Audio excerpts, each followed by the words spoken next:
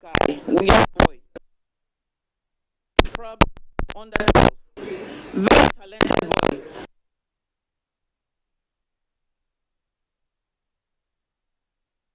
Imitation of Fela's production. I don't know how many of you have watched that. It's depressing. It's really depressing. Fela is a great man. We all love him as a philosopher and all that. But there are certain things that were about him that we don't want children to copy. But exactly those were the things that that child was doing on that skit. And then there was another skit that I saw. There was something that is less than 1 minute, maybe 2 minutes, where somebody that is trained physically was in a lift, and everybody running, and one young man without any other person inside the lift, and it was overloaded, and nobody would come out, and he was the last to that lady who is child was the person that came out. I mean, it was so instructive. So children's content, because we know that there are people attention span. It doesn't have to be a full program. It could just be what's it called? Sport. It could just be time check. It could just be 10 minutes, 10 seconds. It could just be 5 minutes. And it would be very, very impactful. And I think that we can do it. Then another thing that I want to talk about is that 6 years I spent as zonal director in Abuja, and I go to different schools. I think Clementine was one of them. We go to schools, and our intention was to get children monitors. We said we're going to get children broadcast monitors to tell us what they see on the screen, what they don't like, how they can affect the narrative.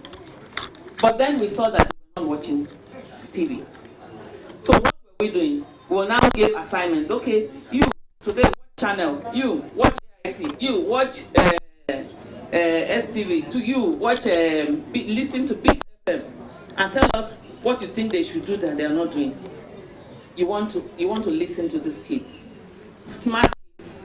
They analyze what they watch. They think that we talk down on them. They think that they have their own story. They think that they can do a lot more than we give them opportunities to do. And I think that we should begin to listen to them and involve them. And that's what some of these foreign people are doing. They provide the environment, they provide the props, they provide those things, and just leave them there. And you see them produce something that you can just sit down and direct and put together, and it becomes a compelling content. So it's a challenge for us.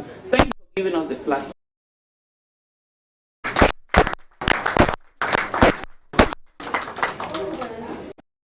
Thank you, Mrs. Franca Ayeton. Just let people go in and find their seats quickly so we can move forward, because now we have backed up.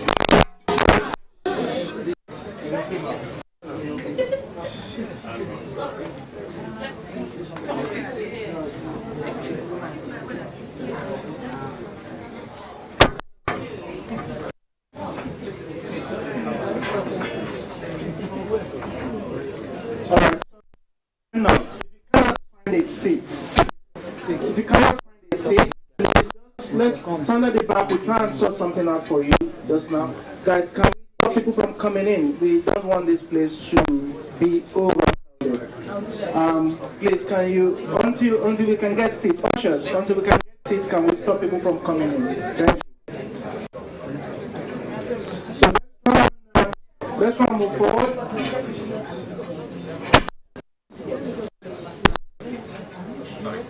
My chief. Right, now we're going to go into the panel today, the first panel session proper. But I have to make a quick comment on what Mrs. Ayeton has presented. And the first question I want to ask, especially for the broadcasters here, is this. Among some of you here present, is there anyone that actually has, not anyone that doesn't have, anyone that actually have the program, the guide for children's program from NBC? Can you please raise your hand so I can see? Everyone know what the framework and the program guide for NBC children from NBC? I know there is a code, madam. The reason I'm asking, because the information might be there, but is as well as it's not there. You can access it, you can access it, as evidentiary from the people sitting here.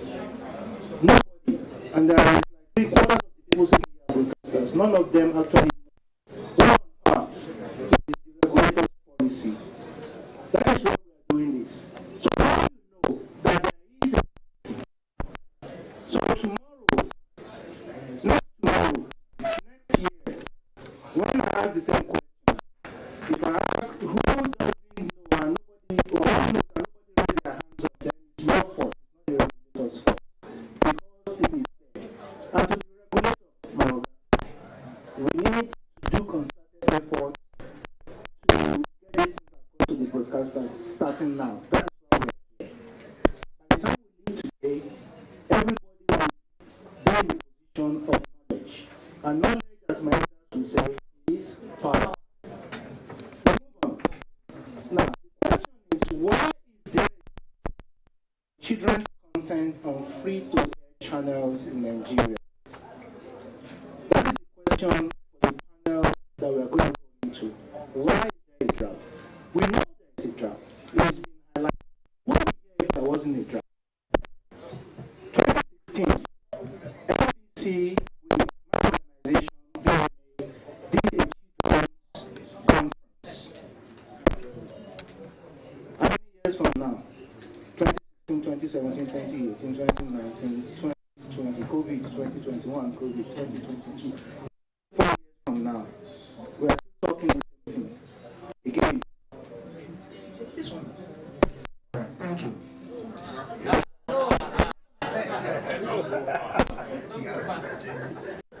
I know that doesn't like me. I want my voice to sound like frog voice on TV. No, it's not going to happen. So, anyway, my job is not to speak too much. You're not hearing me. I won't be to say what I want to say. Not DJs. But we have to be frank. Of course, our name have to change to Frank. So, we need to talk to ourselves. It's important for our children. So, we know that's the question that the panelists will try to answer. So, let me bring the panelists to the sitting and have the conversation. First, I will look for Mr. Drag Falloway. He's a children's content producer and educationist. He's here. Mr. Falloway, can you? All right, can we give him a round of applause, please, as he approaches? So, welcome, sir. Mr. Falloway, again, is a content producer and educationist, children's content producer and educationist. Also, I want to bring in Mrs. Esosa Okonwan. I hope I pronounced your name properly. Be a disaster because I come from the neck of the woods. Can we give the lady a round? Educational television from Lagos, Nigeria, Mrs. Esosa Okonwan.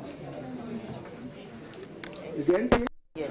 Educational television. So NTA Educational Television. NTA Educational Television. Awesome. You're welcome. Can we please appreciate her again? And also, I will bring on Jibe Ologe. You've heard her speak. I'm sure she will be a huge contributor to the panel. So, and he will join. And last but not least, I have a Mr. Charles Novia, Team Television. Charles Novia, please can we appreciate the man from Team Television? Sir? Team Africa Television. Team meaning teenager like me. Huh? Yes, sir. So, now, I'm not going to be running this panel. Personally, so I'm going to hand over to your moderator and Ms. Clementine Usman from NBC. Can we please get your name? I'll see you on the other side of this panel. Bye-bye.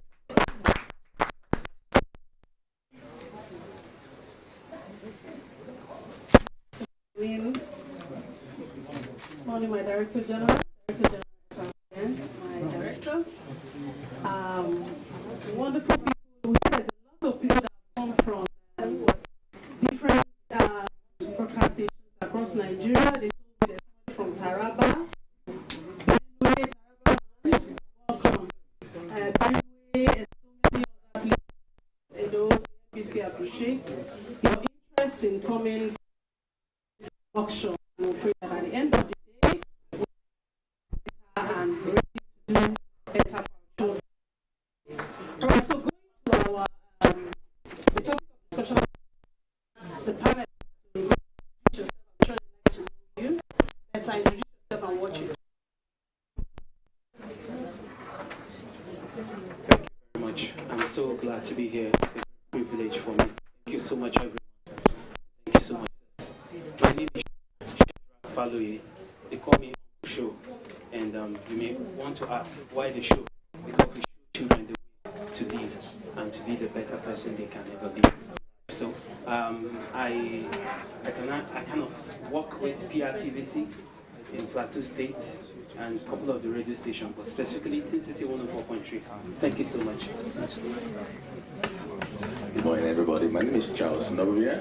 My background is from Nollywood, but I'm presently in media and television. The founder, CEO of Team Africa Television. We pride ourselves on being Africa's first channel for teenagers. We were licensed as a DSP channel by NBC in 2015 and we went on Star Times in 2021. And we're about to launch on DSTV as well next month. In terms of broadcasting for teenagers, niche Africa, right now, let's talk more about that later. Thank you. Good morning, everyone. Once again, my name is Jimbo Bonogi. I'm the MD CEO at ROS Media. ROS Media. Hello. So at ROS. Hello. We produce Young Scholars Children's Program. JIT on Star Time, channel 361 for 3 years. We have to take it down because we have to pay too much money to Star Time. So we put children's content on 30 terrestrial TV channels. So we are advocating for children's programs to be spread across Nigeria. Good morning. My name is Esusa Opoha, General Manager, NCA TV, Educational Television. NCA TV partially produces educational programs for children. We are not a production center.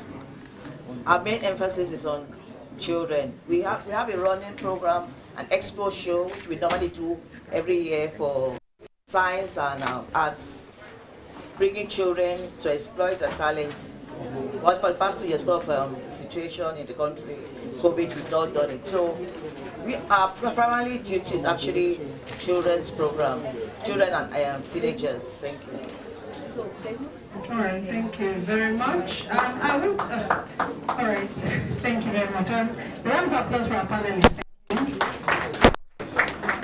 Okay, but I don't know, I want you to, can you give more insight of what kind of, you would be interested in knowing what kind of program, for instance, you came from Jos, right? What kind of programs do you run on the station? You can give us the type of programs that for children. Okay, thank you. For the TV, the title of the program is Sharp Arrows, okay? And this program is dedicated to forming the children holistically, okay? Physically, emotionally, psychologically, every round, even religious-wise. So it's a balanced program. And sometimes we have it recorded in the studio, and sometimes it's a program that is live, okay? It is being broadcasted live. And sometimes we go to the orphanage homes, okay, to have events with them. And sometimes we have the IDP camps. We also have events for them over there. That's the region of some of those things we do. Sometimes like that, we put up events for the orphans. They come to the studio, celebrate them. We do things to them. They join us in the studio and they tend to give them what they have to give them. And sometimes it's dedicated to just an orphanage home. An orphanage home. So when people bring in whatever they have, when the orphanage home are going, they go with everything that came in. So that's one angle of what we do at PR. Now, angle, the radio program is titled We Are Just Kids. We Are Just Kids is a program also that centers on the life of the child in the okay? This audio, not that like the other one that is video that they can view. And for that of the video, sorry, but we're going to use this. We use a great deal of animation, okay, to pass on our info. Get some and just make it interesting because it's kind of a thing that children don't find interesting from the context of where I'm coming from, okay, whereby they have access to DSTV and that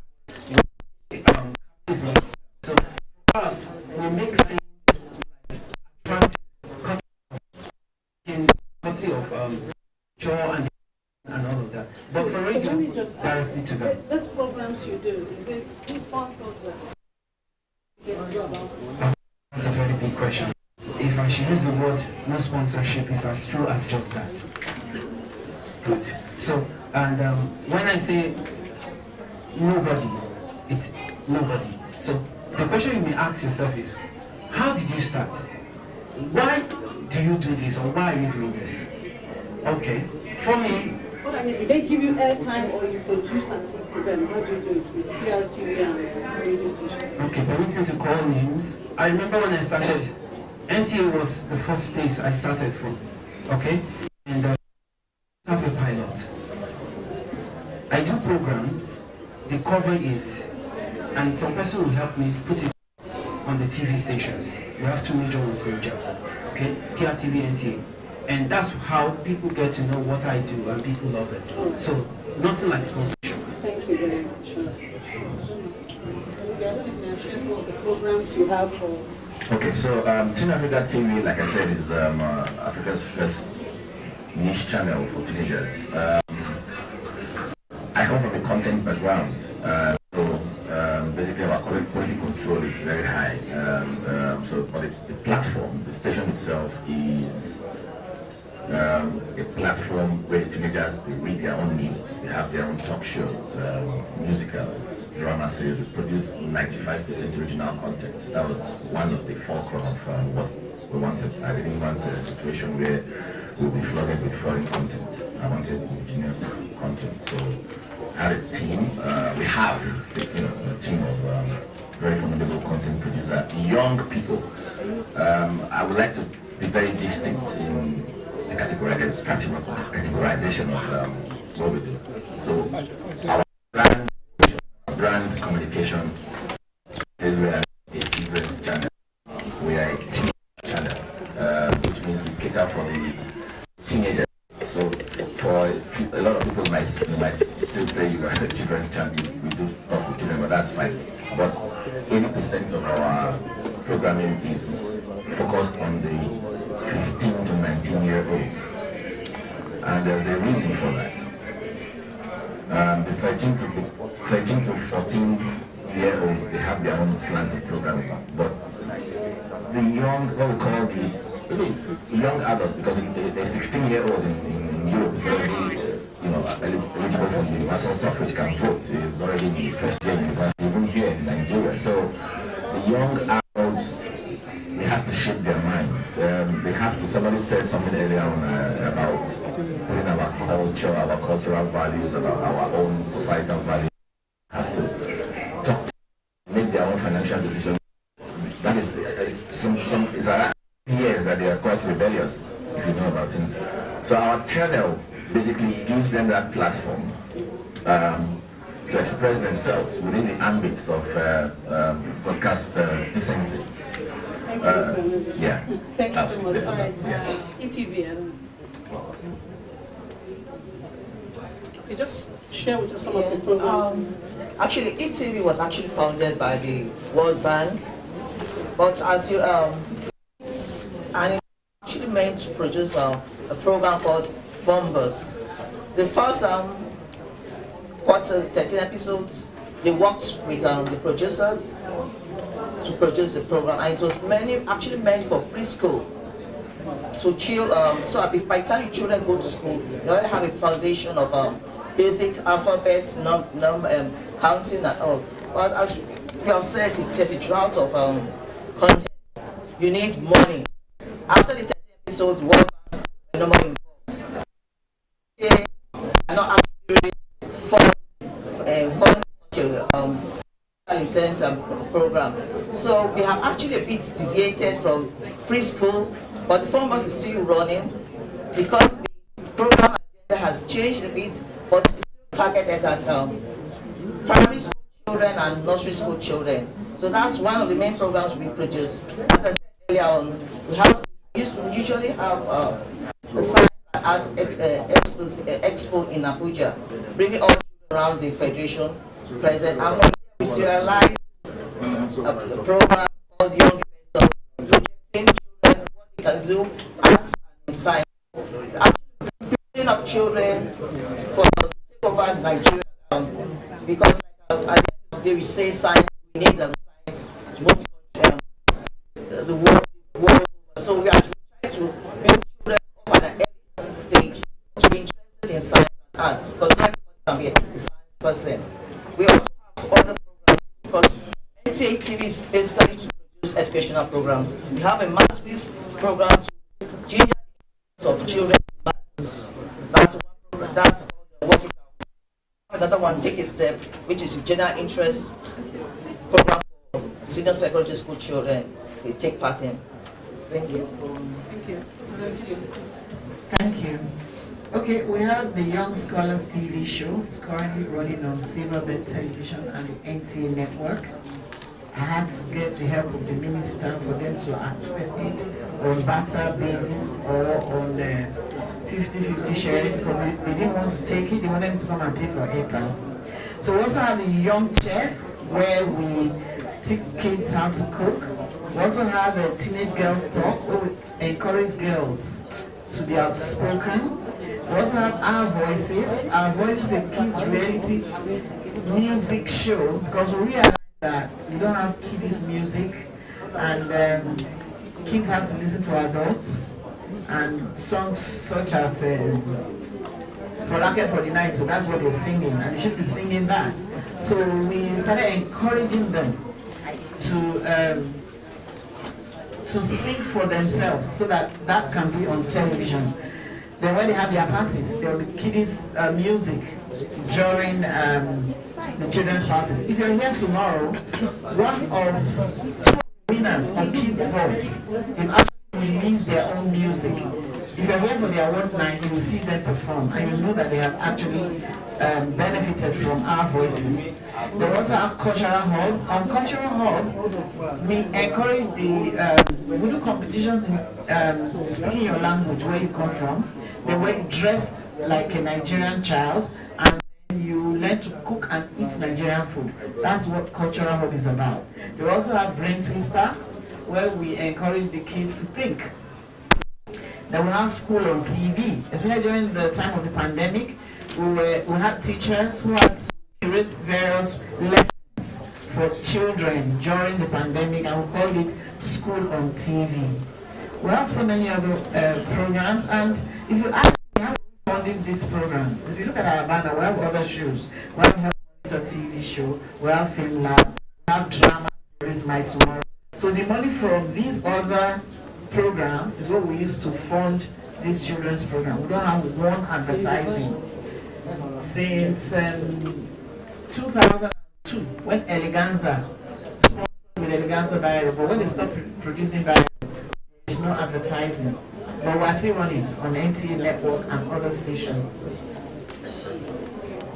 Thank you very much. Okay, so I don't know, my brother from Taraba, hello sir. I don't know, let me just ask, like on Taraba, how many programs do you have on there?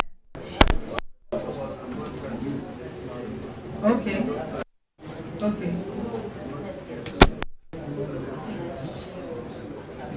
Okay, you say they're just starting, so you're here to learn. So perhaps what they are sharing is beneficial to you. Okay, maybe somebody that came from Benue. Who came from Benue? Alright, so how many programs do you have on air? Which station? Specifically children program. Which station did you come from? Radio Benue. Do you have children programs on air? Like how many?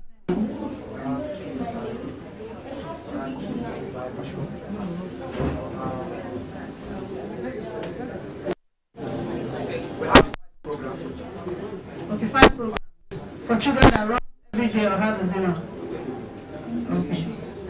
Okay, so maybe with the question that I want to ask, do you think that we have enough children program on air? Enough children program? Do you think so from where you're coming to? Is there? There's a huge drought of children program. That mic is gone. What has happened?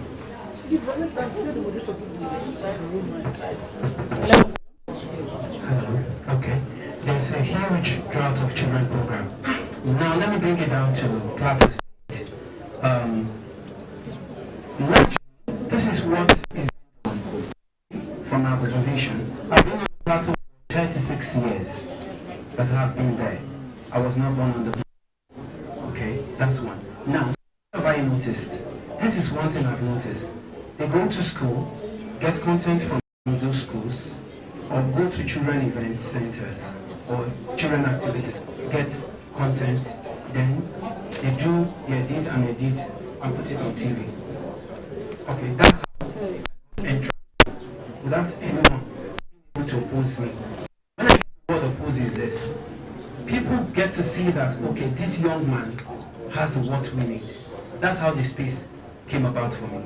I started initially with NTA, and NTA was like, it's either you're responsible for a production or you bring sponsors. It wasn't easy getting sponsors, so I had to do the production myself. Now, going with the production myself, I couldn't finance because I also have a family to take care of. Okay, the little I get from source of income, I can't put everything there. So that's how, over a short while, at my work, when I got the woman sounded, I know what I just saw on TV. You had a program about this and this and that, and I saw this. Can we meet? That's how we met. And that was about 2017, 8th of July. Until then, I've been there. And I've been producing content after content. Yes, for children, basically. I sing, I dance, I do animation, you just name it, a great deal of things. So that is one thing. So now bringing it down to your question, when you get there, what you see is just a cut and paste they bring on board for you. And with that, as I'm talking to you, I'm not trying to boast. You can't find a single name that will tell you that you can see that has been consistent, if not the name that is standing in front of you or seated in front of you. So it's not a thing, I'm saying it so that you can go there, check out for yourself. I've been on NTA, even, sorry, let me not bore you with stories. I'll give you the videos. I have them here with you. Thank you so much. Yeah. Thank you very much. Okay. So do you think there's a drought of children content and what? Okay, there is a drought, obviously, but I'd like to answer why. There is a drought in the area of children, but not in production, because I'm the president of MPAN, Electronic Media Content Owners. So I know that a large number of my members, they have children's content. But there is nowhere to end. TV stations will want you to pay for airtime. Because according to them, they have to buy this, they have to do this, they have to do that. They will not show your content for free. But they can show Cartoon Network for free. And they can show any other children's program that is from abroad for free. So they are indoctrinating our kids to think Nigerian. I give you an example. KKB was on sponsored by Rabina for a long time. Do you know why the guy went off air? Rabina is an international brand, and there is the United Nations of the child that say you cannot advertise to kids because they have to pull the from KKB show. And that show that was running for KKB had been this station for years, millions of naira. For not 1 year, not 2, for 8 years. They were collecting this money from this producer. But just because the United Nations Charter said you can't advertise to kids and Rabina will do the advertising, they threw off his program. Today there is nowhere where KKB show is shown. The guy is now a movie producer. He's no longer doing KKB show. But he has started putting movie on air through YouTube. Yes. So it's still there. My phone. And I'm not paying airtime. If you like in Taraba, we're running in Taraba. Any station that says I should bring money to pay for airtime, I'll give them a loan. I'll go to stations that are ready to take my work and show it to the average Nigerian child. So there is drought on air, but not in content, not on drives. There are children programs on hard drives. I give you an example of a series, Bino and Fino. They are putting it on YouTube.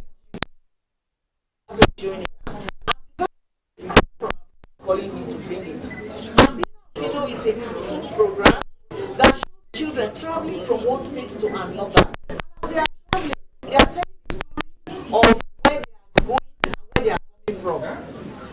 See, I watched the cartoon character was coming from Jos. I was dressed in a Jos attire. I was going to Abia. I was discussing with a friend. What do you eat in Abia? You know, how is the culture like? From where I'm coming from, this is how it is. So the cartoon characters were exchanging, you know, conversations around their culture. That is what our kids should be watching. Not Cartoon Network where one like that extraneous things that, you know, at the end of the day our kids are becoming they are coming rude. Those characters are rude. They don't respect parents, they don't respect their elders, they don't they say hi, how are you? You can imagine your child coming, hi mommy. You know, that's what they see on television. So there's no drought. The content is there. Nations are not accepting this on their platform. My channel ran for years. I paid millions to them. I don't have one advertising. But they said because they came to me say they wanted a children's channel. I gave it to them. I'm producing for them. Now they want money. I paid 5 million. By the time I paid 15 million, I said no. Let me go to my people. Let me go to Bonn. I've been to Bonn convention several times, telling you people, look, let us do this thing for our children's sake. Thank you, madam. Well, there's as a television general manager, definitely we need programs need to be paid for. One thing I've noticed, we as the regulator said, you have a children's belt, you have family belts. All those belts are not being used for children.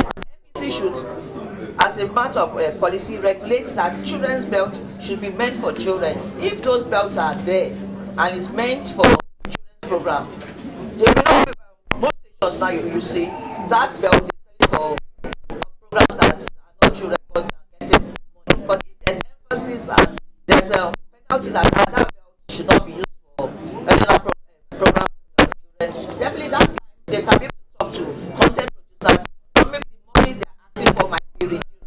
But I wouldn't say, I don't expect a TV station collecting programs free of charge. That's my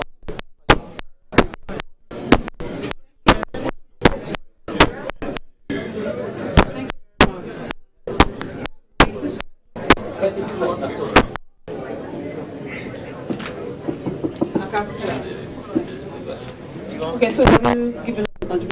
Why you think? Okay, basically, I think you can produce hundreds of thousands of content, and it's still never enough because we're in an era where content consumption is microwave, it's fast, demographics we're talking about. For our channel, we've funded hundreds of millions, original programs, like I said, and it is as much a corporate social responsibility as it is a business responsibility. So I come from the background, from the early Hollywood, where everything was to give us money to do stuff. And so you think out of the box. If you have a good, unique selling proposition of what you have, you will get the funds. It's difficult. One of the things we faced when starting was that trying to convince funders or investors to say that this is what we want to do. And that is because the inculcation of what's in their mind about this bring money, they're thinking of this, what's this, what might be for children. It takes a lot of belief, self-belief in yourself from what you for you to carry on with it. But it is doable. I'm not one to also say, oh, the government should do this, the government should. I don't really believe in that. I come from a private sector background, so government can do its own, and we try and do our own.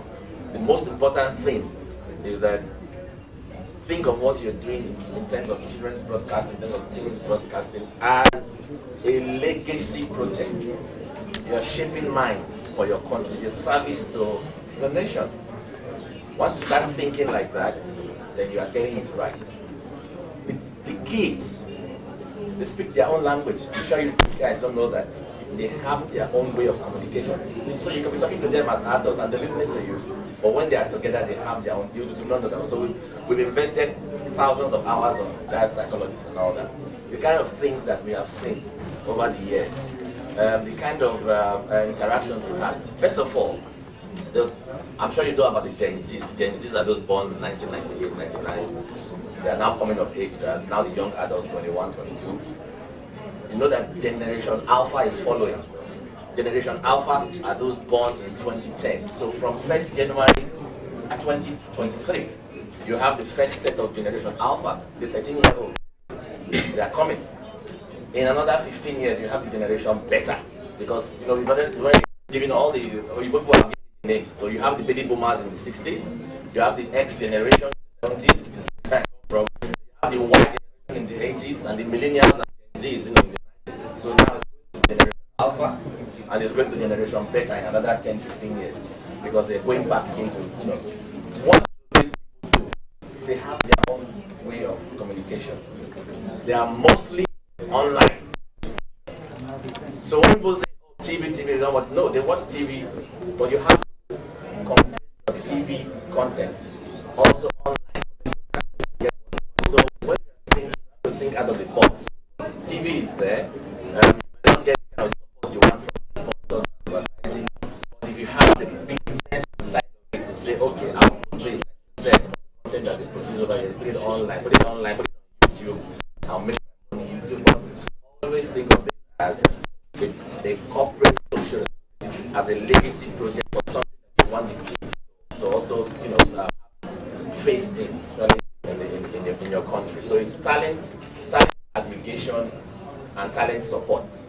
Where the government can come in, I don't also believe that, this is me, I'm sorry, it may not be very palatable, but I don't also believe that you can enforce that stations should give children's content. Stations have to survive. I know what we're paying for people, so let me take for with all that, what we have to. So it's very easy to stay on I was with NTA for years too, so I understand that, but it's very easy to stay I think there should just be a mutual ground for the content producers, the stations, and the regulators to work something like that. Thank you very much. Okay. We'll come to the contributions from the audience. Yeah, let me just summarize before we get ourselves. We had asked, usually we asked about the quality of content from the stations, existing terrestrial stations. He made a point that the content may be there, but it's not, the quality is not there. He talked about cut and join and all the existing terrestrial stations. And Madam Jibe here says there's no data of content, or you have content. The problem is getting a platform to air the children content from independent content producers side, and then Madam TV content cannot be free. Right? Meaning that it has to be paid for. Children content cannot be free. It has to be paid. I think those are the conversations we need to start taking. How can we get more children content on the platform at a very can be done where children content is concerned. I think we're now going into creating content, content that appeals to our children, taking cognizant the demographic of the children. So I don't know what you wanted to ask. I want to ask a question. Yeah. Let me ask Madam a question. The Cartoon Network showed please. No, is the Cartoon Network, is it free? Is it not the same issue that you are using to run the Cartoon Network? You used to run a TV show. Please, I think the NBC has dedicated this time for us to move forward. Both the independent producers and the broadcast stations and all stakeholders, because of the sake of our children and tomorrow.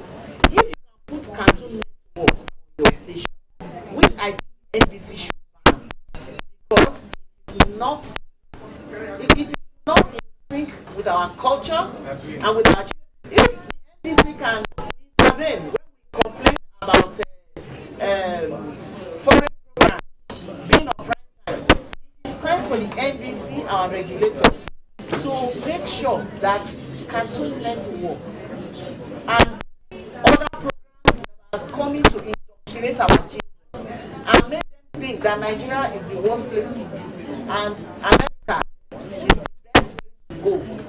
I think the NBC should intervene. And if you're going to say that the cost should be shared between the independent producer and the channel owner because of the high cost of running the station, then we can now look at avenues that the government can get funding for children's content.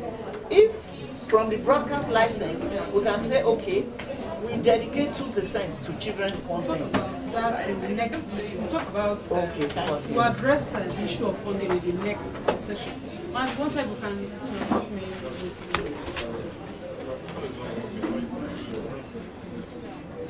How long is it going to take? Hello. Okay. When I was talking about regulatory provisions for children's content, I briefly talked about my 6 years in the zone and our experience with the kids in the industry, or how kids react to content in broadcasting. And then that experiment, what I did was because I felt the gap between me and them was wide. So what I did, and I know how my kids react to me when I give instructions at home. It's as if just, generation and generation alpha. There's always, they just allow you to go and they're doing their own thing. So I allowed the younger people in the monitoring room to go out, and some of them were very passionate about this. And when they got there, what they practically did was give the mic to these kids and ask them to react to things happening around them. And these guys created a debate on their own about politics, the way they see us run politics, and what we do as Nigerians, and how we are destroying the future for them. And they put it together. And there was supposed to be a broadcast competition, which we wanted them to participate in. When they got there, they became side attraction. In fact, I went there to be part of that event, and I was shocked that within 1 month, this could come out of children in primary schools. So, I mean, saying that there's a lot of stuff there is saying the least. Then for KKB show, Doyin Akinlade was an Africa's Award winner. That's to show you that from the very beginning, when he started doing that thing, to encourage children's programming, NBC recognized his efforts. And he was just passionate. And you watch this, I mean, he one of the entries for Africa's program, I think it was 2006 or so. And he brought in this program, it was compelling.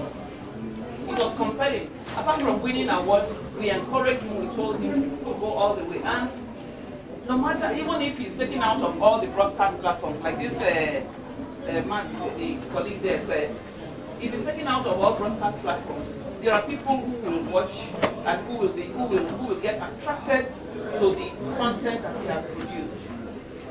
There's also another worry in the production of children's content, especially for those of us who are independent producers. That is very worrisome. I want to use the right words. I hope I'm not using the wrong words. The adults in children's bodies, we use them to have children's roles. And it's usually very confusing for the children. Because, just let me finish. We use them to play children's roles, and it's very confusing for these kids. Because in the very next drama series, you see that person acting an adult role, probably even chasing a woman or having kids and all of that. So it's really confusing.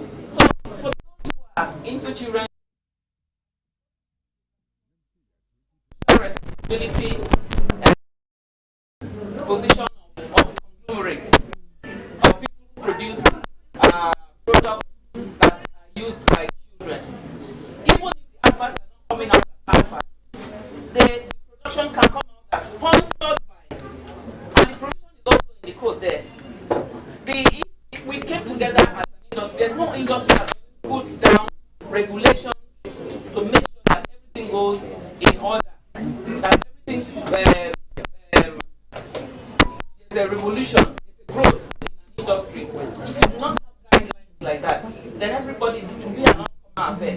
So before we throw away what we have, we need to use it and probably say, okay, this now because of the generation that we are in, we need to move with the generation, and then we change it. Than just to say you cannot enforce 10%. If you don't put it there at all, nobody will look there. It is there, and yet we are not achieving it.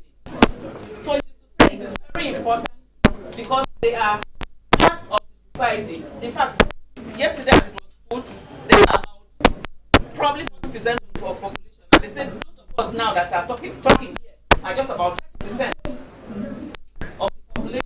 So we cannot begin to decide for the remaining 7%. We need to bring them in. We need to look at what we have. We need to see how relevant it is to the status quo, to those who are coming, and make them participate, ask them what they want. That's the only way. Research, is very important. That's the only way we can begin to set agenda for the next generation. Thank you. Okay. From AIM.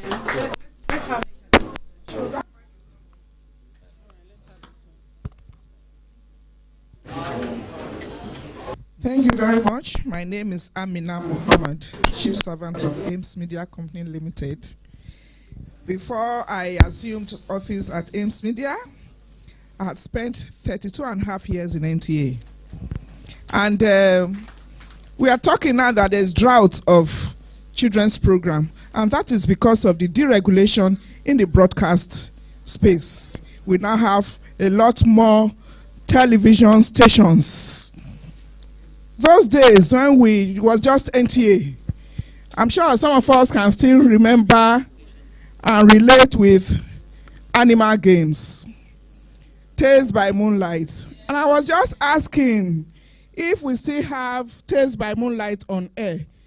Madam, it's no more. Okay. Talking about cultural imperialism, which my president, Mrs. Jibiologe, talked about earlier, importing foreign content. I remember at a time when Mrs. Fumi Omishore had fought at the production unit, there was an attempt to introduce this local indigenous cartoon animals into Tales by Moonlight. I think he ran for just a quarter, probably the ability to continue. I want to join a voice to saying that there's no drought in children's program. When I was in NTA, I ran a children's program, so to say, for 14 years. I had that privilege because I was a staff, and it could run for 14 years. Even presently, we have an array of children's program, including teen program, Teenage Blues. It's part of the ones we have brought here for exhibition. So in the area of talking about not allowing children, because there is part of the charter or part of the policy that Madam GM talked about, is that before, when I was doing a research program, it's like you should not feature children without the consent of the parents. That's one of the challenge we are facing. And then the advertisers, I was whispering to Madam here that I wish the Archon DG were here so that they can also lend a voice to this. The advertisers will not listen because they said that children's program don't bring the necessary eyeballs. They don't have the purchasing power to make decisions. So these are all the things that we have to, converse about so that whoever has credible, we don't lack initiative. Because when the lead speaker was talking about, he said, maybe there are no good content or concepts. They are rare. Madam, they are rare. You heard my president reeling out the ones from her stable.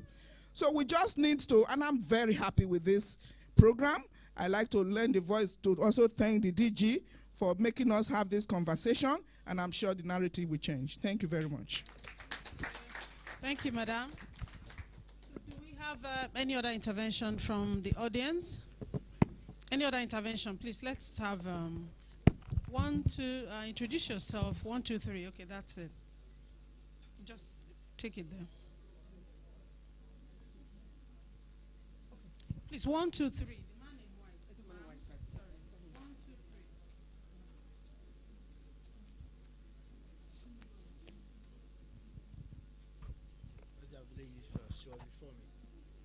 Please, ma'am, introduce yourself and just make your contribution quickly, please. Oh, myself? Yes. Okay. Good morning, everyone. Yeah. My name is Chief Swachapel. I am the morning OAP at Wazobia FM Lagos, and I'm very ecstatic to be here. A lot of thought has been put into this program and this workshop, and I say thank you. I stand on existing protocol. Just a thought as Mr. Novia and the respected ladies and gentlemen was talking. I feel, because I run an indigenous program, it's Pidgin. May I speak the Pidgin? So, my program is Pidgin, yes, and we create things in Pidgin. We try to reduce them to the length of where we say people feed they.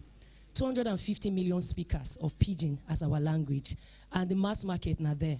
And inside that number, we get almost roughly 65% of them as kids when we teenagers and whatnot. So thank you, sir, for the Teen Africa, because I don't even know saying you, they follow that stuff. I feel like one of the ways that we can use to bring our content into the next stage, especially since we are doing the debate of whether we have a content drought. On some level, I feel we do. Because the content we create, not be to the kids when I have an 8-year-old, he wouldn't watch that. I want to give him Tales by Moonlight, but there's no space for him to get that. So we have to take what is good and put it in their language and give them to talk about it. Now, when it comes to the more technical sides of my madams, where it has to do with the business, marrying the CSR, I feel there is an opportunity. In other words, whatever we have to sort out when it comes to TV rights and how you can buy time and whatnot, one of the easiest ways for young people to get content out has always been social media in this age. One, if you have your content that is already rolled out already on your radio station, on your TV station, you can actually sell that content online. You can make your money online, and you can stick with the battle of, oh, do we have money for diesel or not? Do we pay them or do we not pay them? If you can marry those two together, thank you. I think that works. Okay, we'll talk Is that more fine? about the funding in the next. Okay, I just say make I talk my own. Thank you very much. Hi, thank you. Good morning, ladies and gentlemen. My name is Kanya Moshigwe, and I'm the coordinator of the Lagos Creative Enterprise Week. But my dad produced Fun Time, Kumbe Fun Time Children's Program, The Dancing Tortoise. Yeah, so he actually sent me here, and I said, okay, I'll give him feedback on what I've learned. But one thing that came to my mind is we have so many of us here, content producers, TV owners. We have democratization now of content. And the power, why can't we have a one-stop shop where you can find all this content? You have a lot of platforms now that you just go. You can have a room, and if the room, you can now go to Real World TV, you watch their content, you rent it, or you go. So everybody has a room on that platform. So it's a children's content hub for Nigerian children's program. It can be online. So it's always also giving the likes of your Netflix, your Amazon, they can give you a room, or you create one for the industry. It could even be unborn. So people go in born children's program, they go and they rent the channel or the station, the content that they want. So that way, you're having people have their revenues, but equally giving their own particular places in the industry. Thank you. Thank you very much. There was somebody sitting beside you that raised their hand. Who is that? Okay, the man in red, please. Thank you very much. Good morning, all. Good morning, sir. My name is Wole Otayemi. I'm from OGBC. Well, my assessment of the entire situation is because of the situation we find ourselves in this country. Remove Lagos.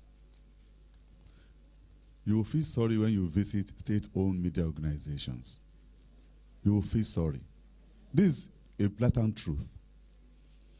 If you have a children program that is scheduled for 10 o'clock during holidays, and there's a political campaign somewhere, the program dies naturally.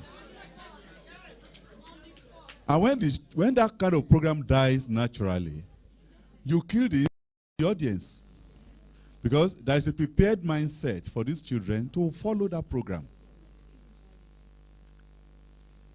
So that is the area I would like MBC and the organizers of this forum to look at. We have a challenge. Our children are following foreign culture and tradition. They seem to have, it's like what Ayikwiyama said in one of his novels, 2000 Seasons. He said, Africa in its 1,000 seasons of moist, and we have forgotten 1,000 seasons of dryness. Why? We have a base. We've left the base. We are after a location. We haven't got there. So we are dangling in between. I hope this generation will survive it. Thank you very much. Very much for your wonderful contributions. So I think he re-emphasized the issue of using the children time belt for what is meant for, giving priority to children programming on air. I don't know, I think as we round up, so many issues have been raised. As we round up, let me just give the panelists a minute each to just make some contribution. Yeah, Madam from ETV.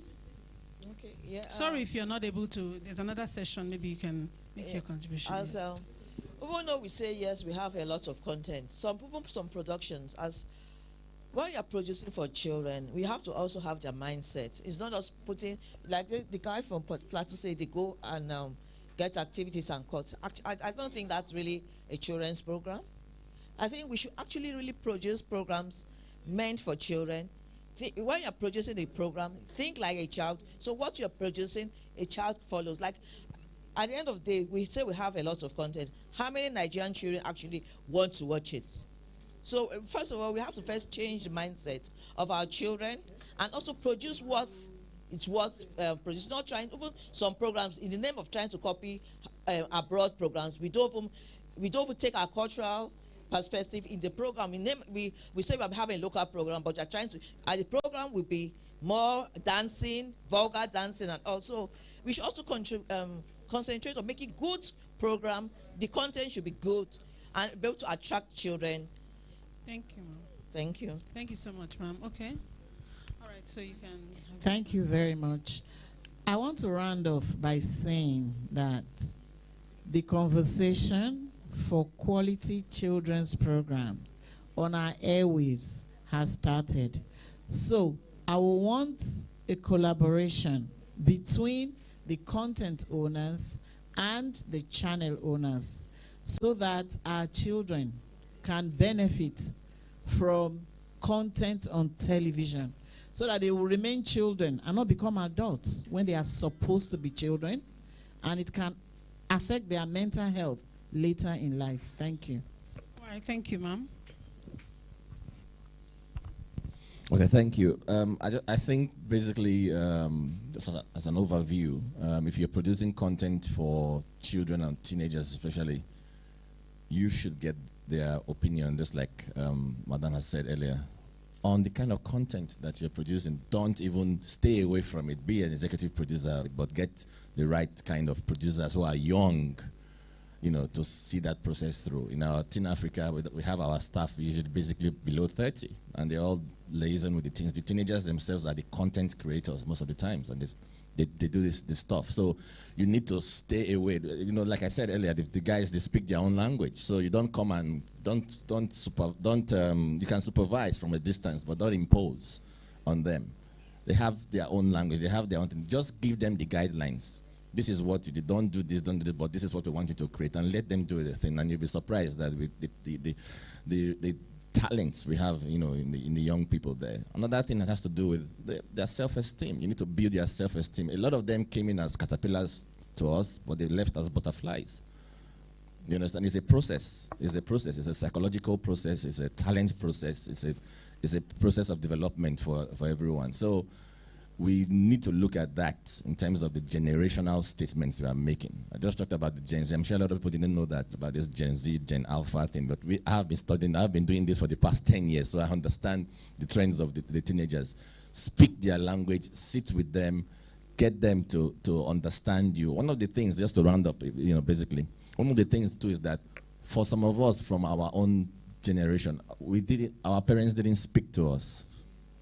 Our parents were mostly distant to us. So we're transposing that same process to our kids. And so sometimes you just see these kids, they're saying they don't even know their parents, but they know themselves more. And that's how they get influenced negatively. So open up, but use your content wisely to talk to the kids. Thank you. Thank you. Use your content wisely. Give the children a voice. All right. Okay, as a wrap-up, let's look at it from two angles. The local content for the local children and content for those people who are up there. Now, our concentration is on the local children. A great deal of these local children, what they have access to is free TV. And I stand to be corrected. It is only Lagos that is on DSTV. I don't know about another one. That's why I say I stand to be corrected. So, if you should tune into your free TV, it's only your state that you see on DSTV. Now, why am I bringing up this? A great deal of those children from the haves, they consume more of the DSTV and they are okay with it. And those who are down there who can't afford the DSTV, as much as we can, if it's possible within your power to those who are able to make this happen, if it's possible, let it be possible that somebody in Plateau State can access the content from Taraba, can access the content from Lagos, can access the content from another state. That's my plea. Thank you so much. Thank you very much. I think that's the reason too. With the digital switchover, with the free TV, we'll have an aggregation of content from diverse places. And he brought out a point here about creating a content hub. I think it's conversation that we need to take further. Right, and I hope the next panel that is coming will also address the issue. We've talked about the issue of what happens to content. Are we getting free airtime for children's content? Is that part of funding? Or so I think let that conversation continue with the next panel. Thank you very much, Mr. Shola Onkushok, Charles Novia, Mrs. Jibe, and Madame Esose Eloge. Thank you very much. Let's give them a round of applause as we take your say. Thank you very much. Yeah. Thank you. Good photograph. Oh. All right, good photographs.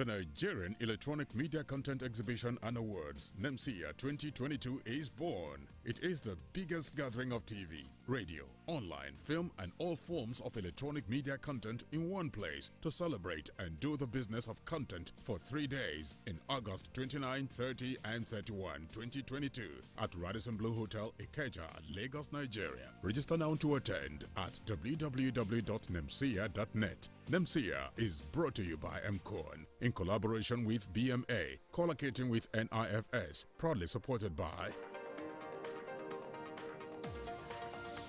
media support by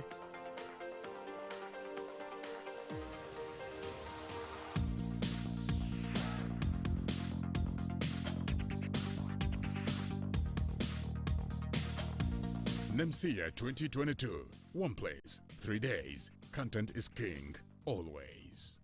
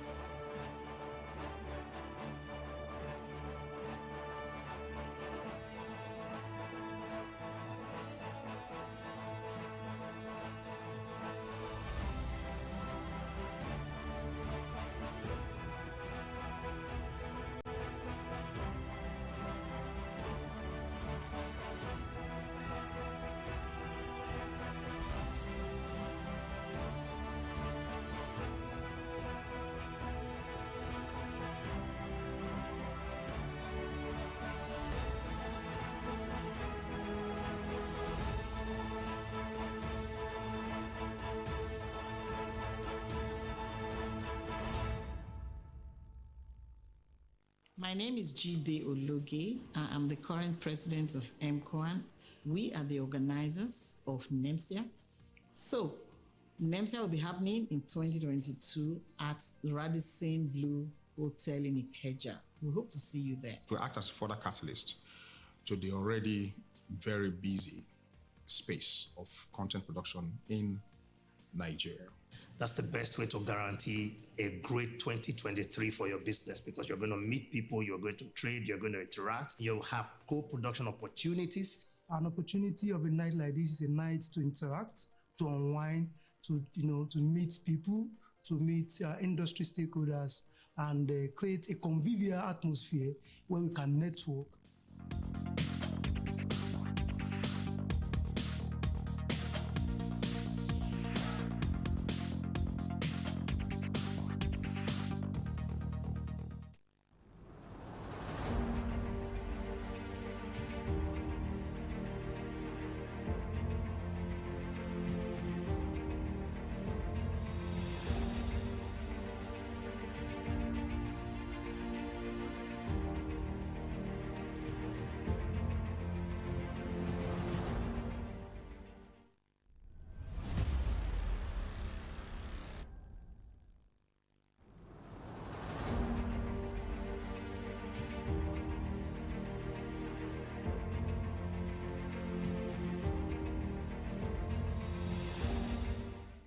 My name is G.B. Ologe. I am the current president of MCOAN.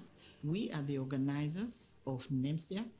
So, Nemcea will be happening in 2022 at Radisson Blue Hotel in Ikeja. We hope to see you there. To act as a further catalyst to the already very busy space of content production in Nigeria.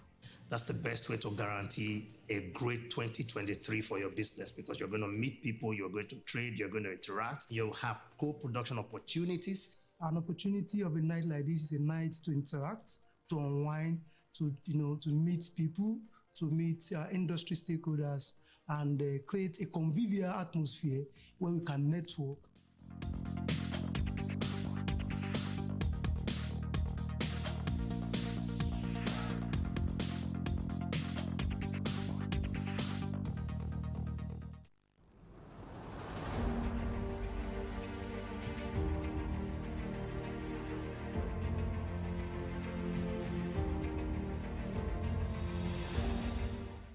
The Nigerian Electronic Media Content Exhibition and Awards, Nemcea 2022, is born. It is the biggest gathering of TV, radio, online, film, and all forms of electronic media content in one place to celebrate and do the business of content for 3 days in August 29, 30, and 31, 2022 at Radisson Blue Hotel, Ikeja, Lagos, Nigeria. Register now to attend at www.nemcea.net. Nemcea is brought to you by MCON in collaboration with BMA, collocating with NIFS, proudly supported by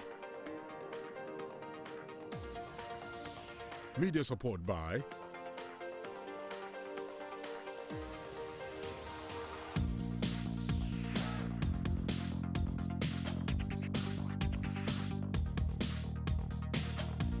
Nemcea 2022. One place, 3 days. Content is king, always.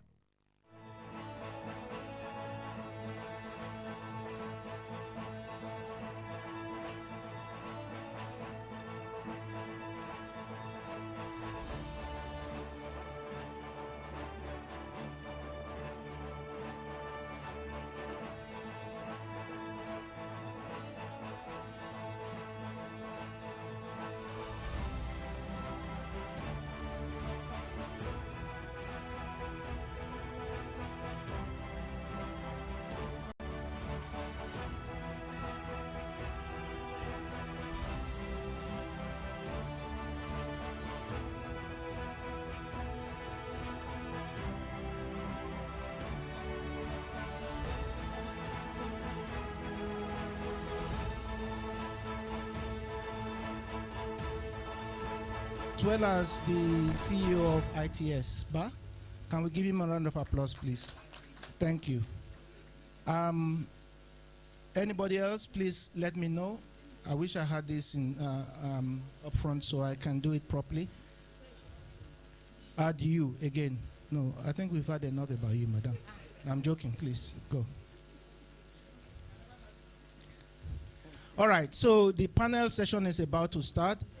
And I have the honor of bringing in Theophilus Akatuba. Theo, it's all yours, sir. Thank you.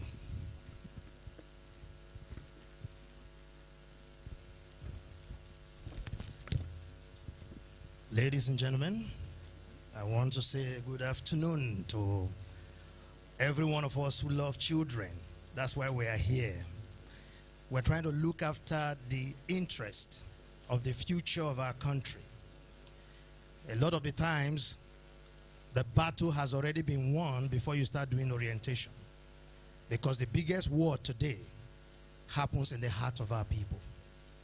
And our children are captured to love foreign countries before we start telling them about Nigeria. This is the reason this room is filled up. This confirms that the love of children is not missing, but we are not doing enough. And today we want to find the resources to do that. When we're here, I heard an interesting statement, and I think we did not take note of it. I think the general manager of a TV, Madam, is it Sosa? Yeah, she made a statement, but it was very quick, and we didn't take note. She said they cannot put a program on without taking money. And because it's a culture and it's a practice, we didn't take note of the implication of that statement. Today we were just talking about children's belt and that NBC should enforce that. But if you enforce a station to fill up a children's belt, and that belt, the station itself is looking for those that we pay the station in order to fill that belt, you see there's a conflict. But it's easy to put a cat, and Madam Jibe said, who pay you to put Cartoon Network when I do not pay? When a local producer doesn't pay, you can put Worldwide Wrestling, you can put Cartoon Network, you can put, and no one is paying you, but you are still running your station. So ladies and gentlemen, these are some of the things that bothers us. So I have a panel. I'm happy that I'm not the one I'm a moderator, but I'm setting the tone for it.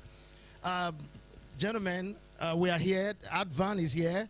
We have the MD of Golden Pyramid, Chief Emeka Osai. And we have on my left, Mrs. Jibe Ologe, President M-Kwan and the proponent of children's programming. That's all she talks about. And I have Mr. Iboro is here. So we want to find money. Why is it that Madam said when you finish production, you need to pay airtime. So how do you get the money to pay the airtime? Okay, you know, some of us, okay, let's start from, we will go to production. Those who have found the money to produce, the station need money in order for you to flight it. Where do we get the money from? Can I start with Madam Jibe, please? Thank you very much. I find that TV stations will have millions of naira. They will dedicate 70% of that money to equipment and infrastructure. When it comes to content, they don't have budgets. They will start thinking of diesel. And even the content that is meant for children, they will say they will say they don't have money. But meanwhile, those same stations will take pounds and dollars to go and buy Cartoon Network. I think they are not telling us the truth. I don't know, but it's like there is a conspiracy against the Nigerian child. Yes, there is a conspiracy against the Nigerian child.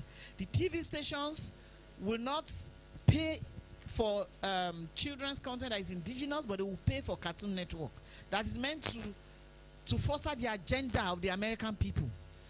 And then the advertising agency will tell you that they will not put advertising on children's content because children don't form buying decisions. So I don't know what this conspiracy is about. I thank God that the NBC is intervening. So to find money to sponsor children's production, the TV stations should be able to have enough to commission children's content. If their own programs managers cannot sit down, write scripts and produce children's content. You were in NTA, did you not produce children's content? If you go to this TV station, they all have departments. There's program department. There are producers there. Why can't you produce children's programs? All right, Madam Jibe, thank you. I want to know where you get money. I don't want to tell them what to do. How do you get money? You can raise the money. No, how do you? How do you get the money? You, yes. Me, I get the money. Yes, you said you've been running, and Madam, hold on, just a minute. Yeah. Just a minute. I'm moderating this, and I want us to make sure we go to the heart of it. How do you get the money to pay the airtime that you have already paid and you will pay tomorrow? I get the money that I used to produce my programs and give it to stations that are ready to partner with me from the other programs that I do. I run my Tomorrow drama series. I have advertising. I run other shows. Okay, so which means the children's program do not provide you money. Not 1 naira. So you fund it from other sources. Yes. Thank you very much. Can I have, thank you very much. I like that. We need to look for money. That's why we are sitting here. And I'm trying to find out. Yes, Iboro, are you in this business? Yes, I am. You're in children, but you look quite good. It's like it's lucrative. Eh? Okay, good afternoon, everyone. My name is Iboro Dofut. I'm actually representing the organization known as IBJC. IBJC simply means I Bring Justified Creativity, and also Gary Project, which means God's awesomeness rules and reigns individually. Now, it's actually a mental, creative, and technical development project that helps build the mental, creative, and technical skills of children. Now, what makes us different is the fact that we actually move from... Okay, what makes us different is because we move from the TV, from the electronics to the stage. Now, how is that done? We believe that because we're living at a time where right seems to be wrong and wrong seems to be right, where a lot of children, and I remember I was actually saying something at the back, that I think that we should also move from the point where we create so much content, but then the issue is not the creation of the content, but how do we pull traffic to these contents that these children are not even watching? And then, from what we do at IBJC and also Gary Project is that we organize a lot of mental, creative, and technical concepts. Now, because we've noticed that children look beyond the social media to what they see and what can actually entice them. And that's what we do every year. We organize projects known as the Gary Project, exhibits known as Exhibiting Inborn Inspirational Technological Talent, where children are actually being taught coding, robotics, Lego education, and then it is edutainment in nature. Now, that way you find out that children from the early years to the elementary and also the secondary find themselves as core stakeholders. Now, one of the things that we notice over time is that, have you ever noticed why organizations like Viacom, why Nickelodeon, Cartoon Network actually have a lot of children trafficked on their station? Now, it goes beyond what they watch on the TV to the concerts that they organize. Now, I remember some couple of years back, there used to be what we call Nickelodeon Festival. I don't know how many of us knew about that. Nick Fest. It used to take place at Federal Palace. And do you know what they do?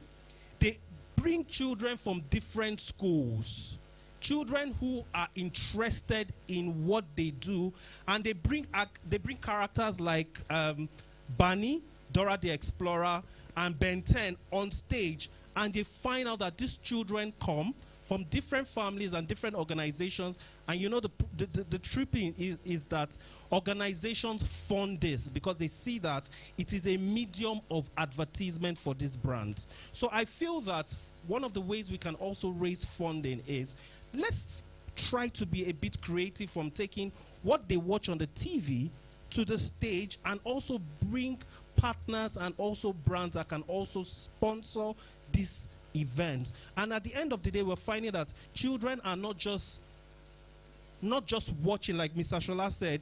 You have the children who cannot even watch the local programs, and you have the children who are watching the DSTVs in quote. But then how do we create a gap for them to also come upstage, have these programs upstage, and then we're bringing brands to identify with them? Very good. So you get money from, how do you get money? From brands that take part in your live shows, yes, your events? Yes, because okay, so now IBJC, one of the things we do in IBJC is we go to schools, we teach schools Lego robotics, coding and robotics and all that, and schools pay. Okay. And then we notice that we take a certain percentage of what the schools pay and parents pay, and also some organizations, some NGOs who believe in what we do. And we take a certain percentage and we organize a brand, a structure where all these children would converge at a particular location, and then we invite prospective partners and brands who come and they get to see what we do. Beautiful. Means you get in production, you find money just like Madam Jibe does, somewhere else creatively, right? Not directly from your children's program. Now, when you broadcast, do you make a revenue from broadcast? Now, the truth is, most broadcast stations don't want to, because they actually feel that it's not lucrative. That's what they tell you. Oh, yes, yes. I have on my right Chief Emeka Osai, and hi, Chief, right? This mic. Yes, I'd like to hear from you. What experience have you made a children's program, or what experience do you have regarding the challenges of funding this genre of programs? Okay. I'm Emeka Osai. I'm a filmmaker, a commercial filmmaker. And when I say commercial, it means I am not ready to do any production for free, or any production that will not give me money. So, without now ask ourselves, how do we accommodate our children in our productions to ensure that we're able to inculcate in them the right values? You see, with all these rhetorics, all this big English we speak when we go to, forums like this, the truth is this: children program require funding, and as we have always known, government leads the initiative for funding for children's program. Most of those foreign programs we watched growing up that come from America were mostly supported by the public broadcasting service. So government must fund children programming if they want to orient the children according to how they expect them to evolve as Nigerians. So you cannot be telling us producers, you must be conscientious, produce programs for children, and then when it comes to money you will not give, we take it to your channels, you say sorry, you have to pay, or you take your program away. It can never work. Because as I have quite a bit to say on this. And so I know you will say them. I know it can never work. It's okay. Well, it can never work that you will fund it. I get it. I'm looking for where we find money to do what we are doing. That's where I'm I'll come back to you. We will advise ourselves. The conversation will drive it to what is the advance. We can start from the last point of it. The advance, producers have a model. They produce, expect revenue from advertising. The reason the TV channel say pay me for the 1 hour or 30-minute space is that you have come, that you are a business person, and you have produced some content, whatever it is. If you don't pay me, I put a church there or a mosque or an imam who will pay me for a year. I can sell it to some funeral service broadcaster, and there is always someone who will pay airtime for anything. Until recently, Ghana had an explosion of voodoo content and the money doubling content. They had money. So what you saw on TV was people just doubling money. Money, call me now. Until Ghana shut 59 stations. Why are we not finding advertising to support children's content? Thank you. Good afternoon, everybody. I just want to say a very big thank you to MBC for this, and to say it's a good forum, and why I've decided to come and represent Advan is because I see the value in what this is doing, and I've had a lot of conversations, and I would like to just clear the air. Somebody said we don't advertise because of eyeballs. It's not true. It's not an eyeball conversation. It's rather a policy conversation. So you see, from our end, everything we do has a policy. So there's a children communication policy in most international brands. And I would just like to explain what happens and get people to understand what goes on. During war, children and women are protected. So you see, the policies such as these are around vulnerability. So when you consider somebody has been vulnerable, the rules must come to their aid. So it's done to protect their infant mind. It's done to also for you not to influence them. It's done for you not to also be able to use them as tools in advertising that would help you in an unfavorable way in advertising. So it's more of a policy position. So when I heard somebody also say about Ribena pulling out, yes, they will pull out. And so just to bring the context home, you see, as brands, we go beyond borders. So we don't only operate in Nigeria.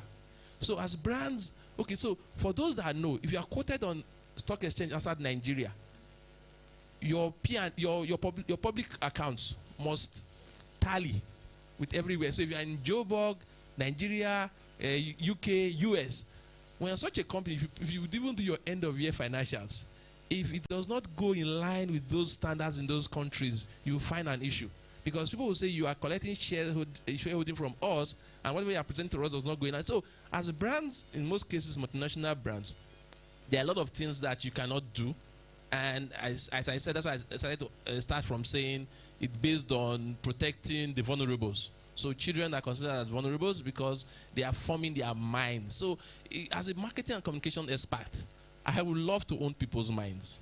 But they have said to me, you cannot own this mind that is still being formed, that is fragile, and you cannot then do things that would not be in their best interest, because we know you are crafty, we know you are smart, we know you can do what you need to do, but please don't touch them. On the issue of stations that show those things that you guys not align with, and I also want to dabble on that. So I'll talk about funding, and I think funding can come in. Stations are looking for ratings, and ratings are what they call, how do you build yourself against another station? So if a station is showing a particular product, I don't own a station. Neither my family members own a station. But please don't blame them.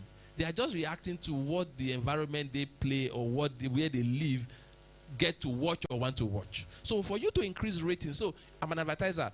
I would pay station A this amount of money and station B this amount of money. Why do I pay that? In the rating, in our own research, it shows this is where people go to. Yes, research is all we do. So somebody said about Generation Z, Generation Y, we've known about these things years before now. My first stint at digital was around 2003 when I was in Guinness. 2003, when people did not even know about digital. So our end is all about data, all about research. We pay a lot of money to get those stuff. So you see, stations do these things for ratings. Ratings then come up when we then do our research. Research then means they get more advert and more money from us. So please don't hold the stations responsible. So I'm trying to understand that in terms of funding piece, the way I see funding, and this is, so the children issue is a very passionate thing to me. I was telling somebody behind 20-something years ago, I realized that the way to go in Nigeria is not about us, the adults, it's the kids. Until we go and get them, the future of what we want, we will not achieve. I make both to say, and I make it clearly. If you are also like me, my faith is Christian. The people in Israel spent 40 years in wilderness because they need to go to promised land, because God didn't want to take them there. So we need to focus on these kids. And in the Second World War, just to bring some context to it, children were reporting their parents to the government in Nazi Germany. They so believed in the country, they would tell their parents, my dad is hiding a Jew in the ceiling, go and arrest him. So you see, the child's mind, they cannot give it to us as advertisers, but they can give it to the owners of the nation, which is the leaders, and to help and fame it. So back to the funding piece, I'm of the opinion, and this is me, not advert, that a lot of policies need to drive funding towards what we want children to watch. Because they are the future of this nation, if we miss them, we will miss out. So when you tell me to do local content in terms of dressing, and I grew up believing in foreign clothes, by the time I am buying, you cannot even use your tax to stop me. So I will still go and buy it, because my mind has been formed around non-local content. So when we do laws now, the reason why the laws are having no effect is the people who are doing the law for has been formed. An idea occurred to me, and I'll just make it public. Don't make it public. Please, I'll make it public. It was 2 minutes. Just imagine I went to a public school, and because I was very, very close to people from other country, I knew they were paying more than me in federal universities. I had a friend from Nigeria Republic. I knew how much he was paying. I knew how much I was paying. So, do we even tell Nigerians how we subsidize them? Just imagine, I also had a problem. I had gone to all the big hospitals in Nigeria. And my brother, who had worked here and wondered, said, have you tried this government hospital? They taught me what I know in this UK. They are very good. I went there. They sorted me out. But let me tell you what will shock you. I paid less money because I was a Nigerian for my card. I kid you not. So you see, there are ways around this messaging to our children that we have not even gotten as a government. I have series of, if I said 20 years ago, I started writing things down. All right. Thank you very much. I think there's so much to say. Yes. I will always come back to you. Thank you. You have on funding is not us. So just to be clear, on funding is not the advertisers. The reason we're talking to you, you make advertising decisions, and you told us here that is where the eyeballs are. That's what you said. I said ratings. I said ratings, not eyeballs. What is rating and eyeballs? So let me explain the difference. Hold on. Let me explain the difference. Eyeballs are program specific. Ratings is the whole the station. It is still at the end. You will still come to the nitty-gritty. Yeah. I know it adds up, but there's a difference between. I get your point and the difference, but you still what influences you is that at the end, where the eyeballs are, the ratings will show. Except the rating is not in agreement with the eyeballs. I need to explain this. Okay. Sorry guys. Hold on. 1 minute, guys. 1 minute. Can you please just give us? Sorry, 1 minute. I will come back to you. I will come back to you. No, I will come back. The panel, we're looking for something. He's told us something. What he said. Are you saying that if its channel invests in children's content, think of this, you are going to respond, not immediately. They have populated it, they've done well, and you've seen the ratings that you have a lot of children. You also talked about policy constraints, isn't it? You said policy. Yes, so let me explain that. Let me explain that stuff. A channel will get my advert in programs that are not children. So you make money from me. So what I'm saying, if your ratings is good, for example, on Channels TV, every advert is prepaid. You know what they have been able to do? They have put themselves a niche above the others. Whereas I tell people to run first before paying them, I pay channels upfront. So what I'm saying to you now is that if your ratings are good, you might not get me on the children's program. Good. But you get me on platform. You still get my money. You said, I just told you, so, that policy reason. Yeah, there's policy. There's a policy reason. But you still get my money. Are we going to so make your channel have good ratings. It's all right. Thank you very much. I think the rating, the policy, I like an intervention. The MBCDG need to intervene. What is it that's holding people from spending money on children? He has explained it, but from the policy point, what is exactly stated? But let's come back to Madam Jibe. Have you ever met a company that, because we are looking at this model, we are going to go to the other model where Chief Osai talked about government. Have you ever met a company that says, we love what you're doing, we want to advertise in other shows, but we're going to give you extra more for the children's bed, but don't put an ad. Give us a thanks. Have you? We want to put money on your children's production, but because of the policy against advertising our children, give us just credits at the end. Have you met a company that did this? I think from this conversation, that is a way to make money for children's production. Probably we need to talk to our sponsors.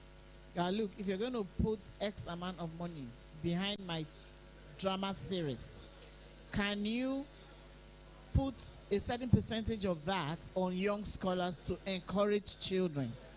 Maybe we need to have that conversation because I have not had it before. But a lot of TV channels have what you call run-off spots. So before young scholars, you will see Indomie. After young scholars, you will see Indomie or Ribena. You don't want to advertise inside children's program, but you want to advertise before and after. The TV station is looking for the eyeballs anyway, but they don't want to. Let me explain that. And I'll explain that. That part is getting very soon to be stopped by even the international brands, and I'll explain why. There's a current law in Brazil around 5 minutes before and 5 minutes after. So you see, all the things we have tried doing to say, you say we should not be in children's program, but we are still trying to say we want to do children's program. Let's try doing this. So as we do, they find out, they stiffen it. Right. So which means adjacency advertising around children's program is frowned at in many climes. So the trick, they get to understand it. Mr. You were talking about what government, because now we see, if we are looking at the advertising area, is almost non-existent because of policy, majorly. You can see that they are trying to circumvent the policy with adjacency, but he's predicting that they will soon tighten that space. So supporting children's production from advertising revenue and other voluntary help has been very short in coming. Mr. Osai, now we go to government and all of us in this room, how we can donate money and put money together to save our children. Tell us about government. What should government do? It's actually a shame, you know, the irony in these policies. And most of them actually stems from this colonial mentality control that all these international organizations have over countries. And countries are not working to take back their space. The same people that are asking you not to advertise the program are the ones who are telling you that children are old enough to decide their gender. That a young child can wake up tomorrow morning and say, I'm no longer a man, I'm a woman, and I want to have a sex change. And you accept it because you keep going around begging, because you keep begging for money. Whatever policy comes from these mad people, you accept them. Because how do you tell, I mean, it does not make any sense that you are making products for children and you cannot advertise those products to children. Who says that children don't make decisions on purchase? A child will tell you, I want Indomie. You go and buy, what do you call it, golden penny, and they will not eat it. So please, policymakers should wake up and take back the space for the sake of our children. Because if we're saying that money cannot come from anywhere to finance children's programming, and you want proper orientation for your children, how do you want to do that? If government will not provide the physical cash for that to happen, how do you intend to achieve it? When we're growing up and we had these programs on air, programs like Tears by Moonlight, Kiddies Vision 101, and lots of games. When we had all those, funded by NTA. When we had those programs on TV, children watched them.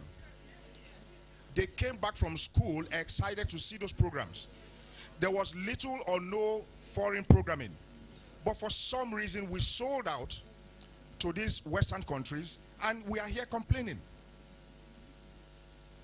So this money must come, first, from government initiative and policies, physical cash, and then creating incentives for maybe foundations or organizations to spend their money on child programming. If they will get tax incentives at the end of the year for that, fine. Money has to come. Like I was mentioning before I was stopped, the Public Broadcasting Service of America sponsors a lot, or rather packages a lot of these productions, and then foundations like Carnegie buy into it, spend so much money to make these programs possible.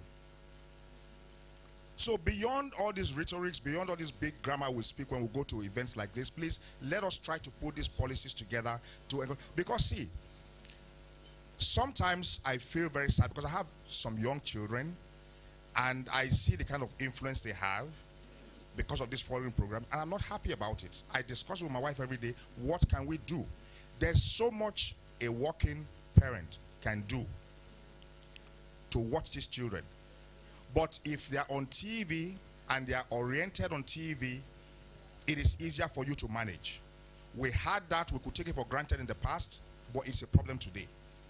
Sir, NBC, with collaboration and syndication with other sister agencies like yours, we can get this to work. The advertiser is telling us here, because of their foreign partners who probably control their agencies, they may not be able to go against those policies of not putting adverts. If there's anything government can do to reverse that in the Nigerian space for our own sake, please let us do it. Because we are actually losing our children. If we have not even lost a hold of them. Thank you. Chief Osai, thank you. When you say you are losing, means there's some hope. Yes, where we are is supposed to be rescue mission. Rescue. I had a conversation with my children. They told me the cartoons and what was happening there. Messages about, gays, and the subtle manner with which they advertise. Nickelodeon, for example. Yeah. So let me, no, not just a minute. So now, government, we are looking for the money, and we've just talked about how government is going to do this. The advertiser, you're already saying that. The question I want to ask you, if you can't advertise in children's program, and you have passion, like you said you are very passionate, why haven't you driven that passion so that you donate 5% of your advertising budget to children's content for the sake of the future? Okay, so I would okay, let me just just before you go, somebody has a question to ask. Okay. Also, adding to what he's saying too, I still don't understand the logic behind some of the brands when they see that you have content, and the next thing you approach them for funding, and the only thing they give you is just materials and products. And that's why, how many of us have noticed that when we're organizing programs, no, with all due respect, how many of us have noticed, wait, how many of us have noticed that whenever you see a children's program, you see this brand, and the next thing you're like, oh, man, these people don't have my money. Oh. But then, you see, the funny part is, and that's the question I would like to ask, because you said something about ratings. Because I think that the policymakers and the government should stop this. If we are organizing programs for these children to be able to create a balance of morality and character development, then there shouldn't be things like ratings. And if at all there are things like ratings, let these ratings come into tangible, physical, financial support than giving us 10 cartons and giving us 20 cartons. And they are now saying that these children will benefit from whatever has been given. So at this point, I honestly feel that there should be a balance between what we talk about ratings to character and morality and pushing our children to the point. Okay, thank you very much. Ladies and gentlemen, you are not on the hot seat. No, I'm not. But we know, and I'm happy to be here. because we know that the money is in your hands. I'm happy to be here. So I want to bring some the private context. money is in your hands. So I want to bring some context to the conversation, and so that you guys are clear and understand what I'm saying about. I hope you don't forget the question. I do remember the question. First thing is, he said, why are we not contributing 5% of our advertising budget to children's program? Okay, so let me just answer his question, and please give me enough time to explain this. You see, the advertising budget is not ours. So as marketing people and marketing custodians, advertising budget belongs to the shareholders. It's their money. So after every year you declare profit, you then keep some money back to employ to bring back to the business or to invest in the business. And part of that money comes to us as advertising. So if they had shared everything they earned last year to themselves, there will be no advertising budget. So you bring some context to it. So the shareholders that own the company gives me the funds and says to me, these are policies that I cannot do. So I'm trying to bring some context to it. And I'll explain why it's very necessary we listen to this.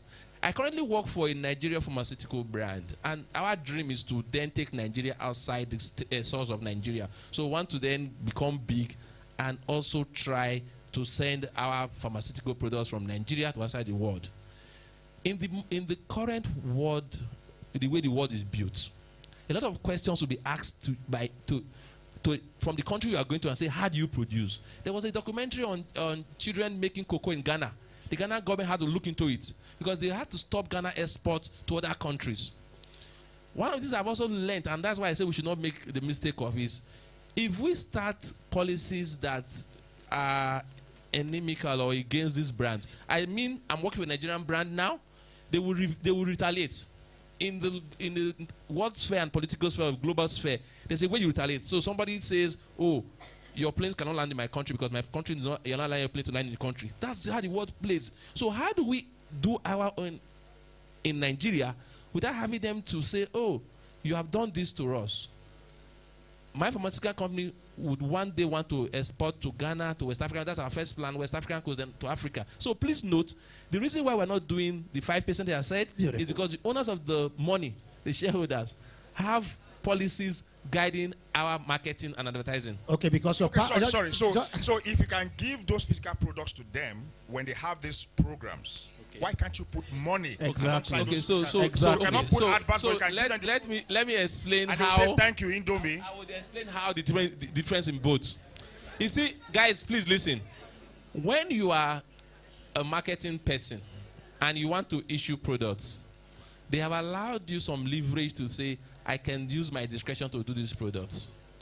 When you're not spending the brand budget, there's a different conversation around it. The money first is not with you, like the products where you can just reach and give. The money is with finance. Then there will be approval conversations around it, and then the policy piece comes into it. I would make sure, let me tell you the truth, if those marketing people are found out by their parent company and is against what they are doing, is against what they are currently doing, I would say to you, they better be careful. That's just the word. But sorry, before you go on, okay, I want you to. You have said enough about. It's just about your passion, which you said. If your shareholders don't understand it, your passion should be seen, and over time they will begin to consider it because we are looking for money. That's private money. You want to say something? Just be brief so that we can move on to. I would also like to say, sir, that you also are in the capacity to advise them. That is what I just said. Aside advising them, sir, one of the things I also think that you should advise them on is that children content or children platform should not be a dumping ground for experiential marketing. Okay, lovely. And they are catching them young by giving them the product, isn't it? Yeah, the advertising. We will come to the floor. I know that the floor is waiting, but our time is very short. Let's look at the other side of the funding, which is the government money. it appears that our government have not thought of their children, because we, the broadcasters in Nigeria, do not know where to go and find the money, funds created for these children's initiative. So every broadcaster have no idea. So the only hope is that whoever comes, the unfortunate man that comes, should pay for his diesel so that they can show the children something. Just so the other day, I took a program to Ghana television. Kofi Bucknor was general manager, just a point. And I said, this is first Ghana production. We need 2 hours, Saturday and Sunday at 8 to 9. We want 2 hours. Do you know what he said? 2 hours? We can't give you 2 hours. 2 hours? Why? Why do you only 2 hours on our TV? He was really strong on that. And I said, but you have a telenovela from Mexico showing 5 hours on your TV. You mean Ghanaians cannot see black man on TV for 2 hours? That word, he said, you killed me. I never knew. True, you got 2 hours. It is because we are not saying the right thing. Government. Why, sir, as the NBC, who's been struggling, every time they bring report or programming, all the children's beds have pastors, churches, mosque, imam, funeral, traditionalists, all occupying that place. Sir, how can government now lead this argument? You can see private money cannot come. They have so much passion, but they can't put money. Government, you are the lover and the securer of the people. Sir, we're calling on the DG to make an intervention. Look, before the DG, let me say something before the DG, sir. Please, thank you very much that we have you.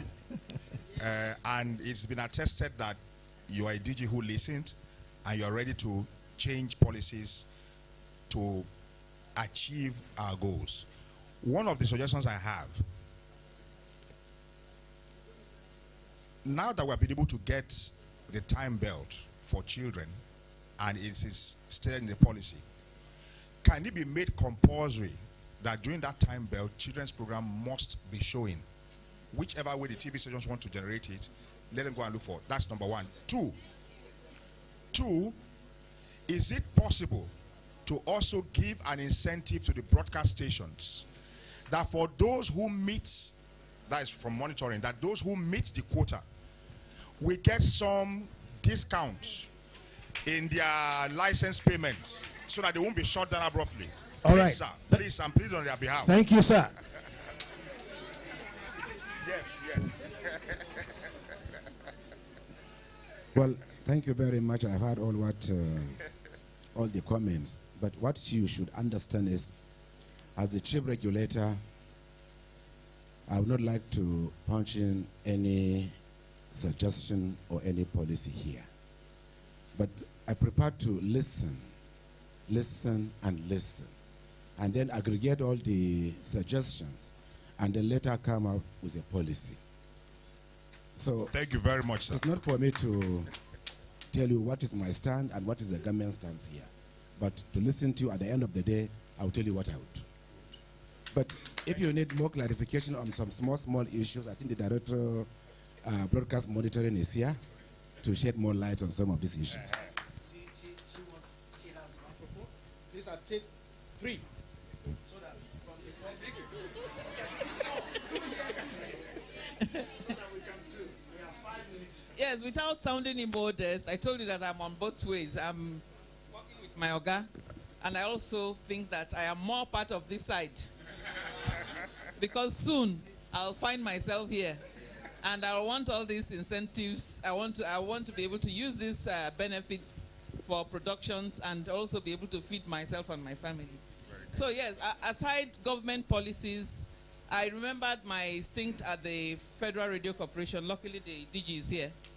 What we did most of the time when we have products or content that is not sponsored, is that we go non-airtime. We had non-airtime ventures, which is an idea that I want to sell to stations that are not doing that. There was something we called non-airtime ventures. And as a marketing officer then under Khalifa Baba Ahmed of blessed memory, we came up with what we called Broadwave band. We were producing young talents because we had the studio, we had the equipment, we had everything for free, and we had the federal might to reach people who can donate money. But there were young people who didn't have funds, teenagers who were creative, who didn't have funds, and we started producing them. We produced them at a percentage of probably 60-40. We take all the cost, and then whatever comes in, we give them their percentage, and then we use it to fund that part of programming. That's an idea. Then there's also funds pulled from content development of local content. In the code, there's a massive provisions guiding local content, where it is provided that every local terrestrial station must have at least 60%. I mean, we are encouraged that most of the local stations are achieving 90% already. At the beginning, it was very difficult. We had to put a clause there that for any station that is not achieving that 60% local content against 40%, it went up to 70% against 30%. Now we're almost 100% for free-to-air stations. There was a fund. They said, if we audit your station and we see you are not achieving that, we'll fine you. And it becomes a fund to be pooled for local content development fund, we called it. The provision is there. Then there's also the provision in the digital switchover that is called Digital Access Fund, DAF. It's also another fund that could be looked into if this team can team together to say, we know this is, but all these things are provided for. If you are not using it, nobody is going to push you. So you have to find out what government has provided, what more government can provide to run this, to run these things. In fact, when I saw this, I mean, we talked about what the foreign people are doing to push some ideas into our.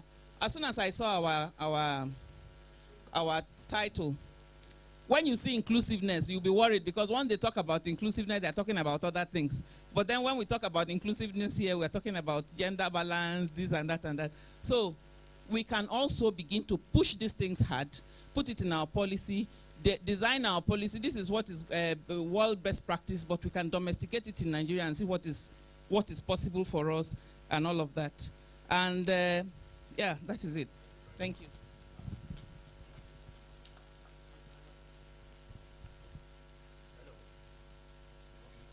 All right, thank you very much. Our time is spent. Benjamin is saying we must wrap. But before we go, we need to close. The TV license in many countries have been dedicated to funding programs like this. The local governments in Nigeria collect this money, and no one seems to be asking where is that money. Let us think about that. How Argon will surrender that money to a fund that will help all these stations. There's billions of naira collected there. Ladies and gentlemen, thank you for this opportunity. I am so sorry the time is spent. Thank you. Group photograph. All right. Okay. This is so unfair. All right, guys, where is Mr. Katuba? He's running. Katuba, listen, I know I was on your case for 5 minutes. If you guys don't mind, how many can you take? 4 is too much. Can you take 2? So we are fair. All right. Take the 4 now, please. Benjamin, you see why I love you? All right. Okay, I'll do it. I'll do it. Amina has spoken in the other session, so I'm not going to give Amina. Non-funding is not us. So just to be clear, non-funding is not advertisers. You make advertising decisions and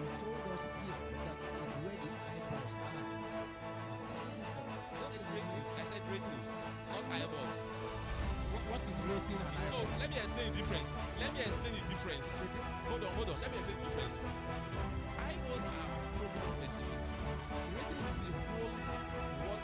One, I'm sure he knows because I'm a children's theater practitioner. Been that for years. He knows, and he says my mandate was to come learn, network, and then see how National Troop can collaborate with some agencies to have our creative station brand on TV. That's one. Secondly, I'm a licensed and certified clinical psychologist. I say this here to all of us who produce content for children. Please, take this away. Most of the psychological issues that adults go through today are as a result of childhood adverse experiences from childhood. So take that into consideration when you're packaging your programs. Thank you. And then for the advertisers, sir, there's something called psychology of marketing, psychology of sales. I don't understand why we'll be singing safeguarding the child and then you are producing products for children and you can't advertise for children. Please take your research to Ribena.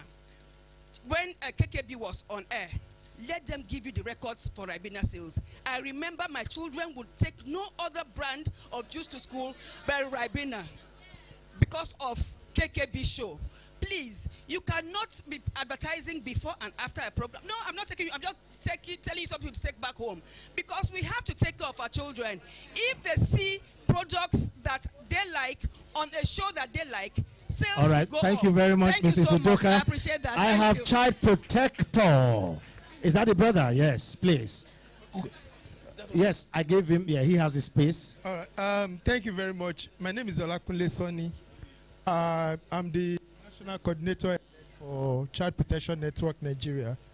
So we are very glad with this event today, and it has been of great concern to us, our members all across the 36 states, including the FCT, about the content that has been going around our TVs, because we are mostly concerned because many of our children they don't have access to satellite TV in terms of so that they will be able to have access to content that may be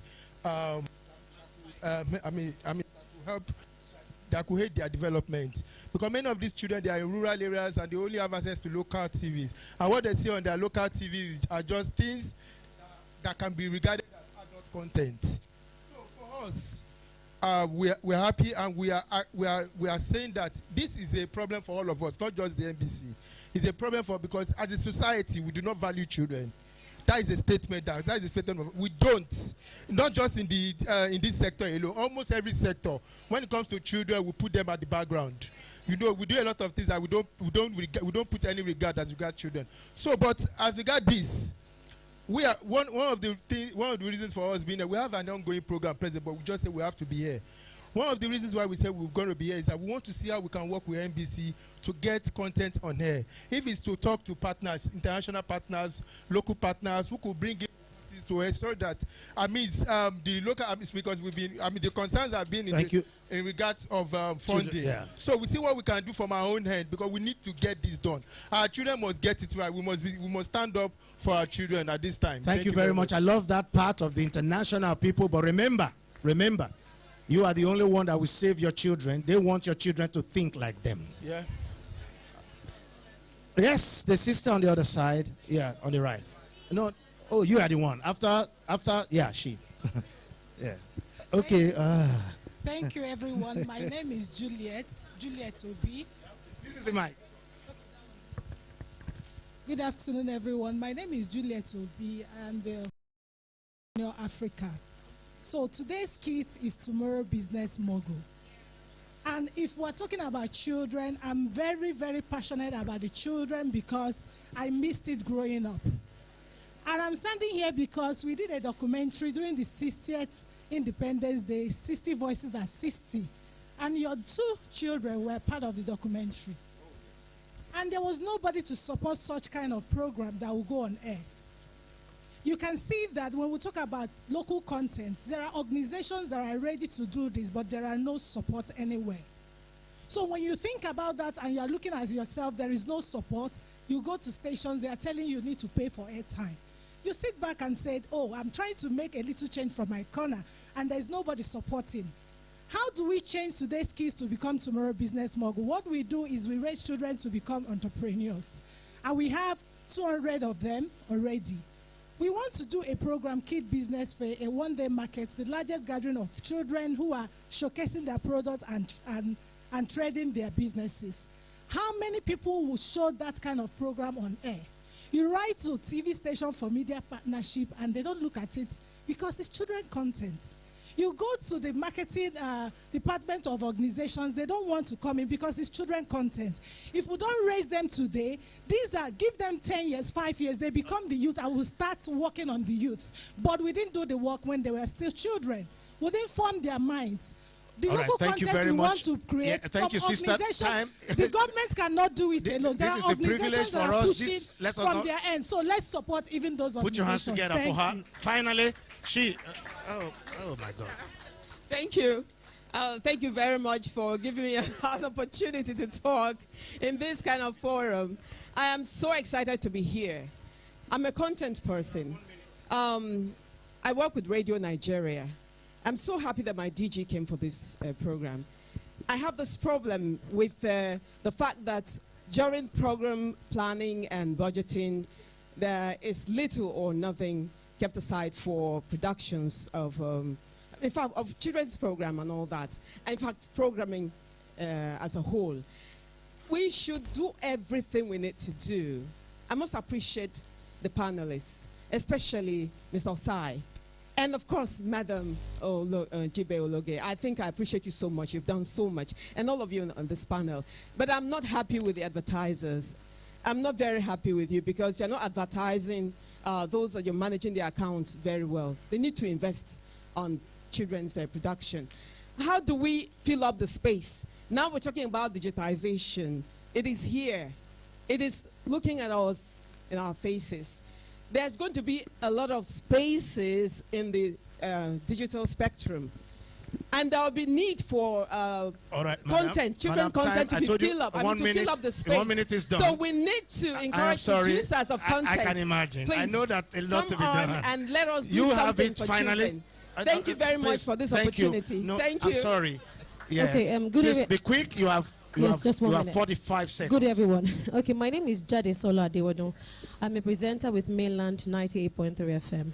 Now, I feel like this is really incomplete without the inclusion of teachers.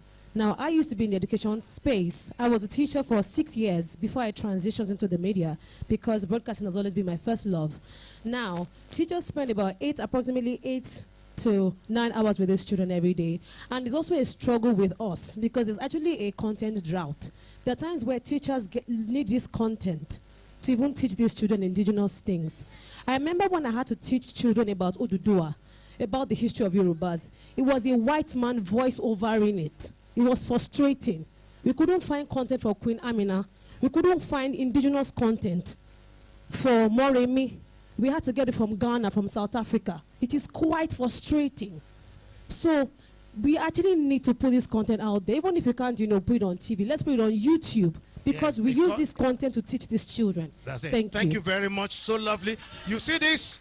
She just told us what more we can do, but we're still finding the money. Once the money is there, more will be done. No, Madam Jibe, I'm just sorry, Benjamin. Otherwise, I'll lose my job as president. She needs to just say 1 minute. You said 1 minute. Yes, 1 second. Thank you so much, please. everybody. But I just want to mention here that if you are a content producer, I would like you to register with MCOAN because we are forming what is called the Children Broadcasting Association. We are going to come together as a pressure group against whether you're an advertiser, whoever you are. We're going to make sure that this is achieved. So please, don't forget to put down your name as a content producer because we're going to do this together and we're going to succeed. Thank you. Thank you. Thank you. No, I think he has repented. He has repented. Let me tell you guys the truth about this matter. It's not us. For long. Hold on, guys. 1 minute. Hello, just 1 minute. 1 minute. 1 minute. You create your content and then you find DOS. So how many of you guys have sat down and say, who am I doing this for? So there are two sides to a brand story. There's the brand foundation. So there are brands that are like, okay, they are health as part of their pillars. So if I do a health program, they might sponsor it. So you do your content and then you find us. Right. No, Ladies find and gentlemen, us first and then okay. use it Thank to do you your very content. much. Ladies and gentlemen, we all came here. Listen, we are finished now. We all came here. Let's all stand up. We came here with the love of our children. But we suddenly realized that we don't love them and we have not done enough. Thank you very much. Let us go home repentant, sober, and do what is right. Thank you. You know what? Okay, order in the house. Order in the house, 1 second. 1 second, guys, 1 second. I know this is a very, very and very important subject. I was saying it to my lady at the MBC. I hope this conversation can continue. Basis, at least you can do this every year, so we check where we are at. But for now, we have to move on. Can we give these guys a round of applause, please, guys? Photographers, please, so they can go.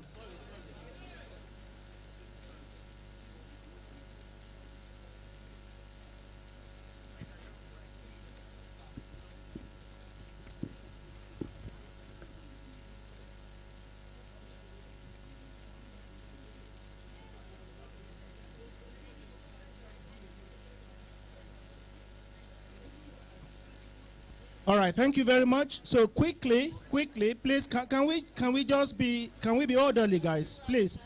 Can we be orderly, please? Please, we will round off this session in the next 1 minute, please.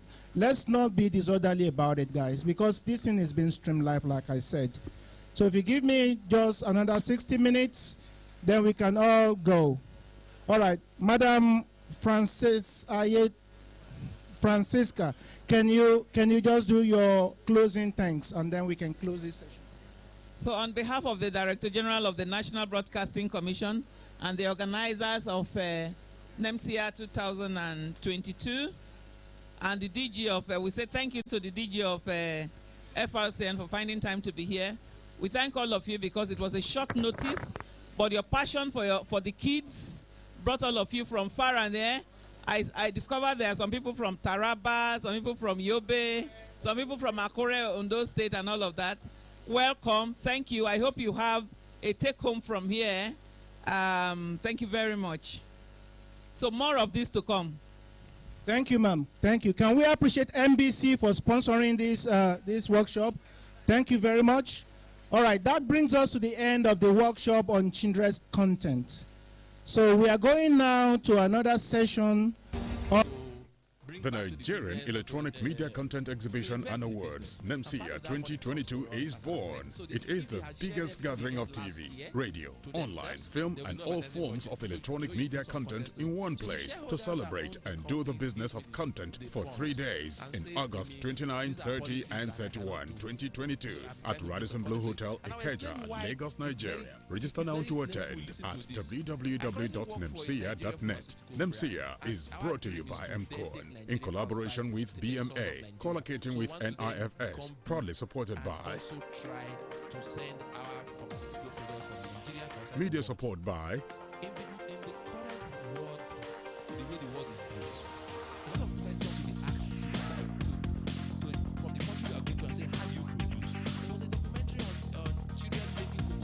Nemcea 2022, one place, 3 days. Content is king, always. One of these I've also learned, and that's why I say we should not make the mistake of this.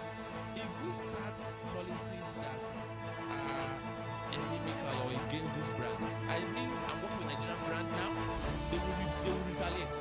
In the world sphere and political sphere, global sphere, there's a way you retaliate. So somebody says, oh, your planes cannot land in my country, but my country will not allow your plane to land in the country. That's how the world plays.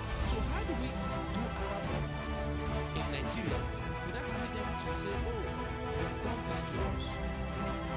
My pharmaceutical company one day want to arrest me.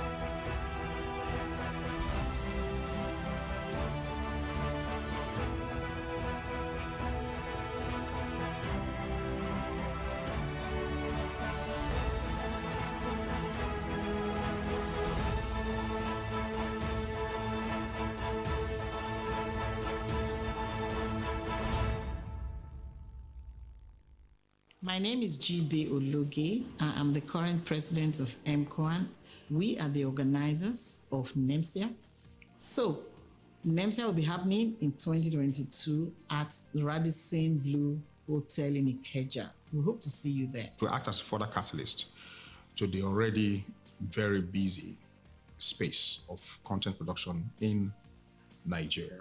That's the best way to guarantee a great 2023 for your business, because you're going to meet people, you're going to trade, you're going to interact, you'll have co-production opportunities. An opportunity of a night like this is a night to interact, to unwind, to meet people, to meet industry stakeholders, and create a convivial atmosphere where we can network.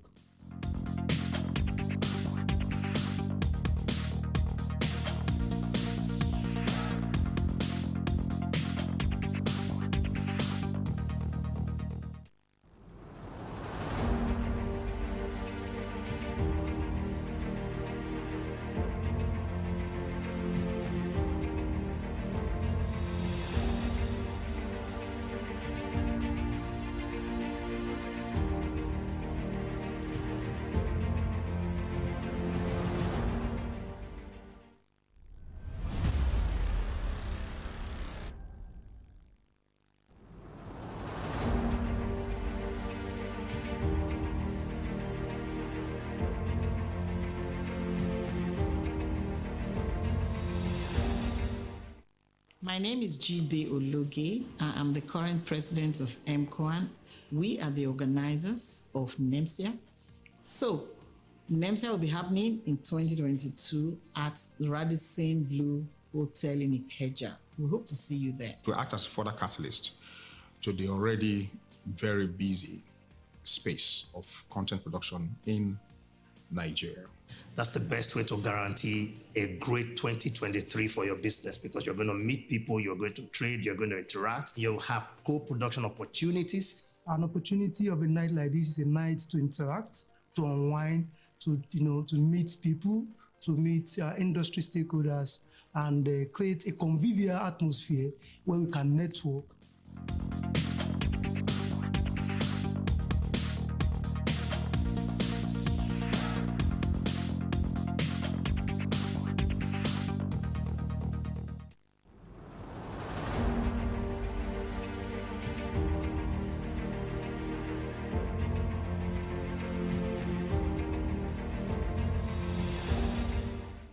The Nigerian Electronic Media Content Exhibition and Awards, Nemcea 2022, is born. It is the biggest gathering of TV, radio, online, film, and all forms of electronic media content in one place to celebrate and do the business of content for 3 days in August 29, 30, and 31, 2022 at Radisson Blu Hotel, Ikeja, Lagos, Nigeria. Register now to attend at www.nemcea.net. Nemcea is brought to you by MCOAN in collaboration with BMA, collocating with NIFS, proudly supported by media support by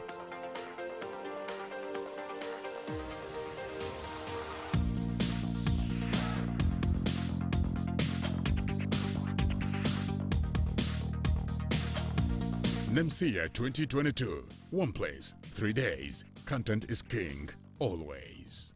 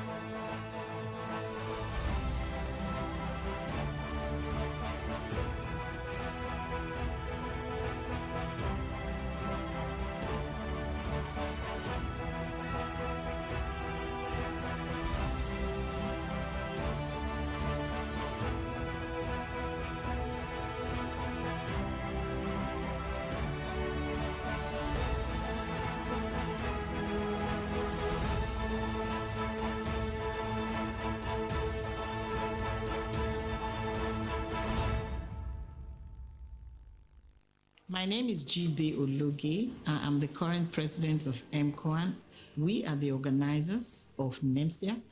So, Nemcea will be happening in 2022 at the Radisson Blue Hotel in Ikeja. We hope to see you there. To act as a further catalyst to the already very busy space of content production in Nigeria.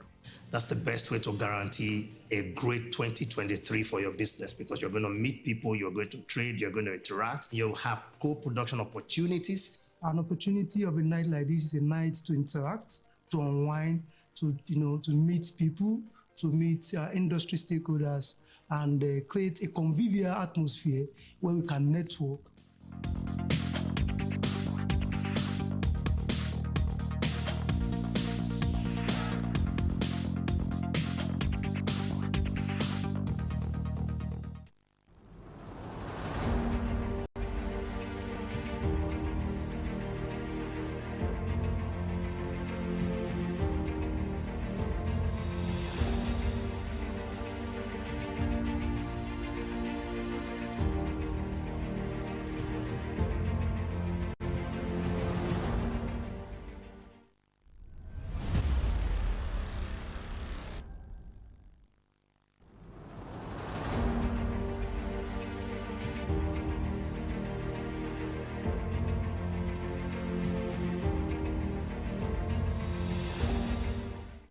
My name is G.B. Ologe. I am the current president of MCOAN.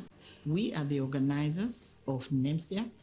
So, Nemcea will be happening in 2022 at the Radisson Blue Hotel in Ikeja. We hope to see you there. To act as a further catalyst to the already very busy space of content production in Nigeria. That's the best way to guarantee a great 2023 for your business, because you're going to meet people, you're going to trade, you're going to interact, you'll have co-production opportunities. An opportunity of a night like this is a night to interact, to unwind, to meet people, to meet industry stakeholders, and create a convivial atmosphere where we can network.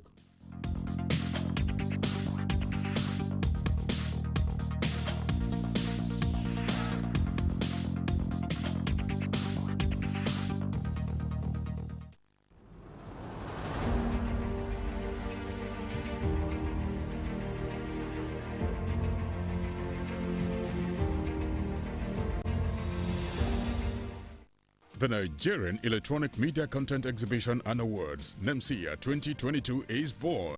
It is the biggest gathering of TV, radio, online, film, and all forms of electronic media content in one place to celebrate and do the business of content for 3 days in August 29, 30, and 31, 2022 at Radisson Blue Hotel, Ikeja, Lagos, Nigeria. Register now to attend at www.nemcea.net. Nemcea is brought to you by MCOAN in collaboration with BMA, collocating with NIFS, proudly supported by media support by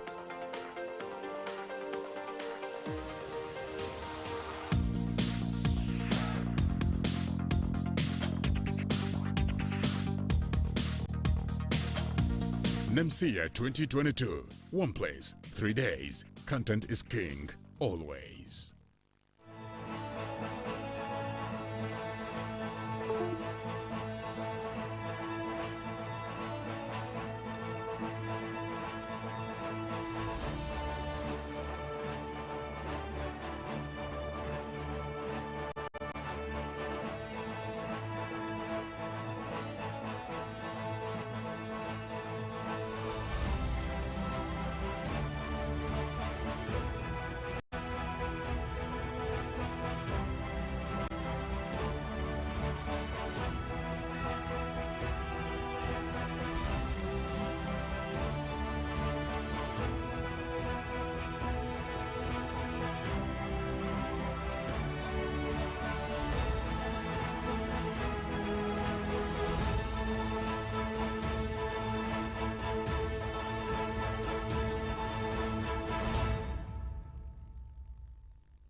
My name is G.B. Ologe. I am the current president of MCOAN. We are the organizers of Nemcea. So, Nemcea will be happening in 2022 at the Radisson Blue Hotel in Ikeja. We hope to see you there. To act as a further catalyst to the already very busy space of content production in Nigeria. That's the best way to guarantee a great 2023 for your business, because you're going to meet people, you're going to trade, you're going to interact, you'll have co-production opportunities. An opportunity of a night like this is a night to interact, to unwind, to meet people, to meet industry stakeholders, and create a convivial atmosphere where we can network.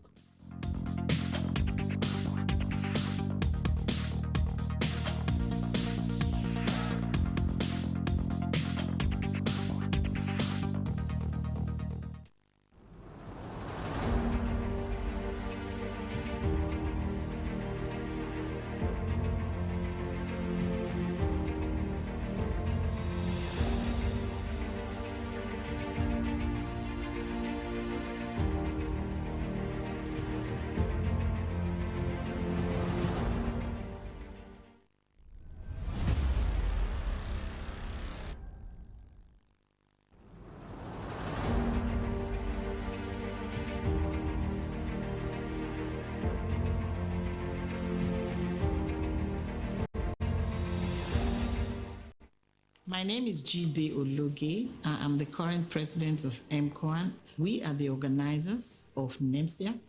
So, Nemcea will be happening in 2022 at Radisson Blu Hotel in Ikeja. We hope to see you there. To act as a further catalyst to the already very busy space of content production in Nigeria.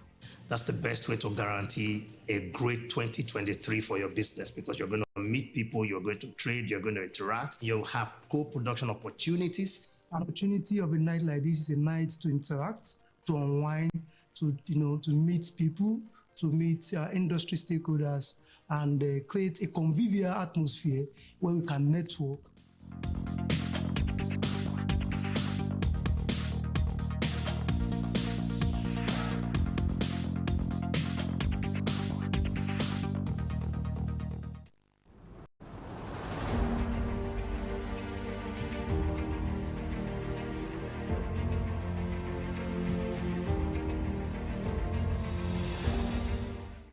The Nigerian Electronic Media Content Exhibition and Awards, Nemcea 2022, is born. It is the biggest gathering of TV, radio, online, film, and all forms of electronic media content in one place to celebrate and do the business of content for 3 days in August 29, 30, and 31, 2022 at Radisson Blu Hotel, Ikeja, Lagos, Nigeria. Register now to attend at www.nemcea.net. Nemcea is brought to you by MCOAN in collaboration with BMA, collocating with NIFS, proudly supported by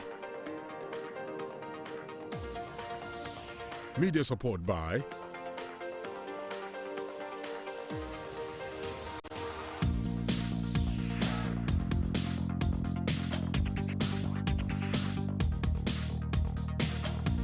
Nemcea 2022. One place, 3 days. Content is king, always.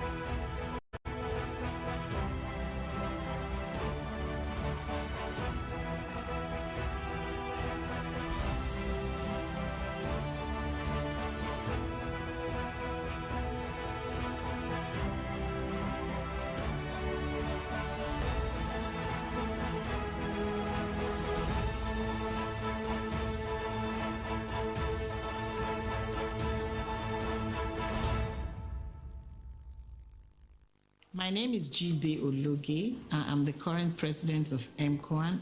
We are the organizers of Nemcea.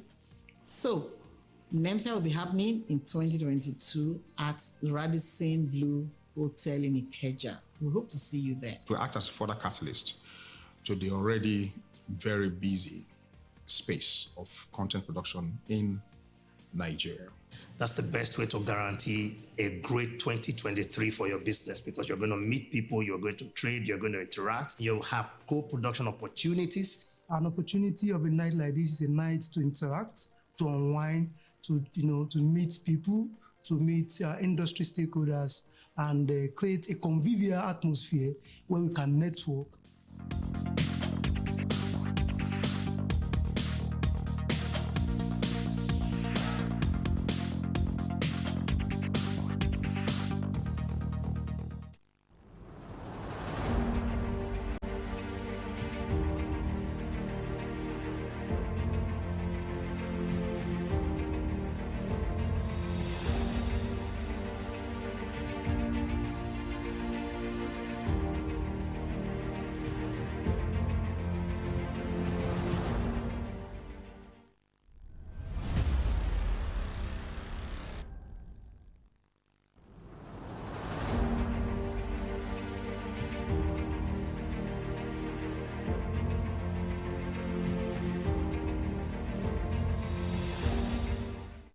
My name is G.B. Ologe. I'm the current president of MCOAN. We are the organizers of Nemcea. So, Nemcea will be happening in 2022 at the Radisson Blu Hotel in Ikeja. We hope to see you there. To act as a further catalyst to the already very busy space of content production in Nigeria. That's the best way to guarantee a great 2023 for your business, because you're going to meet people, you're going to trade, you're going to interact, you'll have co-production opportunities. An opportunity of a night like this is a night to interact, to unwind, to meet people, to meet industry stakeholders, and create a convivial atmosphere where we can network.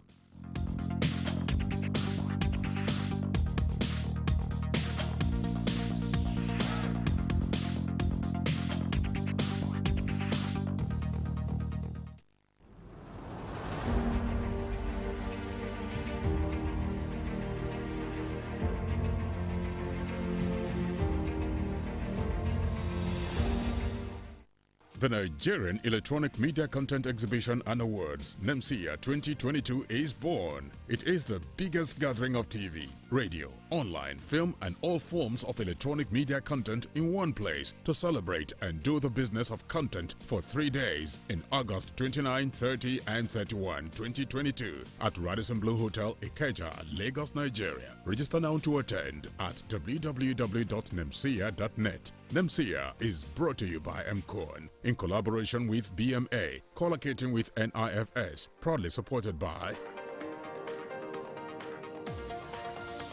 media support by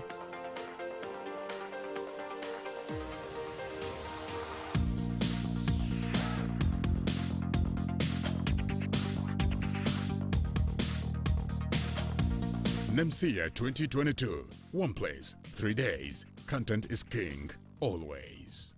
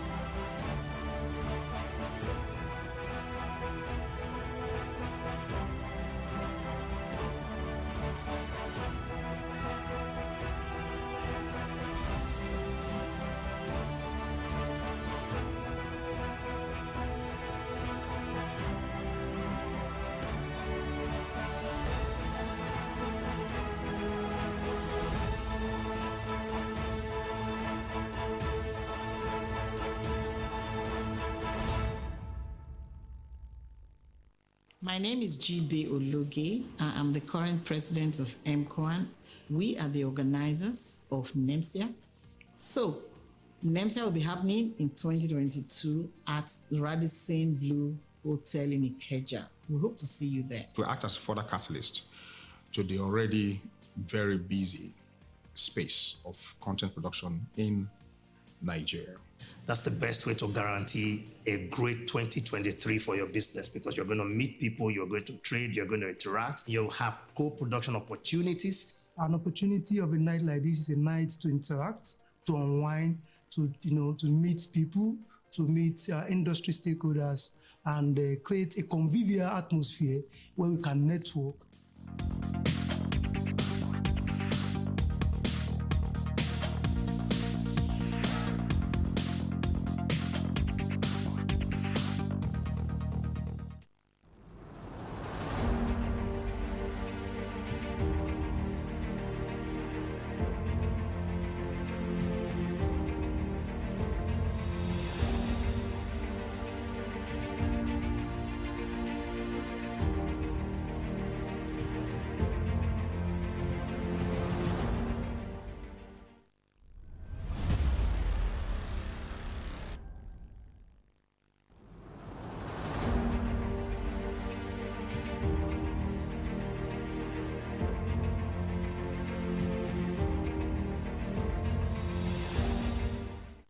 My name is G.B. Ologe. I'm the current president of MCOAN. We are the organizers of Nemcea.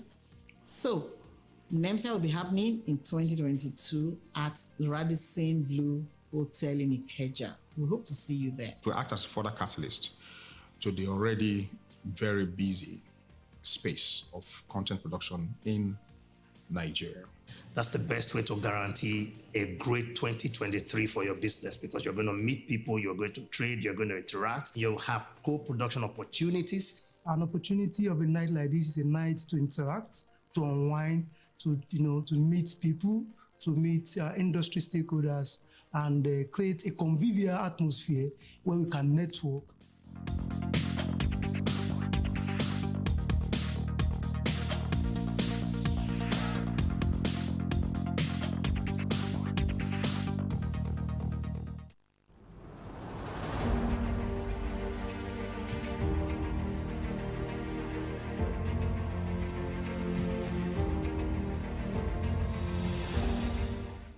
The Nigerian Electronic Media Content Exhibition and Awards, Nemcea 2022, is born. It is the biggest gathering of TV, radio, online, film, and all forms of electronic media content in one place to celebrate and do the business of content for 3 days in August 29, 30, and 31, 2022 at Radisson Blu Hotel, Ikeja, Lagos, Nigeria. Register now to attend at www.nemcea.net. Nemcea is brought to you by MCOAN in collaboration with BMA, collocating with NIFS, proudly supported by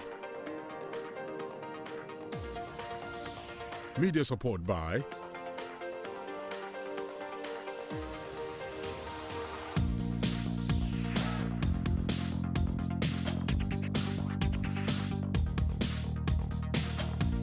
Nemcea 2022. One place, 3 days. Content is king, always.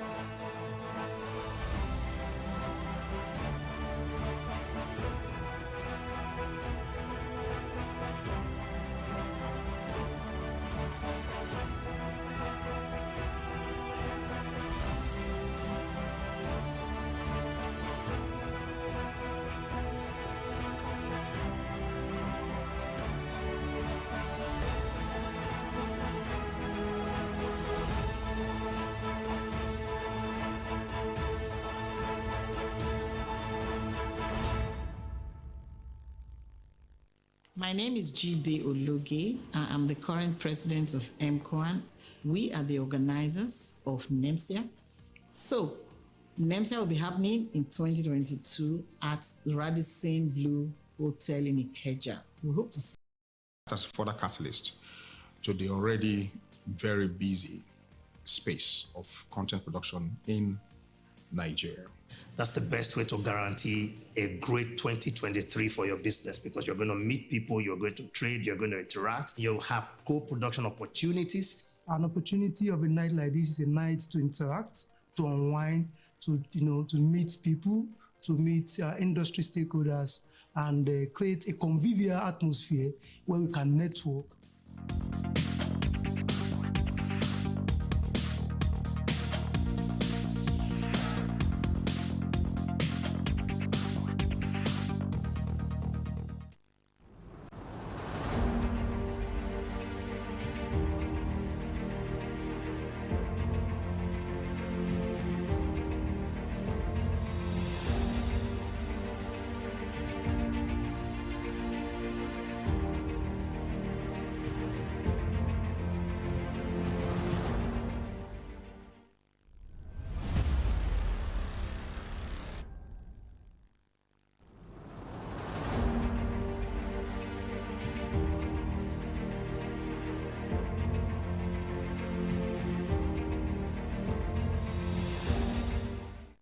My name is G.B. Ologe. I am the current president of MCOAN.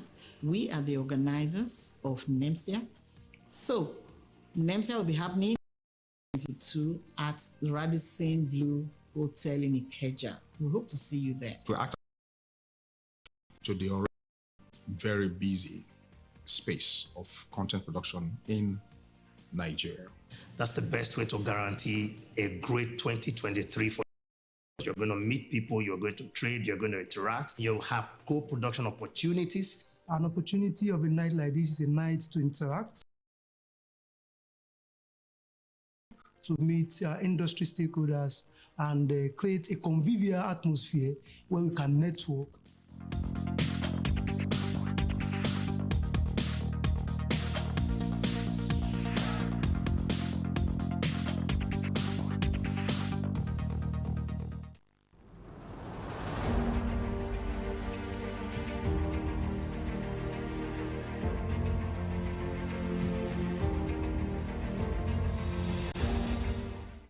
The Nigerian Electronic Media Content Exhibition and Awards, Nemcea 2022, is born. It is the biggest gathering of TV, radio, online, film, and all forms of electronic media content in one place to celebrate and do the business of content for 3 days in August 29, 30, and 31, 2022 at Radisson Blu Hotel. I was with the likes of Disney, Econet in Southern Africa, and I've joined Z approximately maybe 19, 20 months ago already.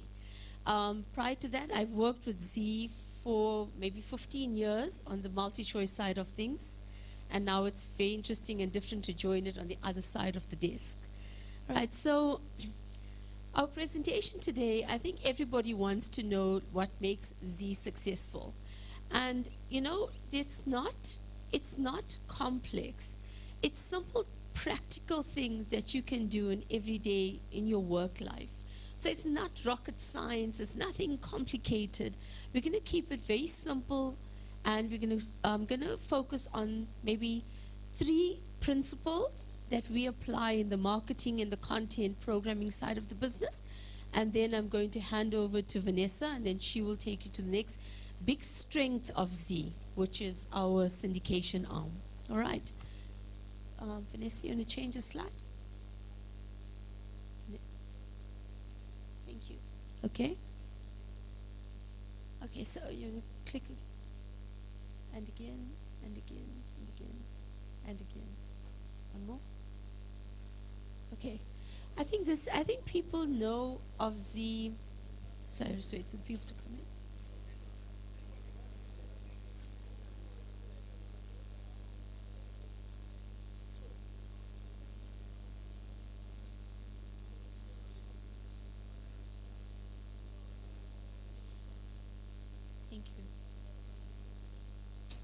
Thank you. Okay, so just to jog your memories, I think everyone knows about Z World. Everyone knows the brand and how massive it is and what's worked well. But just to jog your memories and to refresh your memories, Z World, as much as we have it in English in Nigeria, we also have versions of our channel in America, in Ethiopia, We have a French version in Francophone countries. We have an English version of our movies channel. We also have Z TV and Z Cinema, which is in Hindi. And then we have Z1, which is the baby channel, which we launched less than a year ago, last year November.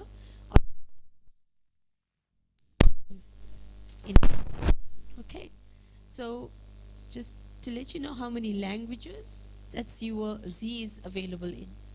Next slide. Great. Okay, so Z as Vessel Z Entertainment and a local company, these are our core verticals.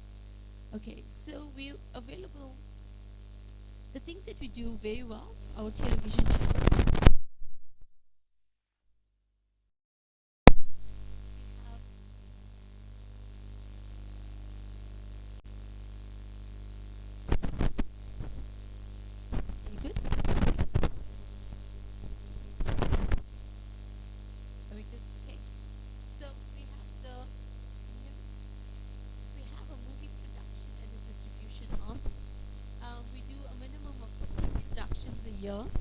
In 5 languages at least, and we distribute to over 80 countries our movies alone. Right? We also have music, but you know, in all Bollywood movies there's music. So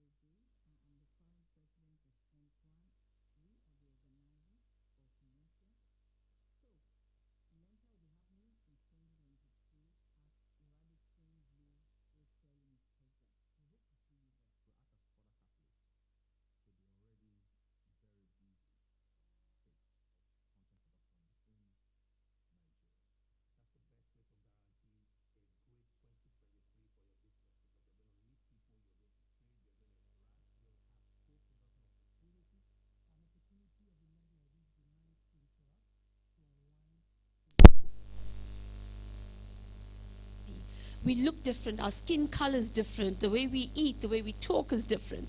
But we've taken this and we flipped the script on its head, and we've looked at the commonalities between Nigeria and India.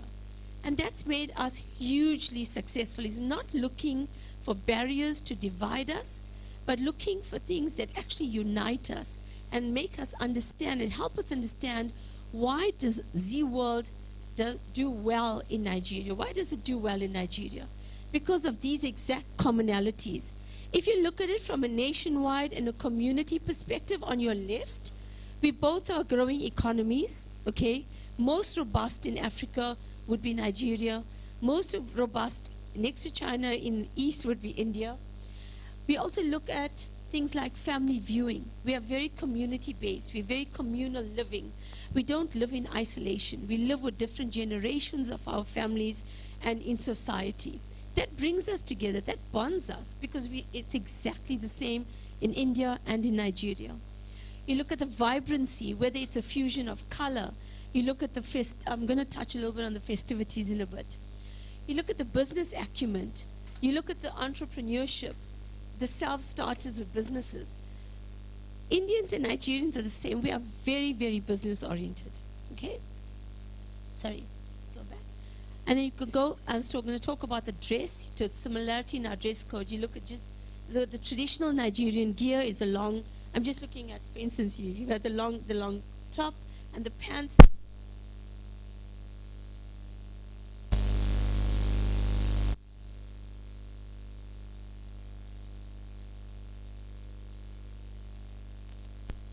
Yep.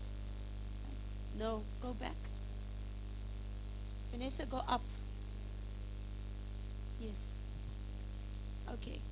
Another thing that we've known when we speak, I'm going to touch on research in a bit, but when we speak to anyone, is a love for movies and your childhood memories of growing up on Bollywood movies, whether it's knowing about the Amitabh Bachchans, the Anil Kapoor, all of them, everyone has the love for movies, and it's made a part of your DNA and of your memories as a child. So also we're going to hone in on that, on your memories as a child. What's nostalgic? What's fond for you? What's given you your happy moments growing up? We try and replicate that in your adulthood. All right? Then our cultural values. So we're pretty conservative societies, both Indians and Nigerians, pretty conservative. We believe in respect for elders, looking after our parents, how are we going to raise our children? What are the values we imbibe and instill in our kids? What's the next generation? What's the previous generations? We don't throw away the grandparents. We tend to look after each generation, and all of us are brought up to look after our parents. Me the same. Case in point, born in South Africa, but have the exact values of looking after my parents, looking after extended family. That's just our values, and that brings us together, all right? I spoke about color, the vibrancy of color. You go to any wedding ceremony, you go to a prayer, you go to a ritual, there's a vibrancy of color, and that also brings us together. Okay, next slide, please. Right. Okay, so there's quite a few points here I've put down, but I'm going to touch on it briefly. I think on the points on your left, all of it are just methods to research. I'm going to bang on about this for a little bit. It's research, research, research. We all have fabulous ideas. I can wake up at 2 in the morning and have a great idea. But is it going to translate well? Is it going to be received well? Will it resonate with my audience? Ultimately, it's know your audience. Who are they? All of these methods on the left, audience feedback, the research studies, we invest heavily, Z invests heavily in research studies. We want to get into the heads and hearts of our viewers. We want to understand the lifestyle. What are you doing at 5 o'clock in the afternoon? Do you have time to sit back and watch a movie? No, I want something short format. I want a cooking show. I want a quick half an hour piece of content that I can watch. I can cook and I can do the same things. I can do homework with my kids. I can do that. I want to understand what your lifestyle is to accommodate and watch Z World. What are you doing on a weekend? You're going to church on a Sunday. Then it's lunch. So am I going to put in one of my best shows on a Sunday morning? No, because you're going to be at church. So that's your research. Know your audience.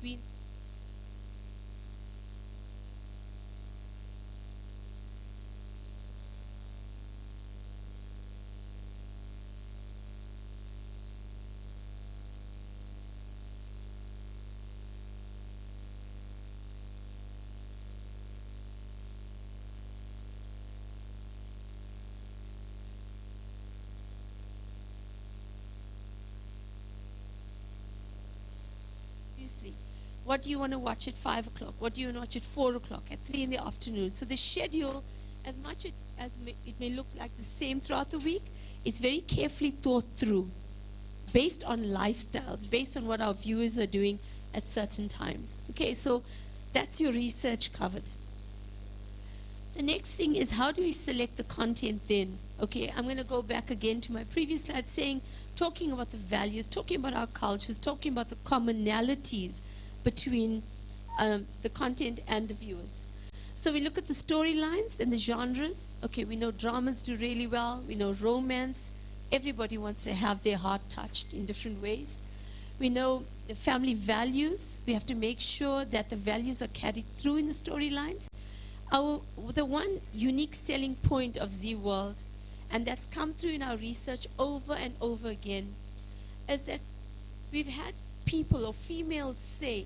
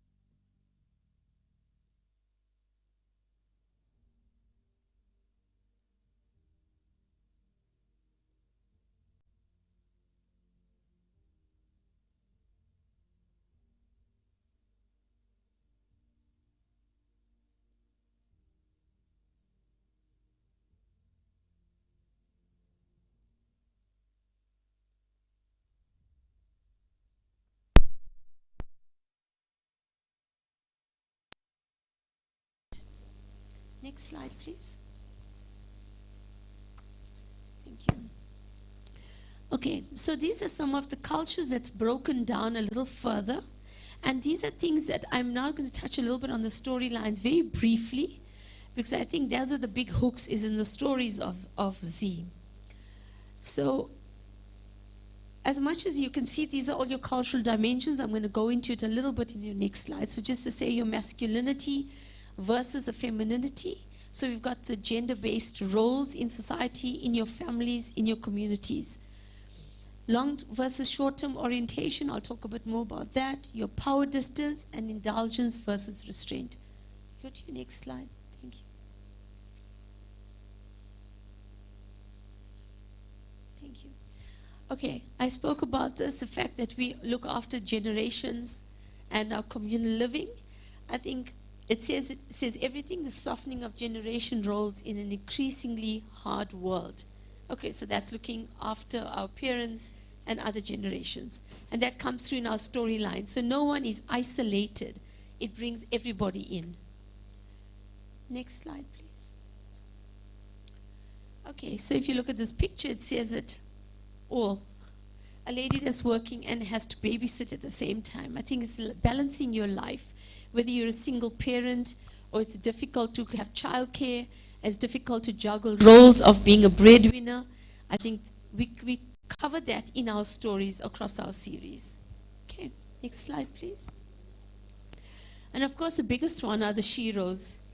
Okay, so these are the strong women in the family, carries the family forward, the backbone of the family, backbone of our communities. We cover that and we touch that in our storyline. So those are some of the key things that we cover in our series. Next slide, please. Thank you. Do you, having spoken a bit about research, spoken about curation of content, spoken about the series available on our Z channels, this is just to give you a sense of what we have. Vanessa, do you want to play the video, please? It's in a little bar on the right. Thank you. No.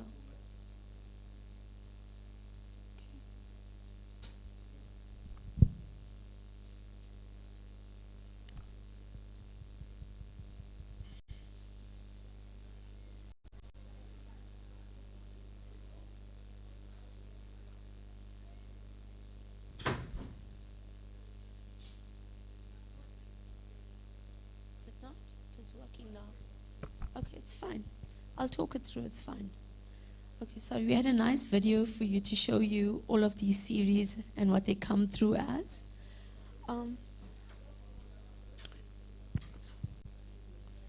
So should we move on? Okay.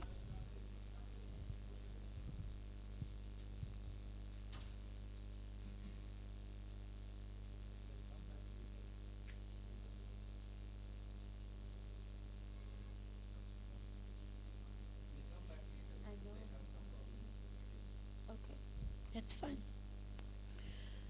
Okay, so I think as much as I've touched on the storylines and some of the characters and bringing the community characters into the storylines, I think that's the connect I was trying to make here, all right? So, and of course, I think one of our big things in our content is our localization. Not only are we available in different languages across Africa, we also do localization in our key territories, and I think Nigeria being one of them, the most. We, go down, Vanessa, to the next slide. That's fine. You can go down.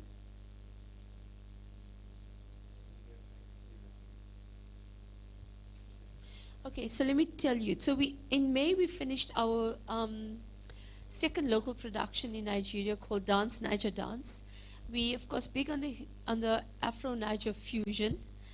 So it's dancing. It's Niger Bollywood dancing to Bollywood music. It's currently on air. 2 episodes a week on a Saturday and Sunday. It was huge. We had all 36 states enter, and we chose the top 16 states that made it through the auditions. And those are the states presented in. Do you want to go down to? Are they still trying to play the video?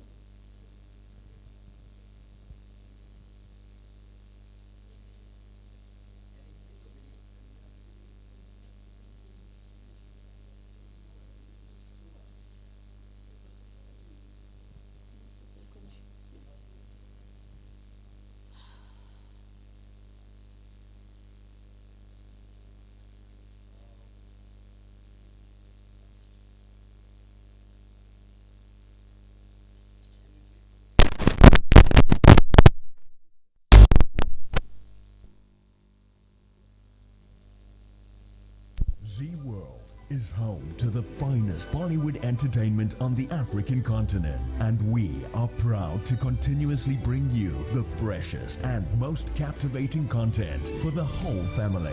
Look out for these amazing new shows joining our lineup in the coming weeks. The brand new season of the fan favorite, This Is Fate, continues the journey of the Luthras and Auroras as they battle with love, drama, deceit, and fate. I'm on the edge follows the ups and downs of the tumultuous love between Adiraj and Devi, a couple brought together by destiny who face the ups and downs of married life together. Every girl's dream tells the tale of two worlds colliding. A handsome prince falls for a middle-class girl, but this fairy tale is not as one would expect. Unfortunate love follows the story of Lakshmi, a humble girl from the Bajwal family. She is to be wed to Varun, but tragedy strikes when her entire family dies in an accident. Will the wedding still happen? How will she handle the tragedy? And is Varun the man she was promised? This is only the beginning of the all-new, Z World. Z World. Extraordinary. Every day. Thank you. Can we play the Niger dance videos?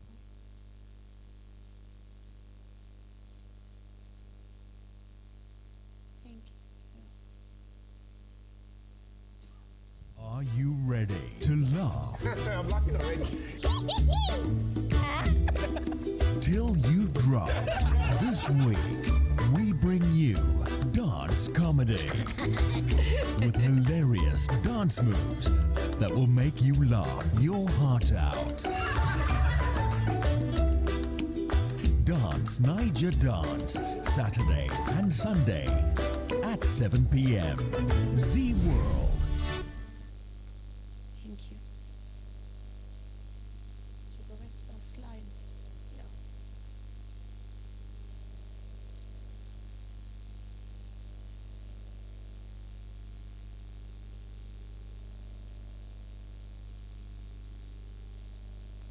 We'll keep going.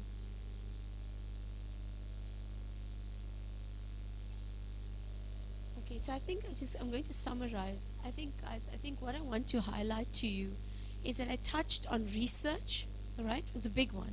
Whether you're testing your content, we have special content testing.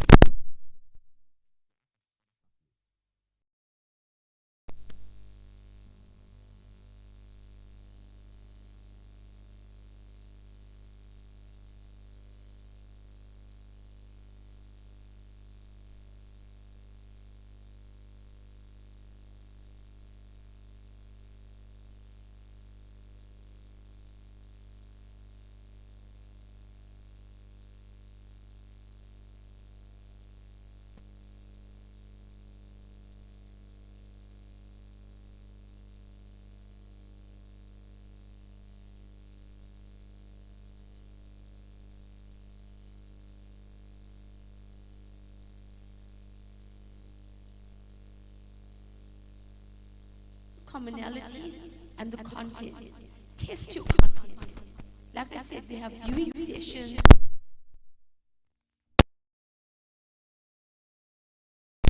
Do benchmark. Look around you. Don't just get an idea. Let me put it out there. Let me put some money or look for someone to fund it. What have you done to test your content before you take it externally for other people to watch it? So that's in summary for me. Thank you very much for your time. I'm going to hand over to Vanessa, who will take you through our syndication, which is a very, very big arm of ours, and she'll tell you more about it.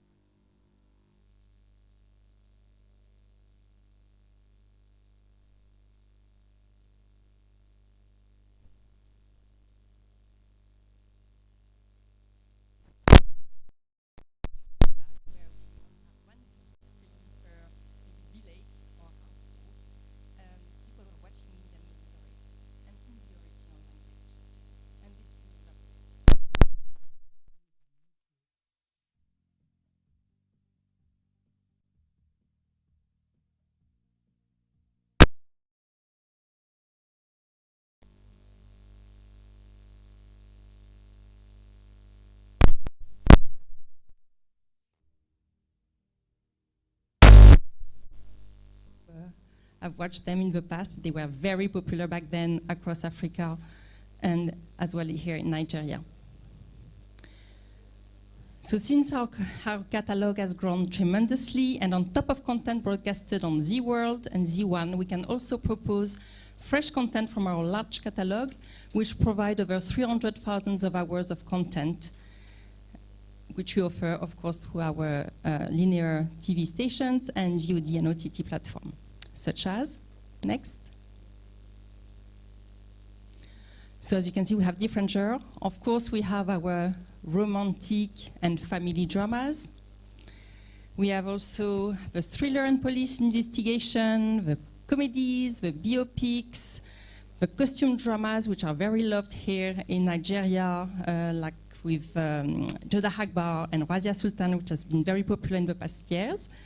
We have fantasy, mythological, and some kids content as well, with few cartoons and teen series. We also have a few documentaries and lifestyle content, such as cooking shows. And I now invite you to watch a promo video about some of the above genres.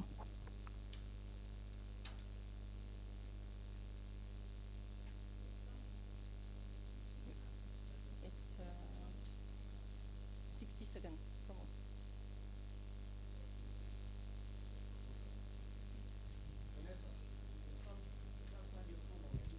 It's the same slide which you took out from this. Just go to the next slide. The next one. No, the next. No. So you talk, then the links are there on the last one. Well, before that, we had the movies. So just to let you know, we have approximately a bit more than 4,800 movies in our catalog. The difference between our movies and our series is that when we produce series in India, we have all the rights. But for the movies, we also produce movies, but we also acquire movies. And that's something that not everyone knows. And that's why it's very important when you are interested to acquire movies with us to give us the exact rights, because I will have to ask my team in India to revert back with a list of movies which is as per your rights requirement, right? So it can be also for dubbing, for example, in a language. I may have dubbing rights for certain movies and not others. So that's very important to discuss what are your needs, so I can come up with the selection appropriate to your needs. And when we least expected it, next slide, please. Well, we also have sport content, and that's very new. We actually acquired the worldwide and TV and digital rights for the International League T20, which is cricket. And this will be done so in January to February over 29 days with 34 matches. So if anyone interested with cricket, please come by our stand, and Kavindra will be there to give you more information.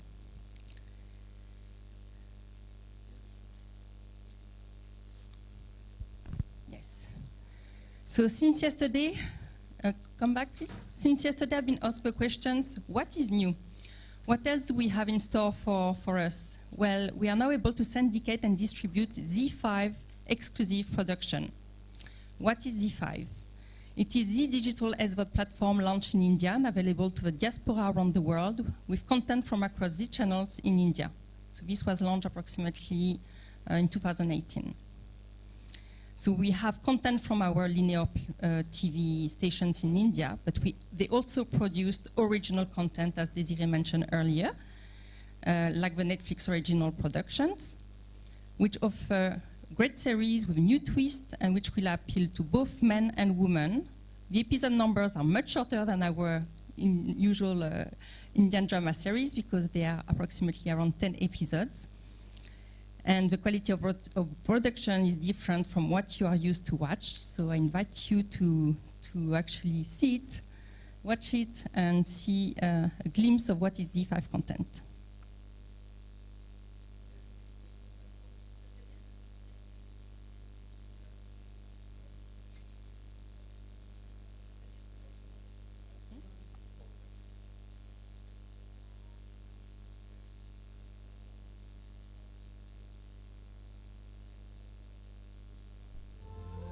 Z, the brand, which needs no introduction, is proud to present from its vast offerings the bouquet of web series for global audiences.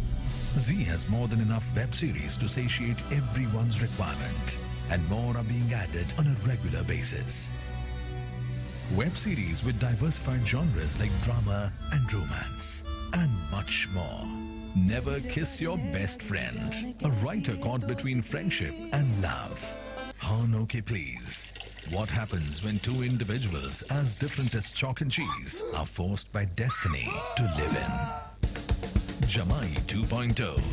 The ever-charming son-in-law in an upgraded avatar. Kabool Hai. Relive the celebrated love saga of Asad and Zoya. Theravam. A scientist's life is gone for a toss after he makes a remarkable discovery. Bombers. Will the underdogs rise to the occasion to save their football club? Breakpoint, a docu-series revolving around the former Indian doubles tennis stars Mahesh Bhupati and Leander Pace. Charge sheet, innocent or guilty. A complicated story of trust, love, deceit and betrayals. Kafir, an emotional journey of an innocent woman who falls prey to the games played by the circumstances. The final call.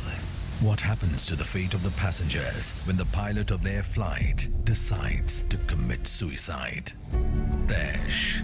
What happens when a betrayal is exposed and innocent friends converge with dangerous criminals and intense violence?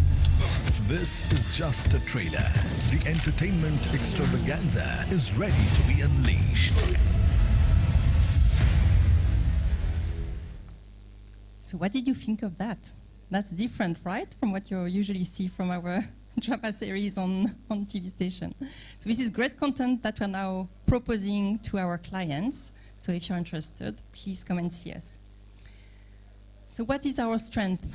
Well, we have amazing stories that fits perfectly into the African family viewing culture. Desiree had already given you all the points. I will add that it's also very safe for viewing most of the time, and so you don't lose any time doing any editing for the inappropriate scenes. Possibility of dubbing in the language of your choice or to acquire content already dubbed in English. We work with several studios. So how did we start dubbing? Actually, one of my clients in Kenya was launching a new TV station, and which was in only vernacular language, Kikuyu. And I asked her, why don't you try an Indian drama dubbed in Kikuyu? And she was, really, you think that could work? And I'm like, well, give it a try. I'm sure Africans love Indian dramas. I'm sure it will work. And since it's been a huge success, it was Kumkum Bhagya, one of our flagship program. And it helped, actually, that TV station to be among the top best TV channels in Kenya. It's called Inuru TV.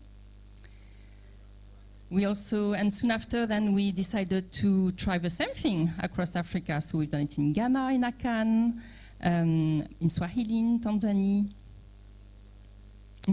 sorry.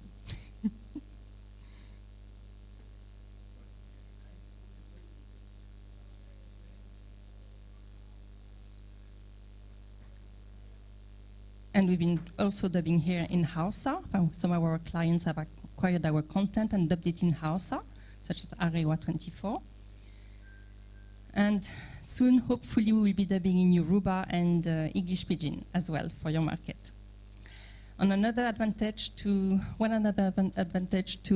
work with these that we come and visit our client on a regular basis. I was actually visiting Nigeria last June. I met with my existing clients and also met new ones. And so that's one of our strengths, I think. It's to be here physically, to come and meet with you, to discuss, to show you our content on a face-to-face. And most importantly, is to establish a trust and a good relationship. And that's very important nowadays in business, right? Understanding the African market and the various challenges each country clients are facing, well, that's also part of my travel. I mean, that helps me a lot to understand all the markets and your needs. And post-sales, well, yes, we have a dedicated team member to follow up your delivery. So once you sign with us some content, or even before you sign with us, of course, I will have marketing materials to show you. But once you sign with Z, we give you a dedicated person which will follow your deliveries and the payment and everything. So that's very helpful. I think all the process is very smooth because of that. And it's also very important for the client to know, okay, tomorrow I have any issue with one episode, I can just email Vanessa and Arshana or Kavi, and they will respond immediately to my concern and send back what I need. So usually we now deliver on FTP. I mean, that's the new fashion, the new trend. But of course, if you need hard drive, we can also provide you hard drive. Next. So how do we collaborate? Well, the first is the classic option. After sharing a selection adapted to your programming needs and specification, you acquire the content for a specific license period at an agreed license fees. That's the straightforward manner of doing it. Then now we are trying to propose, we've been proposing branded block opportunities, which means that, okay, maybe you cannot pay the usual license fees, so we do ask you to put the Z brand on our drama series or movies that you are playing, any block of Z content that you are playing, and then we will reduce the license fee. So that's what we call branded block. And another way of working with us is through MG and revenue share for OTT and VOD platforms. Next. So scripted format and co-productions. Many of you don't know that, yes, we don't only have content, but we can also sell our scripts. And for content which has been proven successful already. So you just have to adapt the script to your local market. We give you the script in English, you can use it in English or you can dub it in your language, but that's very then easy. I mean, that's a big step already done, right? Once you have a script of something that you know it's going to work, then you can just go to a production. So, yeah, so let's play the first one. Karina Karina was adapted in Lebanon into a 66 TV hours drama named Carmen. So that was one of our first scripted production.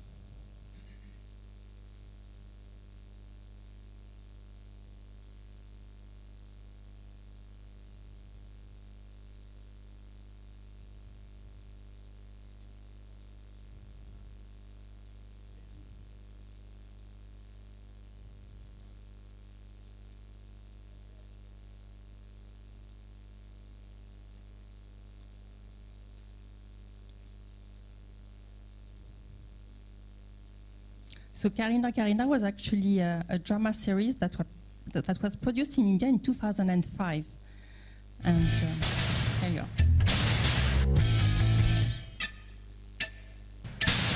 Just open! I know you don't want to open the door.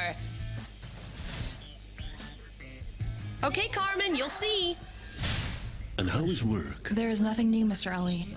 I have sent my CV out to every company I could. Here I am just thanking you for the beautiful favor you did with my CV the other day. And I want to thank you for what you did on Facebook. I feel like you're living in a beautiful world full of romance, aren't you? Did you fall in love? Something like that.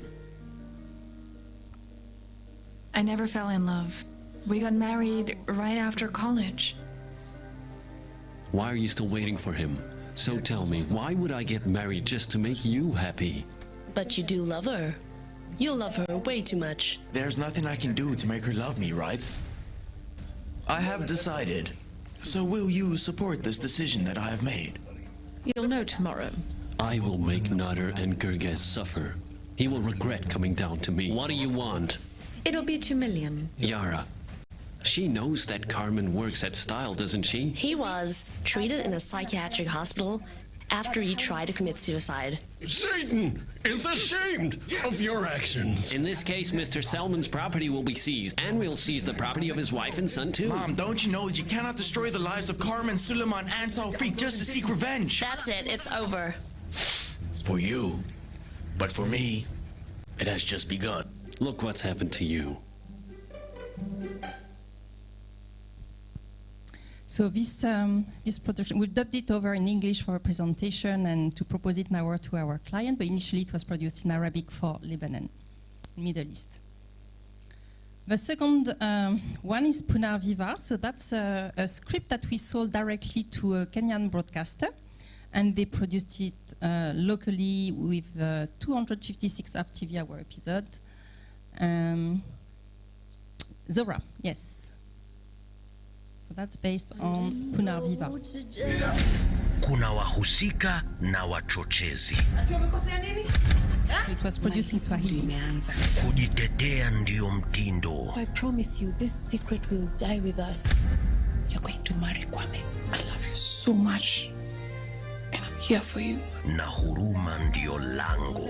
Nilikuwa natamani niende nimcomfort lakini sikuweza. Usikose kufuata story ya Zora kila siku ya wiki kwenye Citizen TV na tazama kipindi cha Kesho Leo kwenye View Sasa. So this client just has acquired our script and they produced it. We didn't get involved with the production. They just done what they wanted to do and broadcast it on their TV channel, right? Now, last but not least, we have done our first co-production here in Nigeria. So it's called Deceptive Measure, and it was produced here by Uduak Obong Patrick and with actors from Ghana and Kenya as well. So we had actually TV stations partners with Ghana, Kenya, Nigeria, and Ivory Coast. And we all came together and to produce that show that you're going to see now. I'll give you more details after.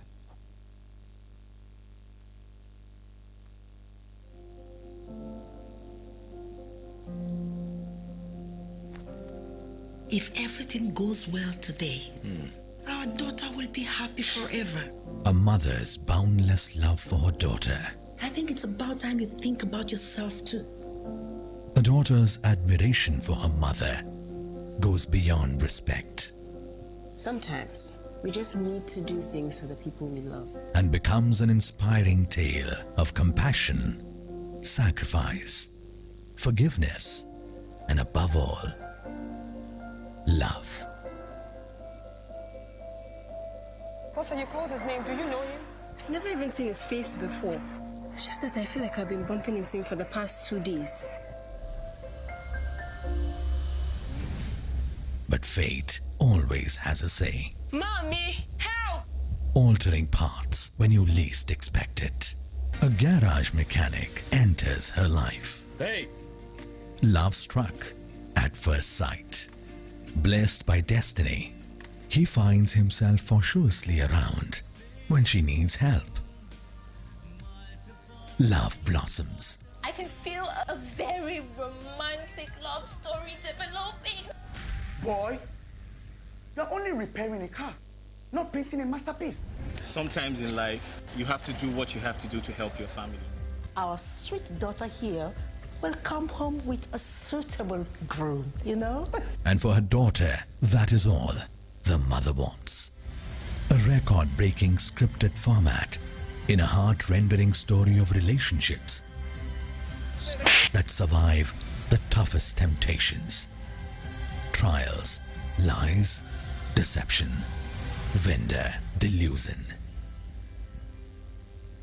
I am sure you have recognized some familiar faces.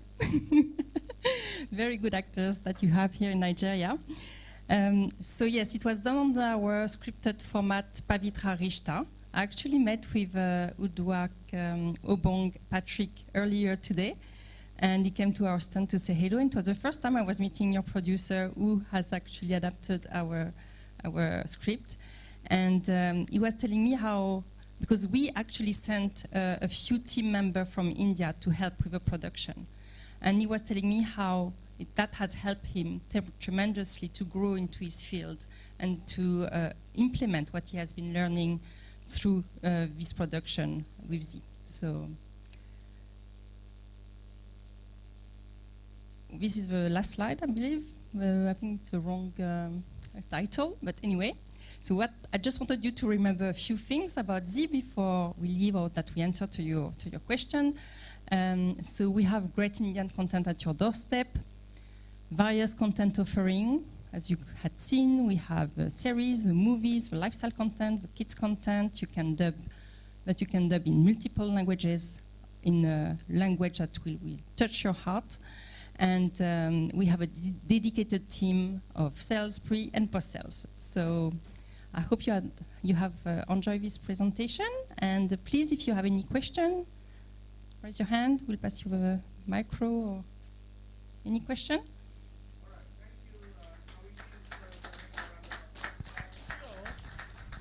If I'm correct, there will be a few questions.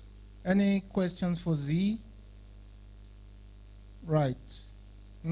Akatuba, you have a question. I'm sure you have a question.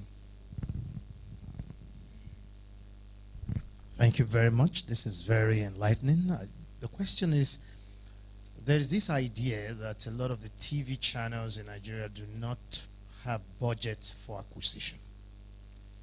And I'm sure you've come to such conclusion. What model do you think you have that can start off a relationship that would develop them into finding this budget? So, take that one. Yeah.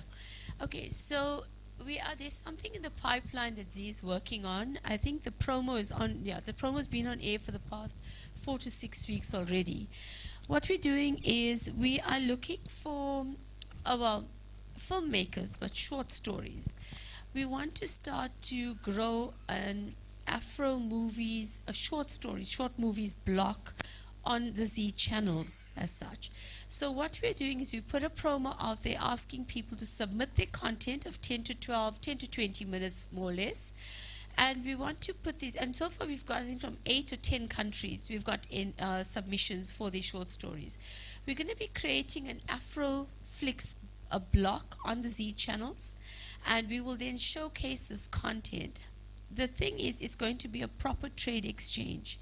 As much as we're going to give the filmmaker exposure on the channel, and then we in turn get to also then showcase, African content to the viewer. So it'll be a pure trade exchange. It's something we've put the promo out there. We're receiving submissions. It'll be a formal contract between us and the filmmaker. We don't want the rights to it. We want limited rights for the time that it airs on the channel, and after that, the asset is completely the filmmakers. So it's quite a fair process. What we, in our opinion, humble opinion, we think so. That's a start for us. But if there's any other ideas on how we can then assist further, to your question, we're very open to that also. And we've also started to partner with the film schools in various universities, and we started in South Africa, and we'd like to actually take it forward to our key territories in the East, West, and Southern Africa. So if you have any contacts around that, we're very open to having meetings to do Awesome. that too. I'm sure there will Thank be. you. You have a follow-up. Yes, I want to find out. Is it Zora from Kenya? Yes. What has been the feedback?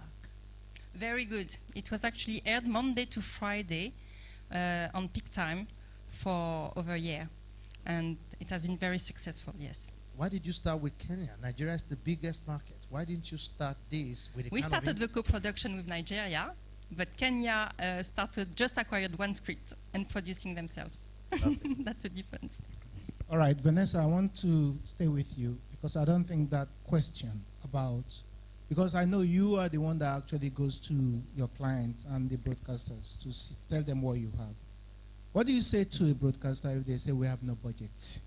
Apart from the initiative that Desiree has mentioned, what do you say to them? How can you help them? Because that could be helpful to the broadcaster sitting here. Well, I tell them that, of course, they will need to have advertisers on board to fund their content, right? So I'm ready to go and meet with their advertising agencies. They can put me in touch with these advertising agencies. And also now what we're trying to do is to go and maybe work directly with advertising agencies who will then select the brands and select the content and place it on the TV channels. When the TV channels tells me, I'm not going to give names now, but if like... Please don't. See, let's say the client X tells me, okay, I cannot afford your content. Unfortunately, I don't have a budget, but I'm ready to give you the slot. I would like to give you a prime slot, and this is the advertising we can give you around it. But then I will tell the advertising agency, look, I have already like this client X that is interested, I have a slot. if you have clients, brands which are interested to go on that channel, here it is. I've already done the first step. Sorry, and to add to that, I think that's where the opportunity of a co-branded block comes in, where we share a branded space on the channel.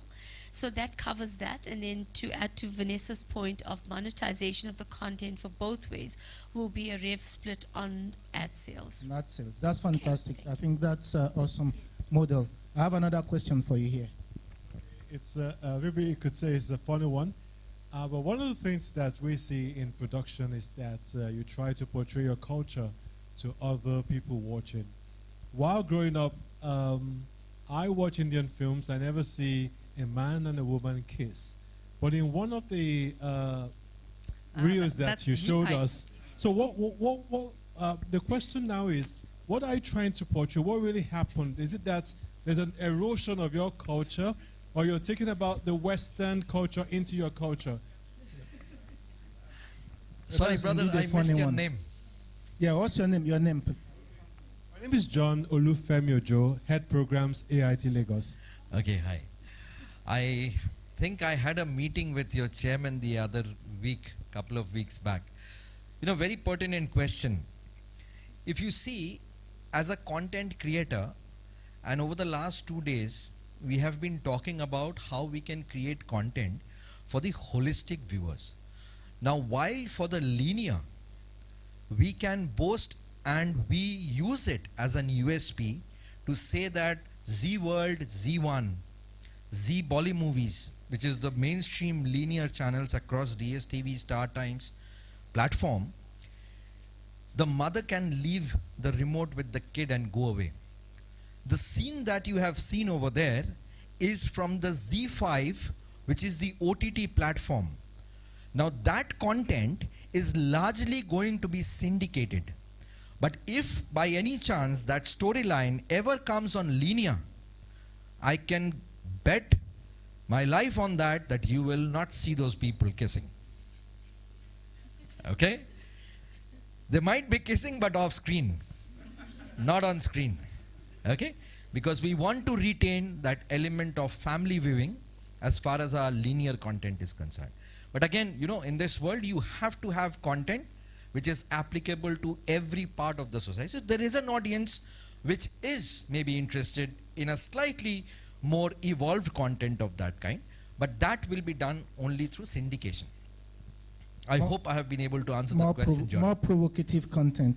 No, absolutely no. It's fine. I do agree with you, and I think also, I think I've seen some Nigerian scenes do something like that. So, yes. Yeah. So, but what he said is totally applicable. Yeah. So, if you see that kind of scene, it's because you've gone to look for it, because it's on an OTT streaming platform.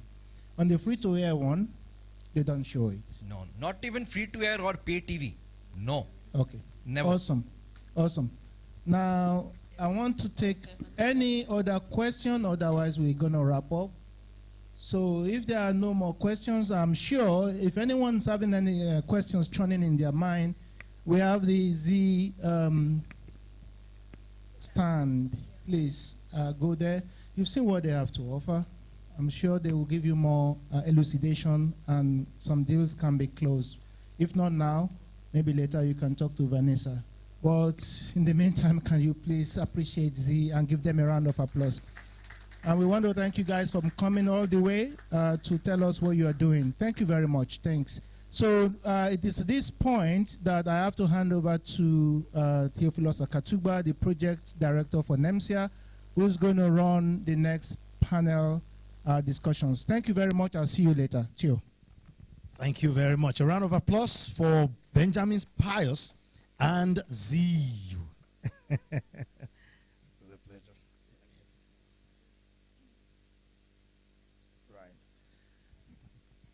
Please, let's sit down and let's continue. We are going to be looking at audience management afterwards. We have the Lagos State Film and Video Censors Board. Mrs. Agbami Noja is in the house, in the room, and she will be telling us what monies are available from Lagos State government to support to support the filmmakers. They just given out some good money, and recently I just heard that it's open again. All right, ladies and gentlemen, I'd like to quickly welcome Mr. Rotimi Pedro, who will be speaking to us about audience measurement. Put your hands together for Mr. Pedro.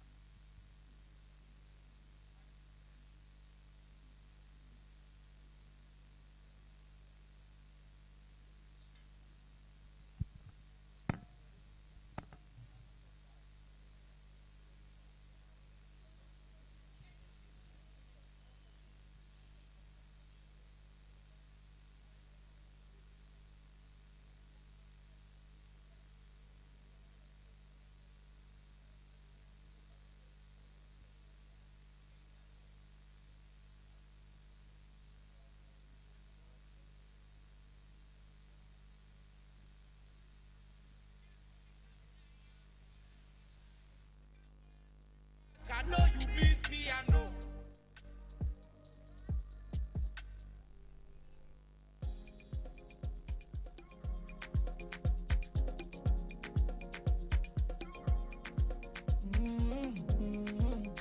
Tunesjam.com. If you're feeling good tonight, will you signify?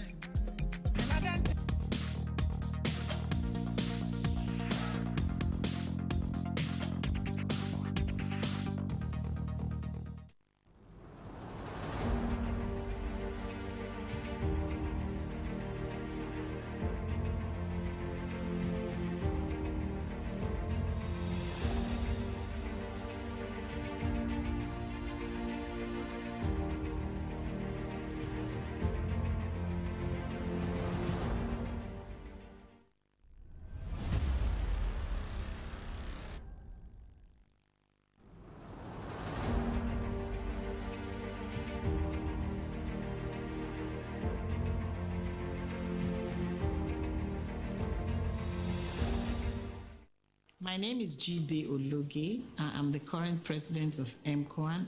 We are the organizers of Nemcea. So, Nemcea will be happening in 2022 at the Radisson Blu Hotel in Ikeja. We hope to see you there. To act as a further catalyst to the already very busy space of content production in Nigeria. That's the best way to guarantee a great 2023 for your business, because you're going to meet people, you're going to trade, you're going to interact, you'll have co-production opportunities. An opportunity of a night like this is a night to interact, to unwind, to meet people, to meet industry stakeholders, and create a convivial atmosphere where we can network.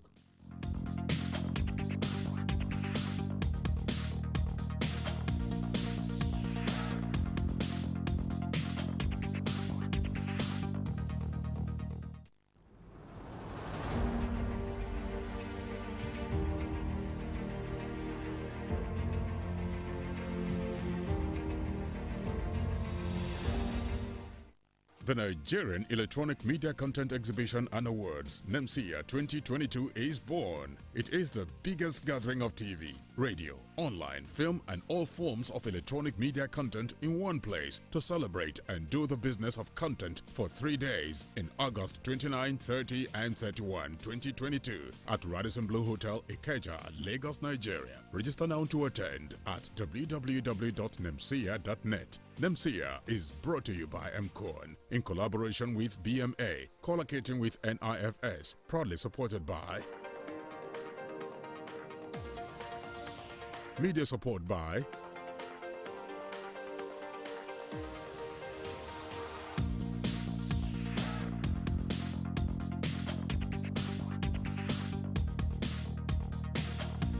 Nemcea 2022. One place, 3 days. Content is king, always.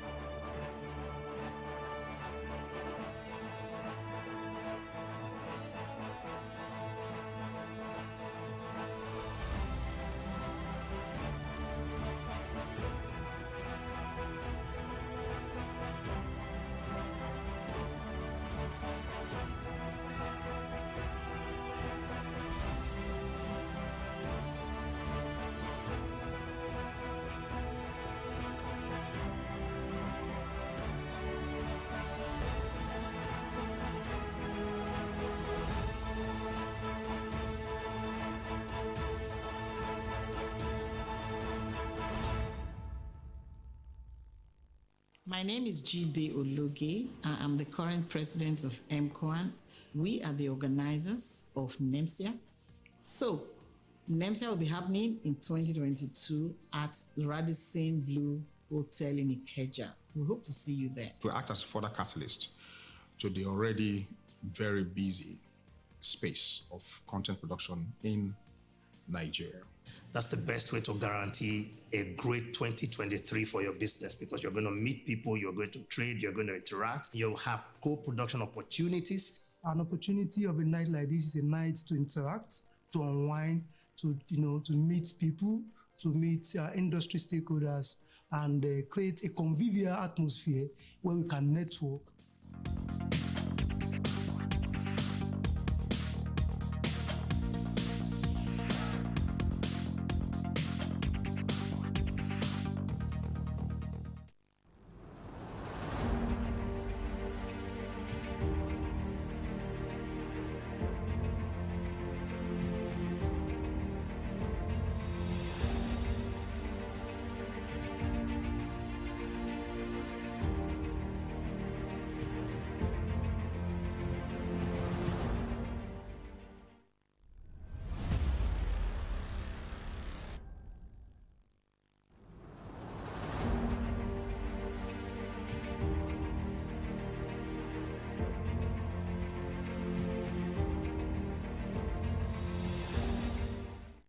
My name is GB Ologe. I am the current president of MCOAN.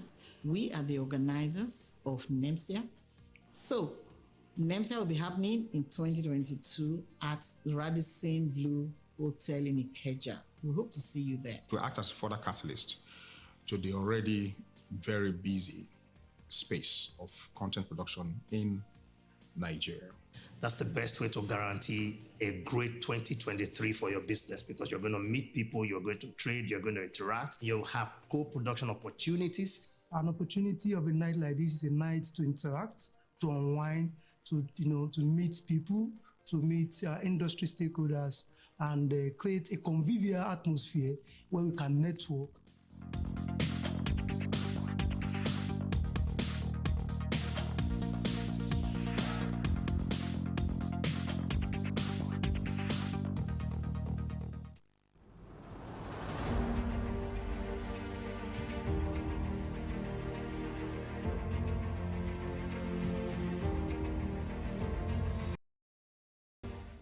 The Nigerian Electronic Media Content Exhibition and Awards, Nemcea 2022, is born. It is the biggest gathering of TV, radio, online, film, and all forms of electronic media content in one place to celebrate and do the business of content for 3 days in August 29, 30, and 31, 2022 at Radisson Blue Hotel, Ikeja, Lagos, Nigeria. Register now to attend at www.nemcea.net. Nemcea is brought to you by MCOAN in collaboration with BMA, collocating with NIFS, proudly supported by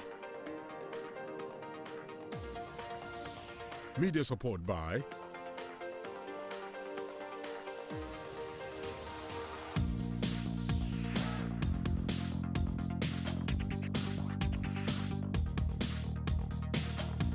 Nemcea 2022. One place, 3 days. Content is king, always.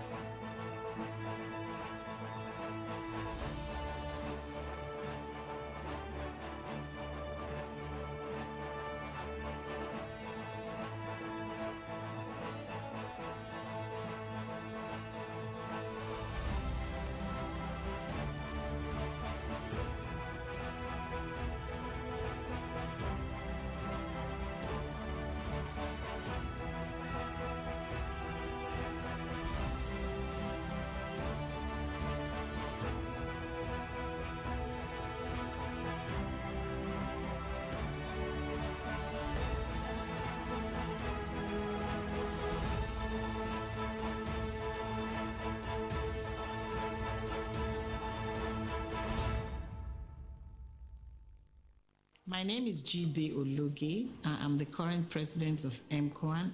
We are the organizers of Nemcea. So, Nemcea will be happening in 2022 at Radisson Blue Hotel in Ikeja. We hope to see you there. To act as a further catalyst to the already very busy space of content production in Nigeria. That's the best way to guarantee a great 2023 for your business, because you're going to meet people, you're going to trade, you're going to interact, you'll have co-production opportunities. An opportunity of a night like this is a night to interact, to unwind, to meet people, to meet industry stakeholders, and create a convivial atmosphere where we can network.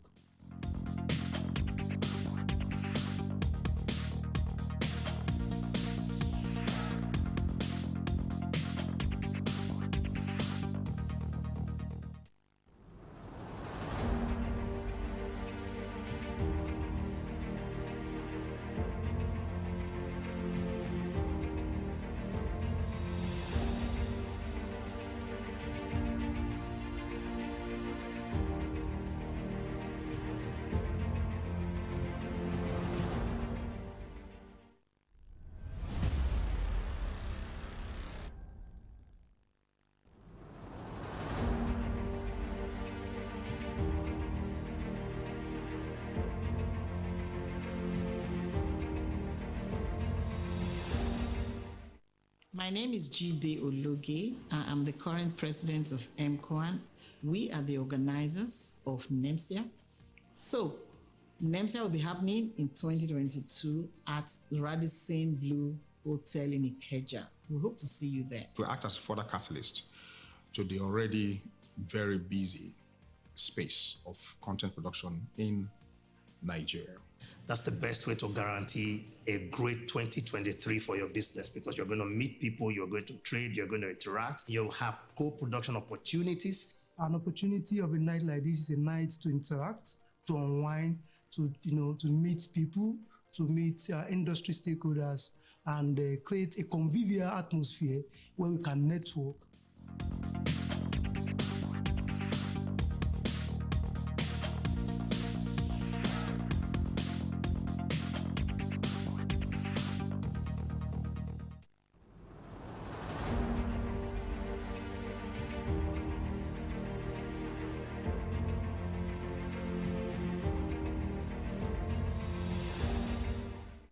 The Nigerian Electronic Media Content Exhibition and Awards, Nemcea 2022, is born. It is the biggest gathering of TV, radio, online, film, and all forms of electronic media content in one place to celebrate and do the business of content for 3 days in August 29, 30, and 31, 2022 at Radisson Blue Hotel, Ikeja, Lagos, Nigeria. Register now to attend at www.nemcea.net. Nemcea is brought to you by MCOAN in collaboration with BMA, collocating with NIFS, proudly supported by media support by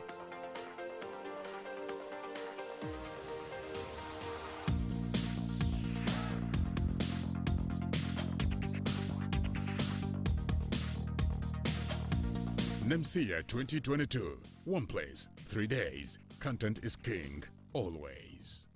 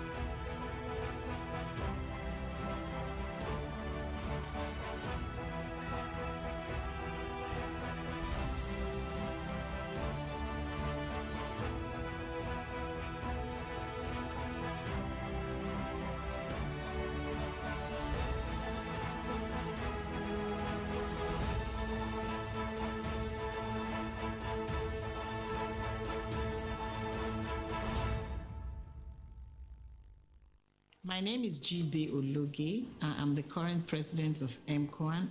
We are the organizers of Nemcea. So, Nemcea will be happening in 2022 at Radisson Blue Hotel in Ikeja. We hope to see you there. To act as a further catalyst to the already very busy space of content production in Nigeria.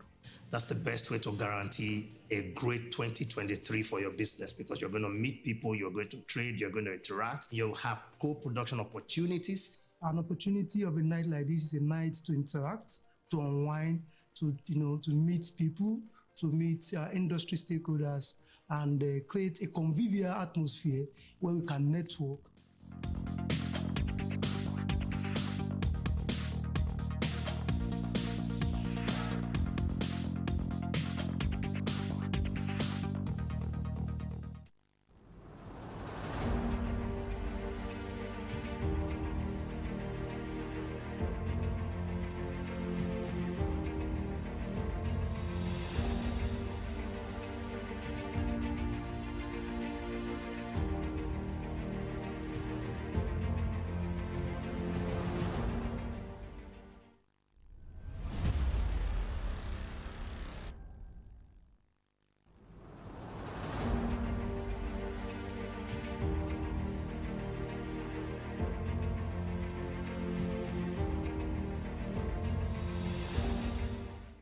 My name is G.B. Ologe. I'm the current president of MCOAN. We are the organizers of Nemcea. So, Nemcea will be happening in 2022 at the Radisson Blue Hotel in Ikeja. We hope to see you there. To act as a further catalyst to the already very busy space of content production in Nigeria. That's the best way to guarantee a great 2023 for your business, because you're going to meet people, you're going to trade, you're going to interact, you'll have co-production opportunities. An opportunity of a night like this is a night to interact, to unwind, to meet people, to meet industry stakeholders, and create a convivial atmosphere where we can network.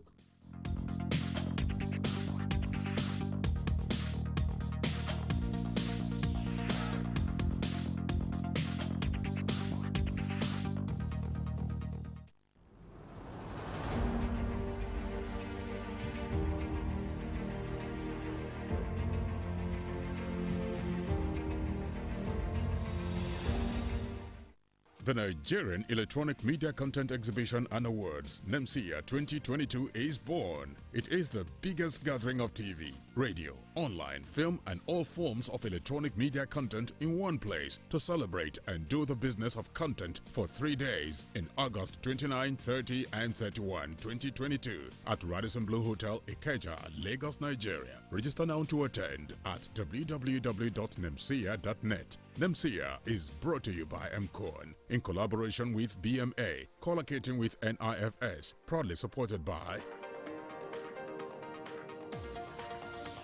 media support by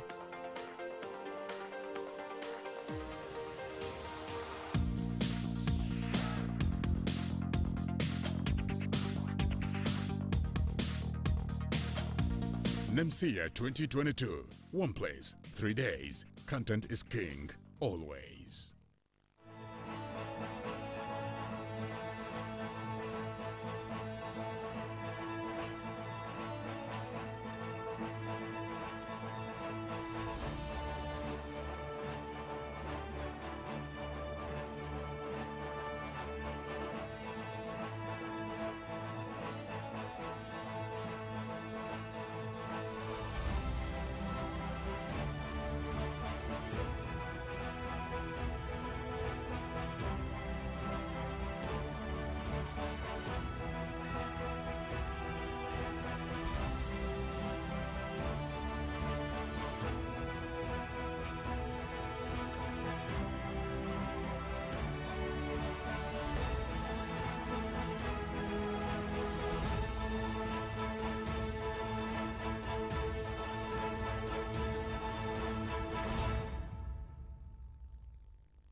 My name is G.B. Ologe. I'm the current president of MCOAN.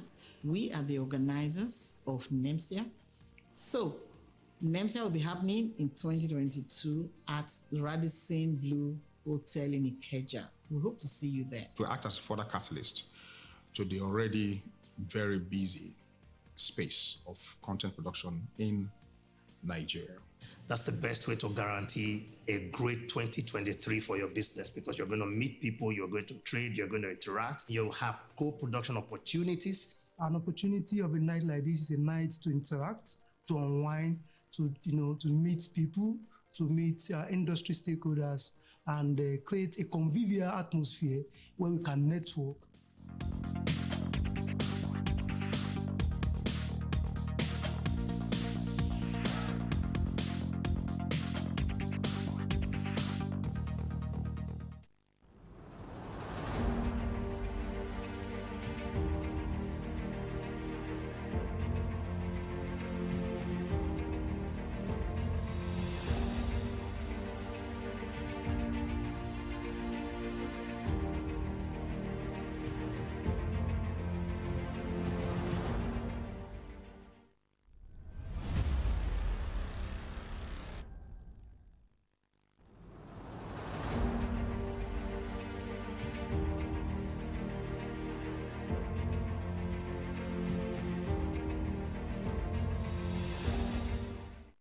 My name is G.B. Ologe. I'm the current president of MCOAN. We are the organizers of Nemcea.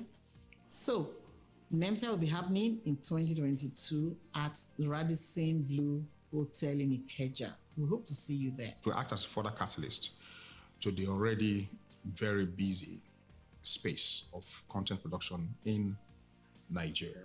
That's the best way to guarantee a great 2023 for your business, because you're going to meet people, you're going to trade, you're going to interact, you'll have co-production opportunities. An opportunity of a night like this is a night to interact, to unwind, to meet people, to meet industry stakeholders, and create a convivial atmosphere where we can network.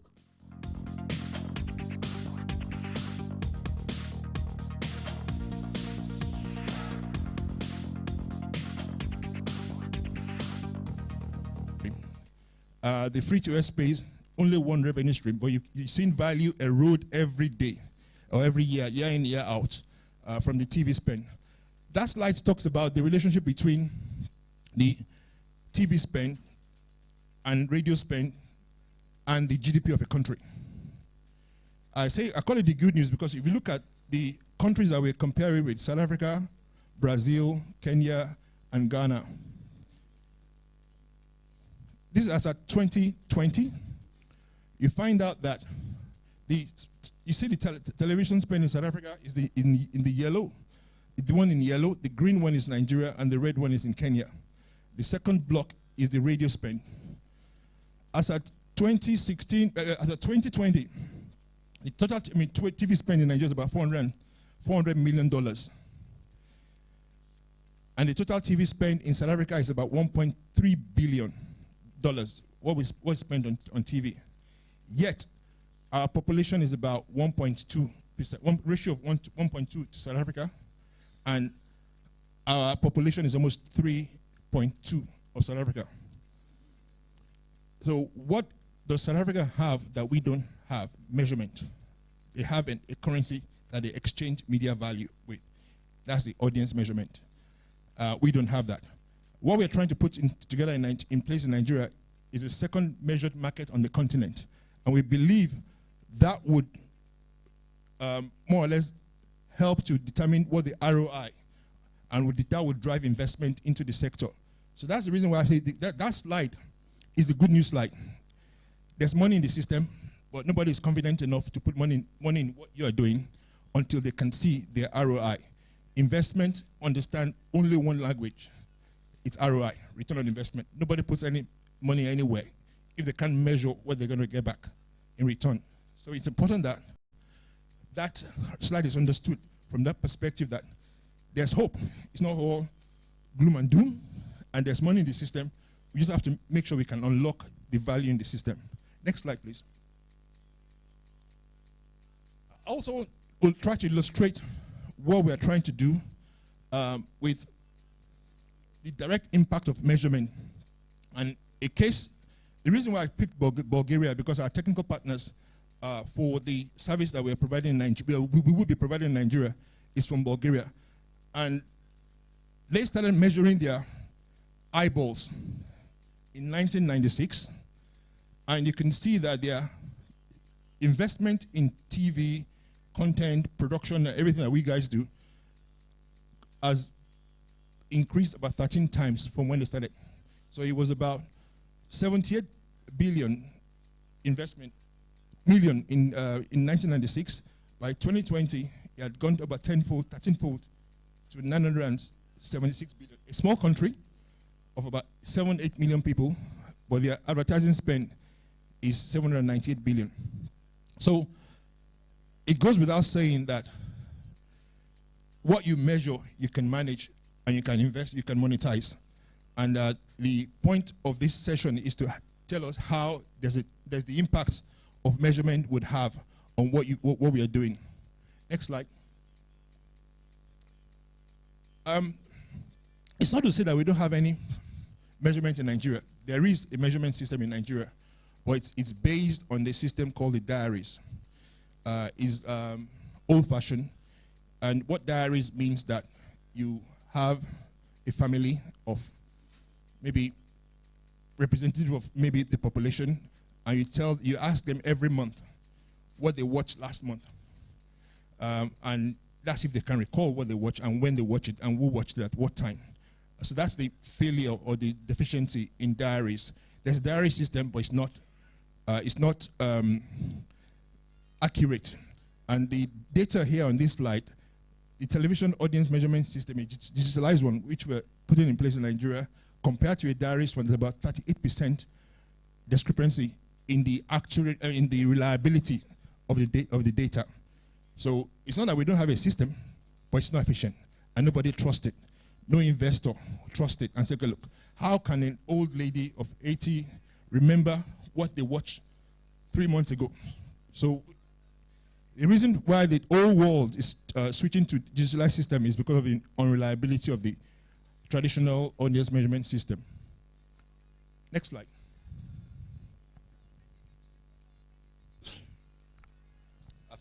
I think I've explained that a bit in terms of it's not accurate, it's not up to date. The point of being up to date can be illustrated by, as a producer, if you know that somebody, you're doing a series, I mean, I used to produce Idols here for many years, and we produce it every week, but we're not able to respond, usually because the information about who is popular or who is not popular, or who is trending and who is not trending, we don't have it till next month, by which time we're already halfway into the show. So a digitalized system helps you the next morning to know who was trending as of last night, how many people watched, the demographic, the profile of the people that actually watched last night, the age group. And that's what a digitalized system does, that a diary system would not be able to do. Next slide. Yet again, it's a slide that tells you about the way advertisers behave. The case here is a case of Procter & Gamble and how they doubled their investment when they were faced with data as to who is watching what and how that enhanced the investment in that particular market. Next slide.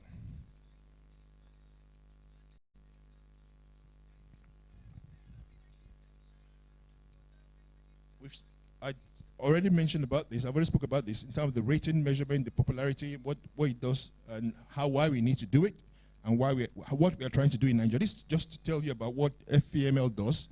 I'm still going to come up to the style how it impacts, how it would impact what you are doing, what in production world. Next slide.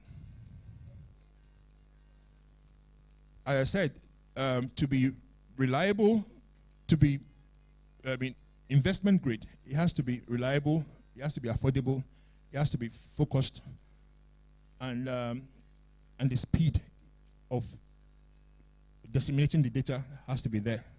A good example I use to illustrate this is how a measured system would enhance what they call a contingency buying arrangement with media buyers.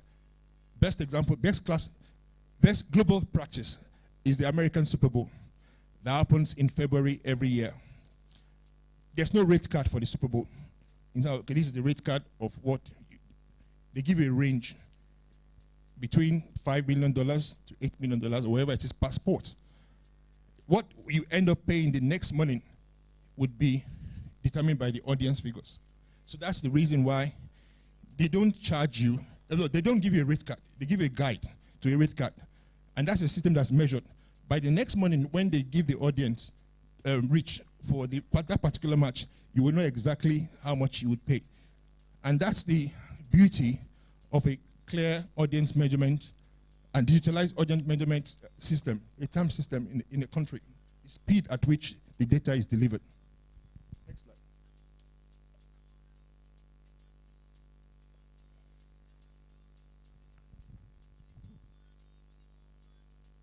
As I said earlier on, you simply cannot manage what you can't measure. And the idea of having a measurement system is to be able for you to be able to know your data around your audience. I spent a big chunk of my production life spent with media agencies, and I know the relationship that goes on. Everything you mean it's almost based on perception, subjective buying. Oh, I like Rotimi. Oh, he's my guy. I'm going to give him some budget. Nothing to do with what I have to sell. Nothing to do with, okay, I'm selling the World Cup. I'm selling the EPL. It's not about the data. When I used to buy rights, and I used to tell people across the world that when I get to Nigeria, I have the World Cup rights.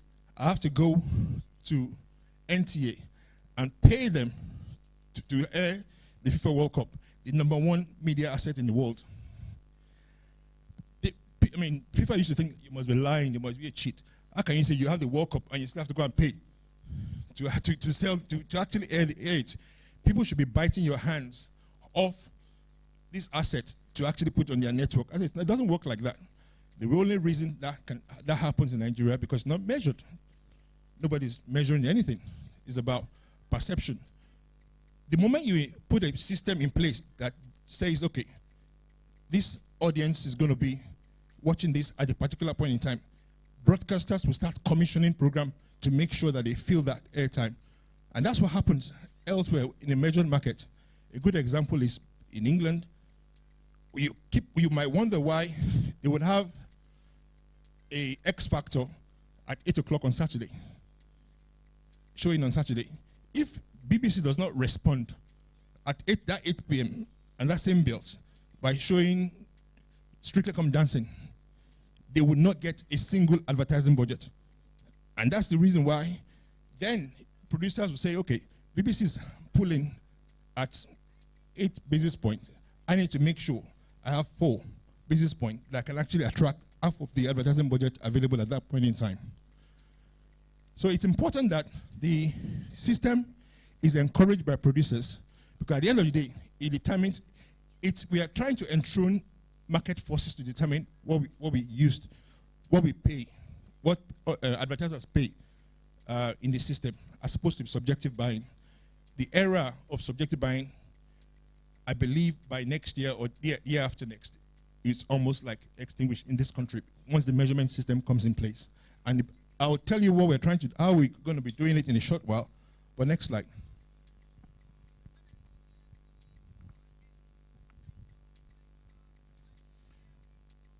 This is the current Nigerian broadcast.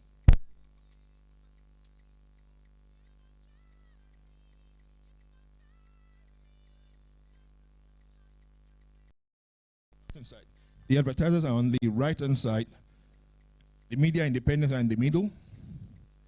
The content producers, everybody in this room on this side, broadcasters, content producers are on this side. The marketplace is in the middle, the media independents. And that's where I said I spent quite a number of my life going from agencies to agencies, making pitches after pitches, why they should support my program and why they should put money on the program. Subjectively, no objective criteria, also done subjectively. It's an informal relationship I was explaining earlier, and we're trying to change that it has to be something that 10 eyeballs must equal X number of naira, and that's a standard currency, and that's why I call it a currency. We have to introduce a currency of measurement of value, as opposed to perception. Oh, when You Were Mine is so popular. But we don't know by how much. We don't know how many people are watching.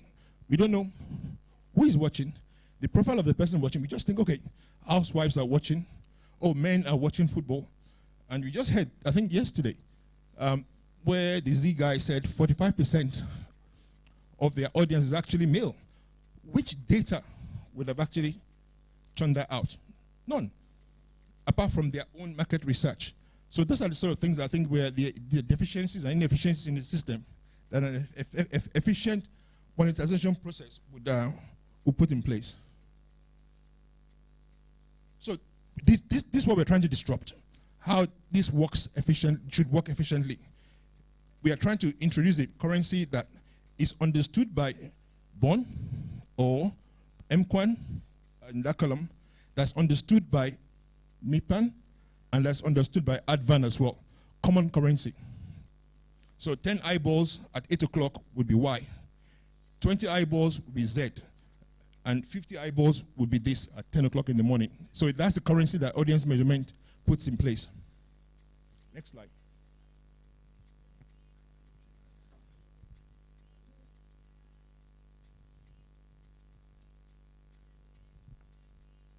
This also tells us about the sophistication of the system we're trying to put in place and how that would enhance each and every one of what we are trying to do. We're working, the initiative itself, it's a Federal Ministry of Information initiative driven by BON, driven by NBC and APCON.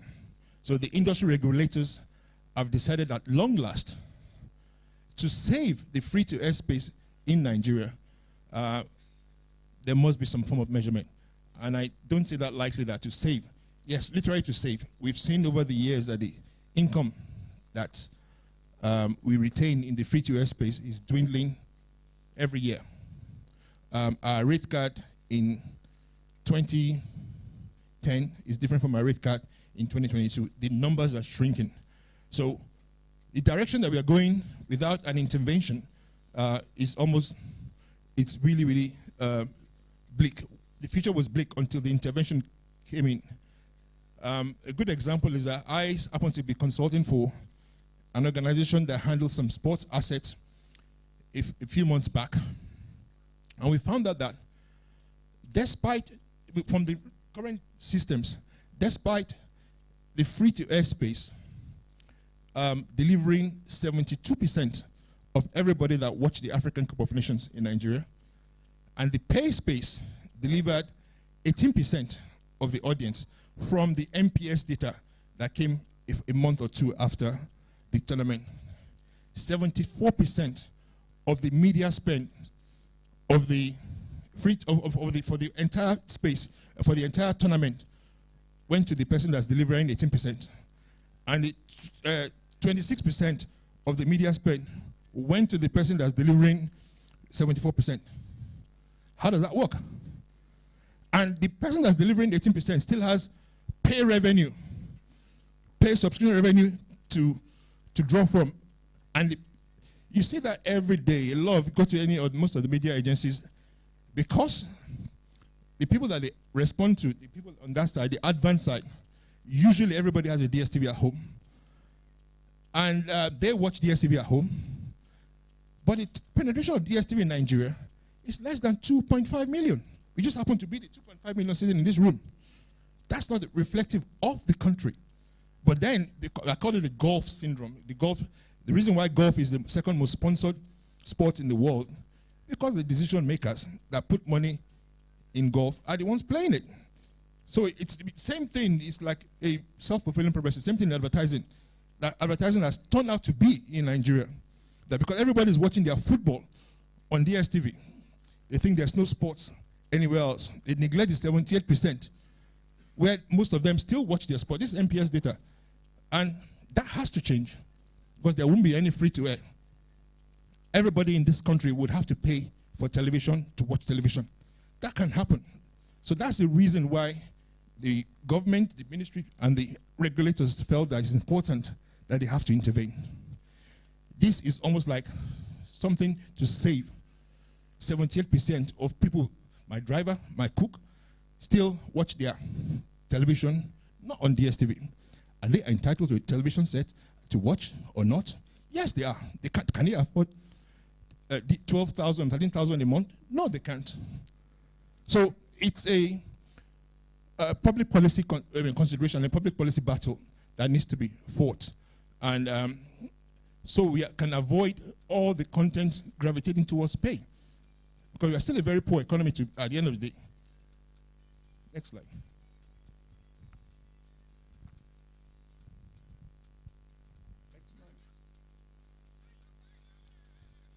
Yes, that's just by way of background. This is where it's relevant to us as producers.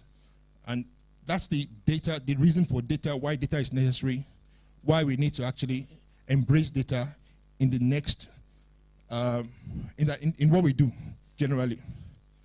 I said audience, what we do at FAML, we are simply a company, a business that understands or that seeks to understand media consumption behavior and insight, how people consume media, why they consume the media they consume, and how and where they consume it, from what platform. That's our business. And we've deployed technology to do that extensively. We're hoping to roll out by first quarter next year. We are in the stages of conducting the establishment survey to enthrone the panel that will deliver the exact demographic replication of all the subtle differences in our population in Nigeria.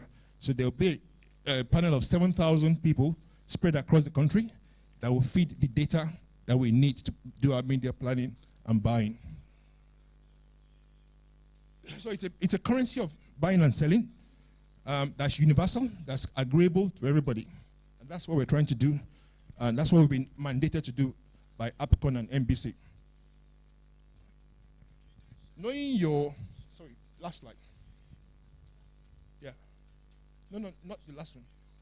The previous one, sorry. Why is, the point I wanted to make again is that why is it important that you have to embrace data in what you do in production? The main reason is that you're more in a fragmented space now than you were yesterday. The space is getting more fragmented.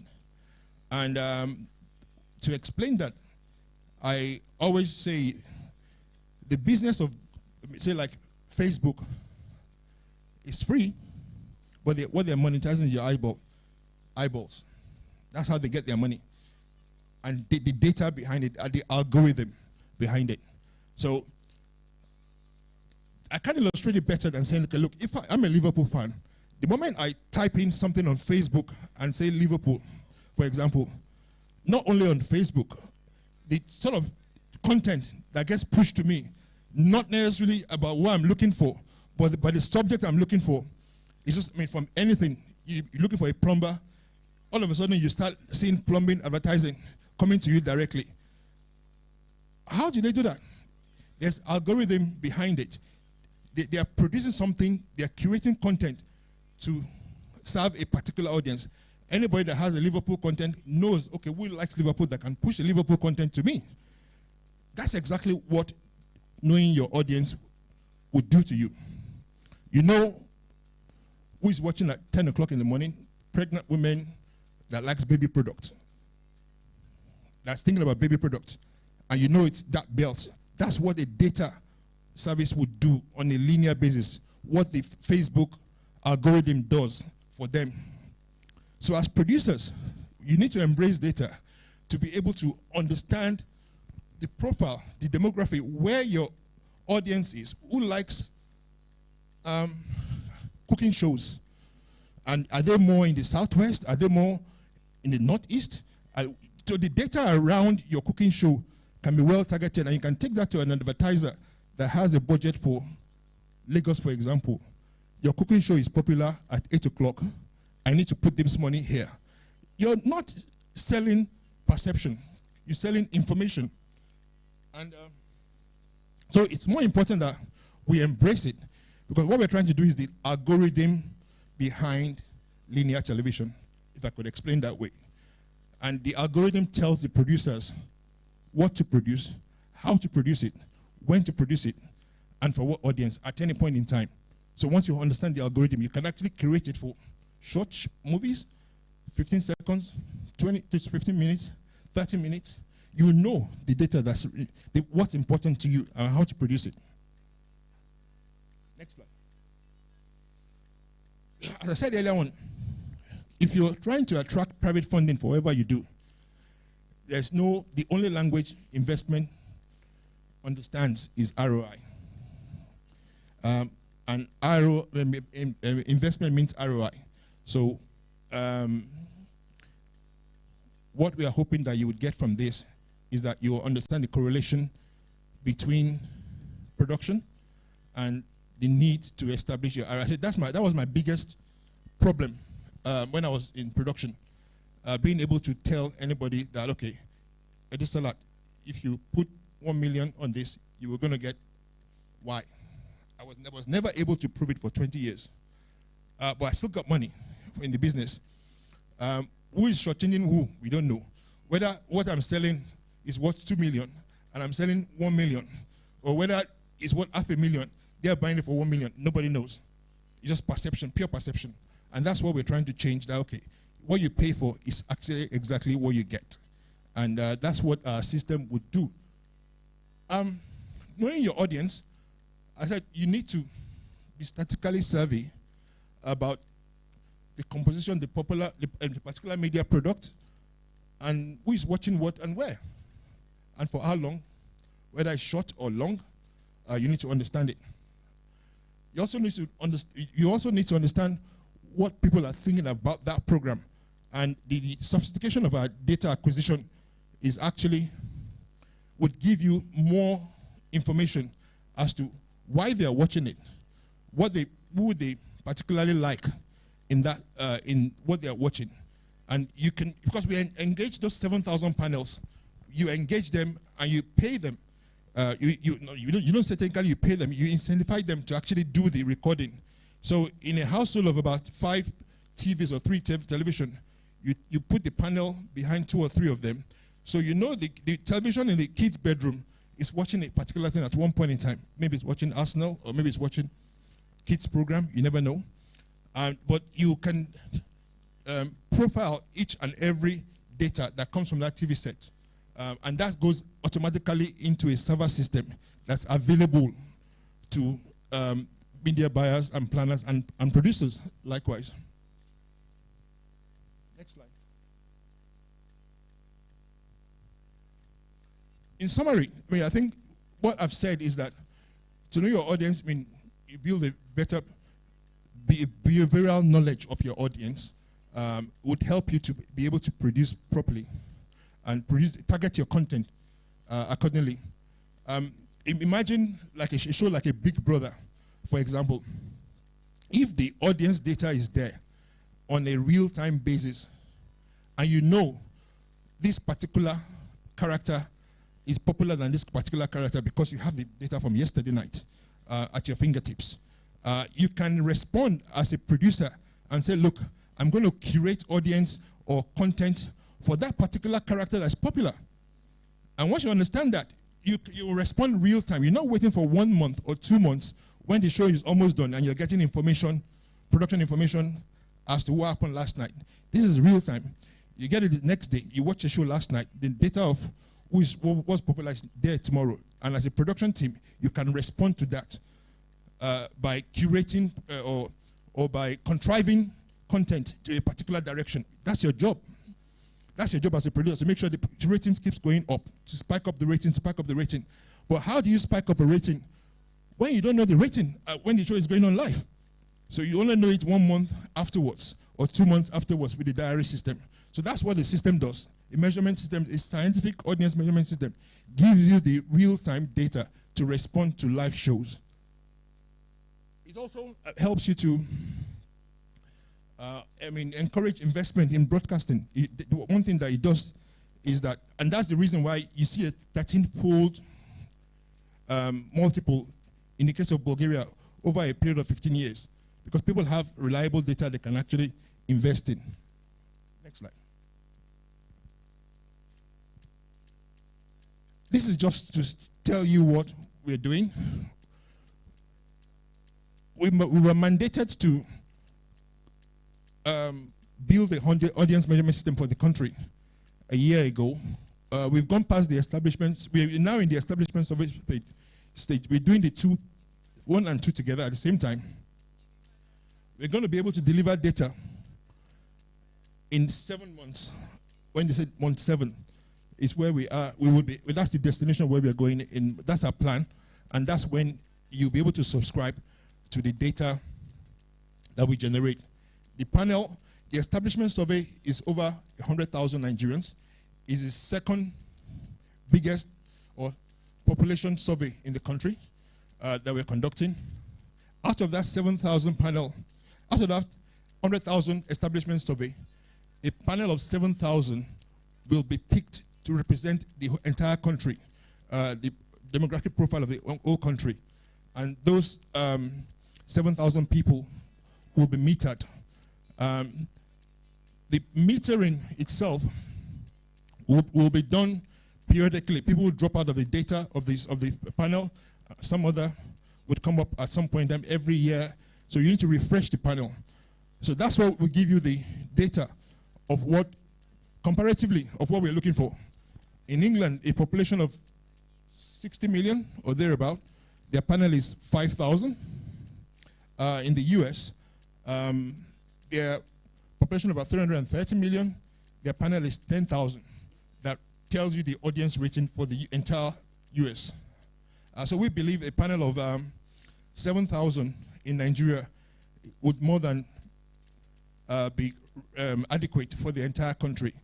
We know it shouldn't be up to that normally, but because we have subtle differences that we need to capture in the panel, it's Igbo, Yoruba, Hausa, so there's subtle differences that's not reflected in other countries that we need to actually grow our panel to 7,000. Normally, if it was a unified country, single language, it would probably be about 3,000 or 4,000. But because we have subtle differences different from the other markets, we're going to be having a panel of 7,000.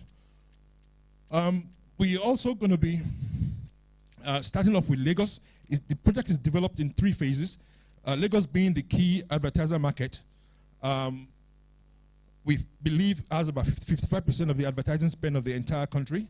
And we believe the panel in Lagos would be ready as a first phase by the beginning of next year. And that's 3,000 panel that we're putting in place for Lagos. That's the summary of everything. What I would say is that if we are going to be doing what we're doing, I believe it's important that once this is ready, before we even do any production, it's important, say you want to actually do a production around a scripted format, as we had in the last session. The data around how the last one did should be your guide as to how my own is going to do and how I'm going to sell it to. And you can even profile a form of budget. Oh, how much did that one get? It got 5 million naira from P&G. I would put my budget around 4 million. So it helps your planning, and that's how data would, as opposed to the days we used to produce and take a look, this sounds good, it looks good, I know it's going to sell. You know it's going to sell, but that's gut feeling. So we want to move away from that. We should move away from that going forward as producers. We should move into the area of planning with data. And I'm going to part with a word of Michael Bloomberg.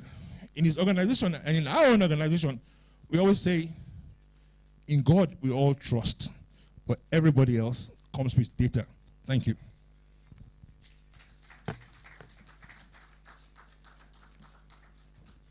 Questions?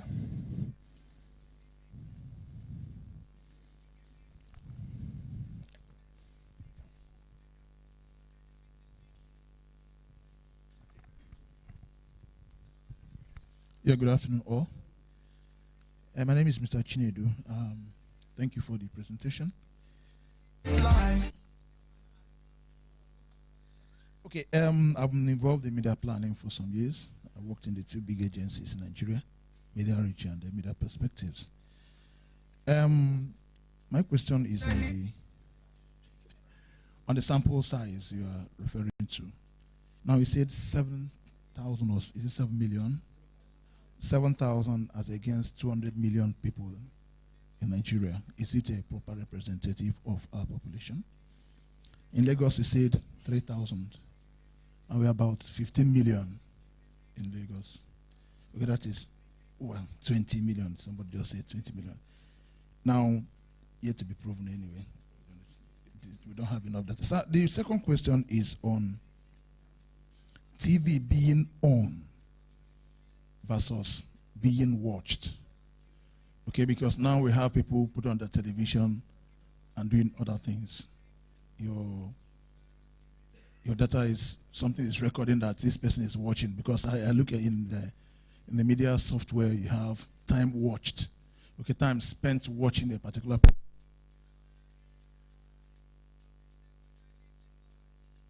be on and the person is somewhere doing something else.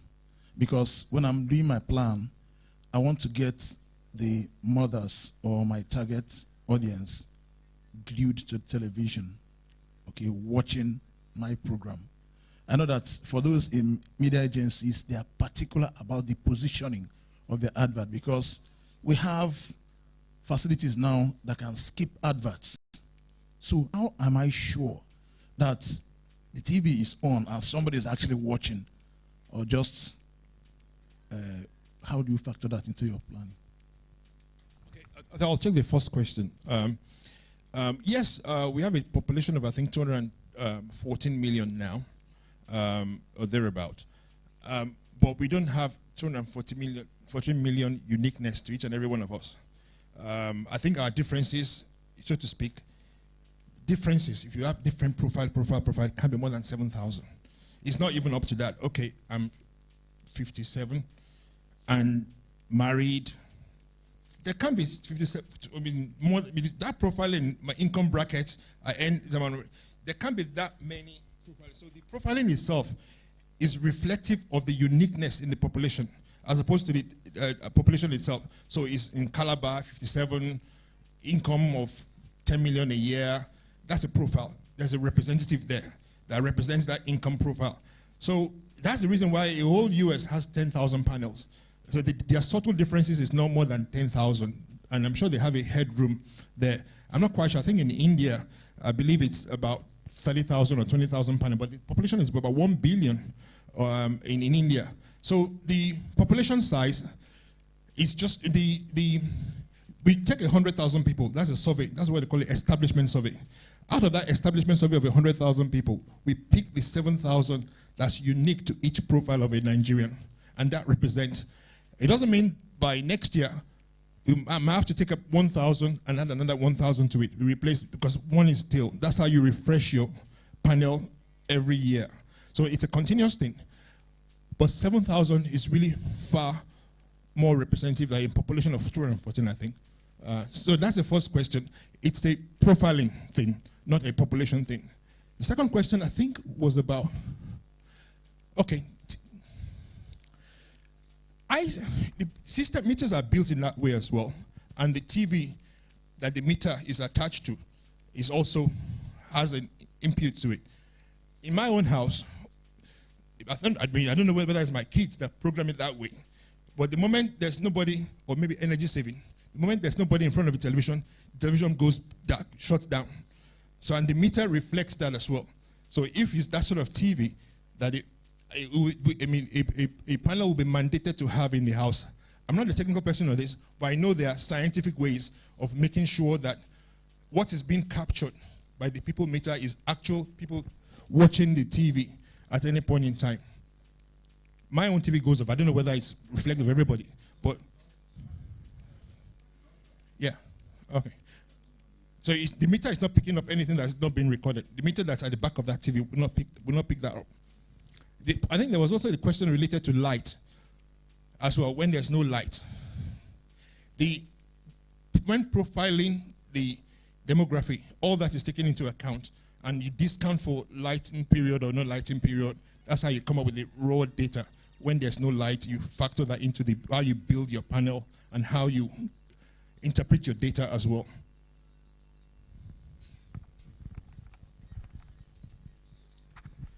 Thank you very much for a wonderful presentation. My name is Amina Mohammed. I work with Ames Media Company Limited. We are more into content production. I come from a very traditional background of NTA, where those days our data collation is basically based on feedback. That is, you know how many people have watched, either based on email or telephone, if it's live programs. I also had an opportunity to sort of challenge this rating company once that seemed to rate a program or a time bet based on your subscription. You know, when you subscribe to them, that's when they rate that a particular time. I remember once they rated at 7:30 bet because the producer of that program, so to say, had subscribed. You know, and I'm happy you also alluded to the fact that if I think that's what you call the diary method, right? So now, you also said data, when it is properly captured, is a win-win situation for both the content producer and the advertisers. How do we now begin to? I'm happy with what you have done so far. Are you counseling us or telling us that before you think of conceiving any audience at all, find out from those who have been in that space? Just understand what I'm saying? Find out whatever program, because earlier in the morning we talked about children's program. I mean, the drought in it. So we have to, of course, we can't rule out collaboration here. Maybe we'll meet all the research people and all that, to say, okay, before you even think, even the advanced person that came around talked about being carried along when you are conceiving a program. So what really is your counsel that before you even think of any concept, any program, what do you do so that you have an all-inclusive and you're not working in vain? Thank you. Thank you so much, madam. I mean, I keep using a phrase that says that, I mean, it's the old adage that says, there's nothing new under the sun. I mean, I think it was yesterday, I mean, we were told that NTA is, I mean, now brought back Village Headmaster, and they're bringing back Cockerel at Dawn. How I wish the data around that Cockerel at Dawn or Village Headmaster was there then. I grew up watching Village Headmaster, and I know we gather around the television station, the television box, to actually watch Village Headmaster and Ichoku and all that. But there was no data around who is watching. We know we all know it's popular. We knew it's very popular. But that data would have actually directed how this new production would be. So, which is, you're absolutely right. And somebody said we grew up watching Indian films. As a kid, the Indian cinemas, Amitabh Bachchan, we know all them. We all grew up watching all of them. So the point I'm trying to make is that there's always a reference point at some point. There would be, if we have this data available now, all the data we capture from there should serve as a reference point and a guide to somebody else. And say, look, who wants to be a millionaire, topped the rating at any point. I'm doing a quiz show. I'm producing a quiz show similar to Who Wants to Be a Millionaire, or different. The Who Wants to Be a Millionaire should be a reference guide as to how mine is going to fare commercially. So, as you rightly said, I would counsel, I said, look, everybody else comes with data. We pray about, okay, my show being successful, but also support it with data.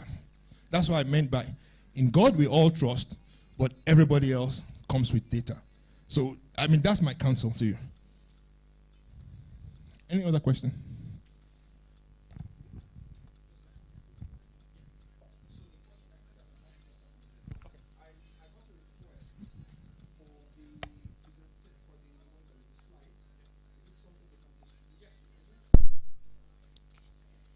Good afternoon, everyone. My name is Amaka Chibuzobi, and I run the Wives Roundtable.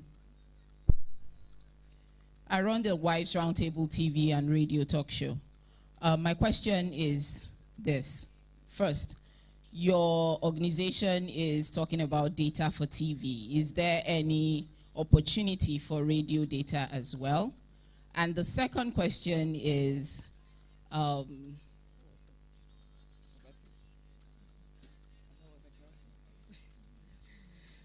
I've actually forgotten what the second question is, and that was actually the very important question. Okay, so yes, I remember now. My second question is this: how do the producers get access to the data? You were talking about in real time. We're going to get the data the next day. Because what we use right now, the MPS data, access to it is quite tough. For you to get it, you either have to go to the agencies and have them run the data for you, or maybe if there's a radio or TV station that subscribes to MPS, then they can get the data for you. So it's quite tough for us producers, or for myself, I don't know if I'm speaking for other people, to get access to this data. So for your organization, how do producers and content creators get access to the data in real time? Do we subscribe to it and just, have access, or is it as needed that we get it? Thank you.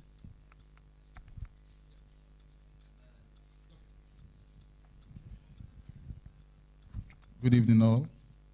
My name is Osezua Stephen Emoivio. I think I must commend you for the beautiful presentation, first and foremost. And for some of us, it's something positive that has happened. Some of us left the traditional TV space, doing content and all that for that space, because this lack of data was actually what sent us away. Because the agency give you some jobs, they give you some adverts for your programs. At the end of the day, tracking will become a problem. They tell you, no, out of 20, maybe you fly only 3. That's what our report is saying. And we also realized then, I don't want it to look as if maybe I'm just, but then what we gathered, some of us from our research, is that the guys in the agency and those monitoring, they have this relationship that even that money of the 20, they pay you for 3, which is not anything, that they don't refund such money to the clients. It's something that, they have a UTT arrangement concerning that. But with things like this now, I think some of us can also think of coming back to traditional TV. So we just pray you hasten it up. And as you are carrying the producers in the house along, you should also extend such invite to the agency guys. Thank you. Question about the subscription in terms of how do you get access to the data? The data is real time, is available next morning after the show, your show is aired, and you know who watched, how much ratings you have, but the access to it is by subscription, and the way this has been structured, different from anywhere else, is that this is the industry-funded approach to this initiative. Traditionally, elsewhere, the government of a country would say, here's the money, I need to measure my people, what people are watching. It's not only for commercial reasons. The government also needs to know whether the COVID campaign that they launched yesterday is being watched, is effective or not. So there's a public utility to it as well, to knowing what people are watching at any point in time. And so it will be by subscription, and it will be commercially driven. And but what I can assure you is that the rate at which you're paying for MPS data that comes a month or 6 weeks after the program has aired, it will be far more competitive, or will be competitive to the current rate. So it's not something that you have to pay a huge amount of money separate from what is currently available, what you're currently paying for. It's just more efficient and it's more reliable, and it comes, next day to you. So it's very competitive rates. And I can't remember the first question you asked. But yes, the mandate from the regulatory body, APCON and NBC, is for television, radio, and online. So it covers everything, but it's going to be done in phases. What we are launching at the beginning of next year is the television first, then it goes on to radio, then it goes on to online. Sorry. So I wonder was it a question or an observation? Oh, comment. Okay, thanks. Good evening, everybody. My name is John Upa. I currently run the Canal Plus advertising sales house in Nigeria, selling all the rock channels as well as 28 French channels in English-speaking Africa. One of the things that we did first in 2020 when we opened was to invest heavily in data. By that, I mean MPS, Ipsos in Ghana, Media Track, of course, and that's able to give us a lot of information. But during your presentation, you did mention something. The market isn't responsive to it. The market isn't responsive to data. We also have this software called Harmony that we use to be able to compare our viewership to any other person's viewership per the MPS data. But you go to the agencies and then you realize that it's all about perception. It's all about perception. Nobody actually takes the time to look at the data. They look at the data, maybe they see like in those days when terrestrial TV was the in thing, and they will say, I am number one, and that's it. So we have a challenge. When this data comes in, we will have to all come together in a room, look at each other eyeball to eyeball, and say to each other that this has to work. This has to come from something. If I am able to put all the data on the table, will it affect the way that budgets are allocated or budgets are assigned? So do you have a plan behind the availability of the data to sensitize people that you can actually, to sensitize, the advance guy was here earlier, the advance guy was here, and unfortunately I don't see any MIPAN person here. So do you have a plan, or does the government have a plan to put some kind of education behind the availability of digital data? Because digital data, like you said, is real time. That's that. And then I'd like to say something to what Ms. Obi said. For me, I think it's about the way that you approach it, the way you're going into the market. You can go into the market, have everything, but you still don't move the market. International organizations, of course, are the ones that should come here with data. A lot of them come here and they naturalize. They naturalize, like they leave the data out and they go with perception as well. So it's a lot of work. It's a lot of work. You still have a lot of work to do besides the availability of the data and whatever it is that it's able to make available immediately. Let me end this with a question. If we can use Harmony now to compare our viewership with everybody's show in the country, like I can take Picture Perfect, I can take Husbands of Lagos and compare it with Jennifer's Diary, with anything else that's available anywhere on Nigerian television today using the Harmony software. Am I able to do the same thing with this software? Okay, I'll is that speaker? Is it on? Okay, I'll answer the last one first. What our job is to collect the data gathering. Whatever software you use to interpret the data, that's yours. We're not in the same business as media planning people, media planning agencies.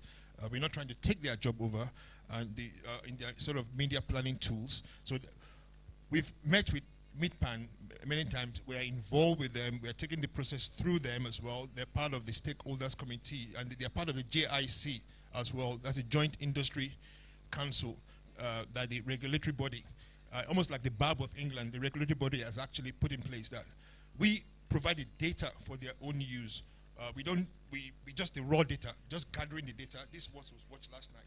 However you choose to interpret it, whatever tools you choose to plan with, it's entirely your prerogative. We're not involved in the actual planning work. We're not involved in the comparative work. Yes, but the tools will be available. The data will be available for you to compare. As long as your subscription services covers, okay, I want all the data from all the things, so you can actually do your analysis using your own tool. That will be available. What was the second question? First question again? Or was it observation? Yes, just comment. Just to touch on that a little bit as well, is that we are working with the industry itself. A lot of work to be done, but one thing everybody realizes is that it is time. It is time. The advertiser-funded space cannot continue to work the way it's working without any data. We cannot just purely work on perception. Oh, this is popular, that's not popular. So the industry itself, the stakeholders put together by the broadcasters through the Broadcasting Organization of Nigeria and NBC, plus the people that supply the content, and the people that buy the content, and the intermediate, the marketplace, Midpan, they've all come together and said, we all need this now. Otherwise, you find that we're not in business in 10, 15 years. There's nothing to plan because there's no money coming in. So it's important that, a lot of people it's an industry thing. We are just a service provider to the industry. It's their own initiative. It's the, not Advan, Upcon and NBC. Arcon, that's correct. And NBC, they are the industry regulators, and they are the one that said that we need to put this together now. So it's we're just service providing, we're just gathering the data for them. Okay. My question, I don't know whether I should call it a question or just something I want to get more clarity about. My name is Eko. I'm representing HT Ventures. Now, my issue is that I like the fact that data is coming into this sector, and especially in Nigeria. And one of the unique thing about Nigeria is, I think in the last 20 years, there'll be prediction that this country will blow up based on a lot of empirical data from people abroad. But we are still here. Now, my question is, data versus perception, sentiment, emotion. Those are intrinsic values of human being that you cannot, I don't know how you want to measure it. Now, look at Marvel and DC. Now, DC came with Justice League, but they felt because Marvel came with humor and all that was successful. So Zack Snyder was laid off. Joss Whedon came in, added humor. But it was a failure. Now, Zack Snyder's Cut was released. It won a Grammy. And on IMDb, it was the most watched in that. Now, that means that the data was wrong and all that. So, what is the percentage of assurance? I know that we are all trying to, before we invest and all that, before you do a film, you give it to critics, you do test screening, you do all those things to say, okay, this. But sometimes, the way the audience just react, they just said, Zack Snyder lost his daughter, and these guys didn't support him. And that was just the thing. And that was up till now. They're still saying Snyder Cut, Snyder and Warner Brothers, they're still in crisis up till now. So what is the percentage of success that data will guarantee? Because there's a thin line between VOD, theater, TV, everything is coming now together. So what's the percentage that data can give us for success? Sorry, thank you. Okay, very good question.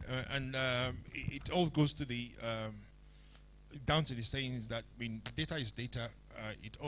Measure anything is only a measurement. It only helps you to improve it and able to manage it. But it doesn't go beyond the management tool. Data is for management, and if you're driven by commercial consideration, I think I alluded to the fact in the beginning, public mandated broadcasters are not necessarily driven by commercial considerations. They're driven by other things. NTA could say, cockcrow at dawn reflects the culture and demography of the country. And the government will pay for it. They go at the end of the National Assembly, they give them some money and pay for it. As a commercial venture, at the end of the day, it's a business. The numbers would start adding up at some point in time, even though you can take losses, but you have to break even. Otherwise, that creative spirit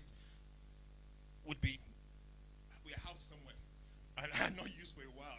After a while, if you can't turn it commercially, what data helps you to do is just to manage the business side of thing. And that's why I said at the beginning of the session that what I'm here to talk about is just the business side of it, not the public sector broadcasters.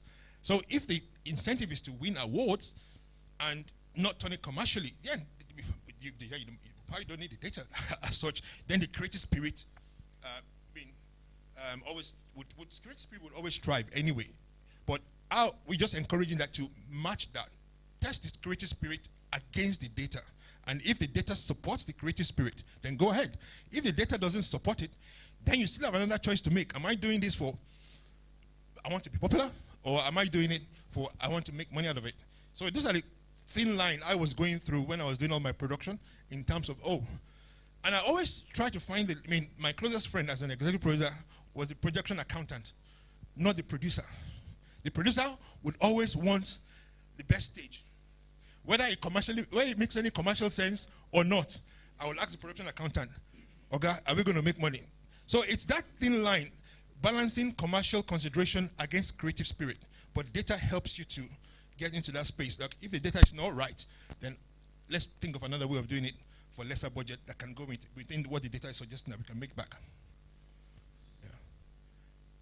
And I've always said one thing as well, that there's a reason why Michael Jackson has got a manager. He's the creative guy. He does all the dancing and creative spirit, but somebody still manages the business out of it. Okay, we're not going to do that talk. We're going to do that talk. That doesn't make money from us. Even though you might want to go to Vancouver to play there, but it's not going to make any money from there. Somebody takes that decision. That's what data helps you to do, in a way. Thank you. Good afternoon. Yes, my name is Choma Molaye. Sorry, I'm a bit under the weather, so I'll just talk slowly. So I'm into tech. I own a show on television, Pioneer STEM Show. I want to ask a question. I want to comment that it's very important for us as program owners to have access and know this kind of real-time data. I know every Saturday after my show is being aired, I get disturbed when I don't see somebody buzz me on Facebook to say, I watched your show on television, it was nice. Oh, the guest that was on television, can you give me his number? Can you teach this? Can you teach that? So, and I really appreciate that there's some kind of measurement that gives us real time. So my next question is, instead of asking people, what did you watch 3 p.m. to 3:30 on a Saturday, for example, would you ask them, did you watch the Pioneer STEM show? Can you go more program specific, right? Maybe when they see the word Pioneer STEM show or Super Story, they would quickly recollect, what they watched at that time. Can it be more program specific, because each time has a program. Each time there has a program in it. So I'm asking that. I would have loved to see the set of questions that you asked to get this data. Yeah. Oh, you're trying to say the specific questions, what the details of the data? Yes, and could you go further to ask, did you watch this program? Instead of just 3:30 to 4 p.m., what did you watch? Yeah. I wish you can prompt them, like, this is a program showing on ABS TV or Silverbird, right? Did you watch this program? That kind of question. We can't prompt them as to what they watch, because that would be forging the data. The data is there. It's what they call, what we have, it's in technical terms, is called, what we currently have with the MPS is called the declarative approach to data gathering. Declarative meaning that it's what the person recalls and declares at that month-end survey that's captured, and that's why it's about 38% unreliable. What we are putting in place is what they call a passive approach to it. It's just there. It's monitoring you, but you don't know it's monitoring. Almost like a big brother. It's there. It's recording everything. If you go in front of the TV, it says you've put on the TV. It captures the data. If you're in front of the TV, it captures the data. How many minutes you watch for before you move the way, it captures the data. So, yeah, there's a device. There's a device at the back of the TV. Well, it's called People Meter. It's called the People Meter at the back of the TV. So it's automated, and the chip in the People Meter transmits the data to a server somewhere. That from the server it goes to the subscribers. So, Good afternoon, House. My name is Oladele Ojewale, Managing Director of Media Track. I'd like to speak to my brother here that spoke earlier that monitoring agencies drove some of them out of the TV space. That there's a kind of a GVV within us and the agency. I speak clear to this by the grace of God. Rotimi here, we spoke earlier before now. I've been on this business for over 20 years. We never and we have never and we will never connive with any agency to defraud any program owner. Our business in this bit is to ensure that the advertisers, the program owners, and the media house get the right value due them. Our discussion with our clients is signed up as a contract. Whether, in fact, most of our clients are angry that don't tell us, we don't want you to save us money. We have that money, we want to make sure that we have value for that money. So Media Track has nothing to do with whatever happens. Now, you see, what Rotimi is proposing here, their job is, they are giving you information about, at this time of the day, this set of people, the young man, the young woman, the old men, watch this on their TV channels. So what it does for you content owners is to get that data and plug in your program onto that time. Then it is when it's exposed that Media Track will say, okay, though this time belt is said to be prime, is good for this audience, and we advise that this program can go on it. Media, oh, it was exposed. Then when the brand owners get that report, they now know that the content owner and their agency have actually done justice to their investment. So at no point in time is Media Track paid a dime extra for non-compliance. Chinedu here is an agency guy from Media Reach. Was an agency guy with Media Reach. While it was on the accounts, I know the number of times they tell my people, we have not seen our report, we need to prepare post-campaign analysis. This post-campaign analysis is what the brand owners with the agency use to say, okay, this is what has happened. This is what we'll do next. We will not pay for this, we'll pay for that. And if you have any issue, like probably you claim you have done 30 spots, and our report says you have done 20, our doors are wide open. We have a process for reconciliation. Yes, we have a process of reconciliation. There was a day I saw Chinedu on the bridge. He said, I'm going to your office, I have a meeting with Edith. You remember? So please, wherever that insinuation is coming from, thank God for this kind of meeting. There's nothing like that. And if you have anything like that, my numbers are open. You can call me and we'll deal with it straight up. Thank you. Thank you so much.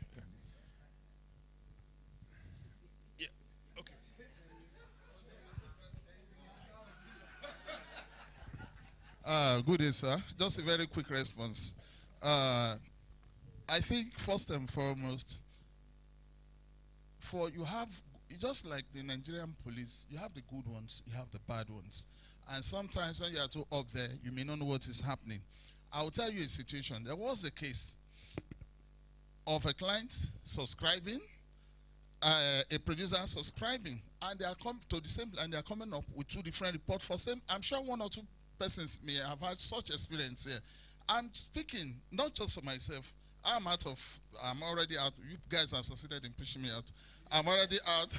Maybe with them, with what is happening now, I will have that boldness to come back. But then, what I just want to clear that, of course, they are good guys, but at the same time, they are bad guys. So maybe you just need to look closer and you know what is happening. Thank you. I just think I should clear that. Aburo. Well, we have been having this chat before you asked this question, back there. We still have our controversies, and we will still continue to interrogate audience measurement. One of the things that they have been criticized, of is that their systems are more analog than digital. Some of them who have been to their offices will tell you, you see one man who is half asleep with about 7 television stations, sets before him, monitoring different channels. In most cases, they cannot monitor 90% of the channels they generate reports for. So how they get those reports, no one knows. They just, put TV on and watch the major television channels, and they begin to record. So if the guy who's recording was asleep when your program ran, they would just say, we didn't flight those commercials. So I don't know. Wait. Excuse me. I am telling you from experience. I would not expect him to admit that if it happens. Maybe they have upgraded, I do not know. Just like he said he left TV, I left TV a long time because of all these shenanigans. You understand? So I wanted to even ask, who contracts the media tracking people? Is it the product owner? Good. So the problem we always have is with the agencies telling us of 20 commercials, we only saw 3. And you ran the 20. And they say, go and bring off-air dubs. Or you go to Media Track if you are lucky to have a friend within the system, and they'll be telling you, okay, we'll help you to adjust this and adjust that. So this whole thing is all messed up.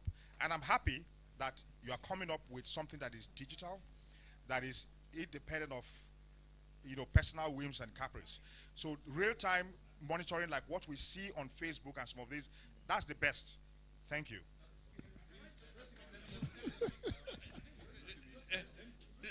Let me just... Yeah, I'll give an opportunity to do that in 1 minute. Yeah, let me just clear something. Let me just clear something up. Just 1 minute. I mean, I think it's important that we distinguish between media tracking and audience measurement. They are 2 different things entirely. One tells you the profile of who is watching your program. The media tracking tells you the commercials being flighted. So our business is not to tell you that MTN ran at 8 o'clock, at 8:30. Our business is to tell you that the program that MTN ran was being watched by X, Y, Z. Yeah, in a way. If there is indeed a trouble. So it's still, there are 2 different things entirely. Mr. Latin, let me come back to you 1 minute. Let me take John here. Yeah.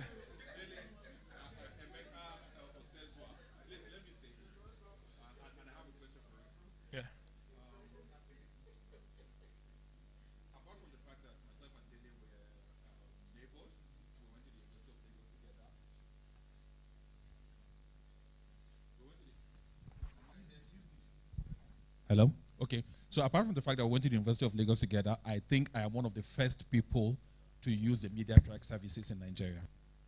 And I will probably say also that I am one of the longest serving ad salespersons in this country.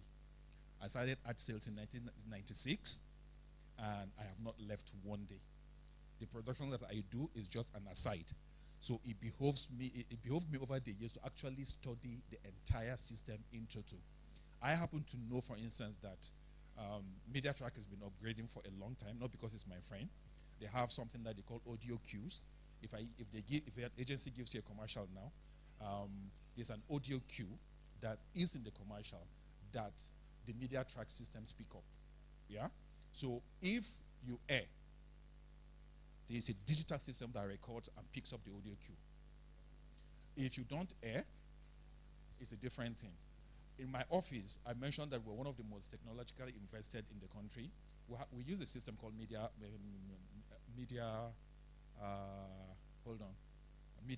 MediaTrack now, MediaStar. Not the one they use for the planning. The media angle of it, the pro at the back of it, is able to give you and record an off-air dub at the same time. Like, you give me an ad now, I schedule it, I send you an email, your advert will air at 8 p.m. this evening. You won't miss it.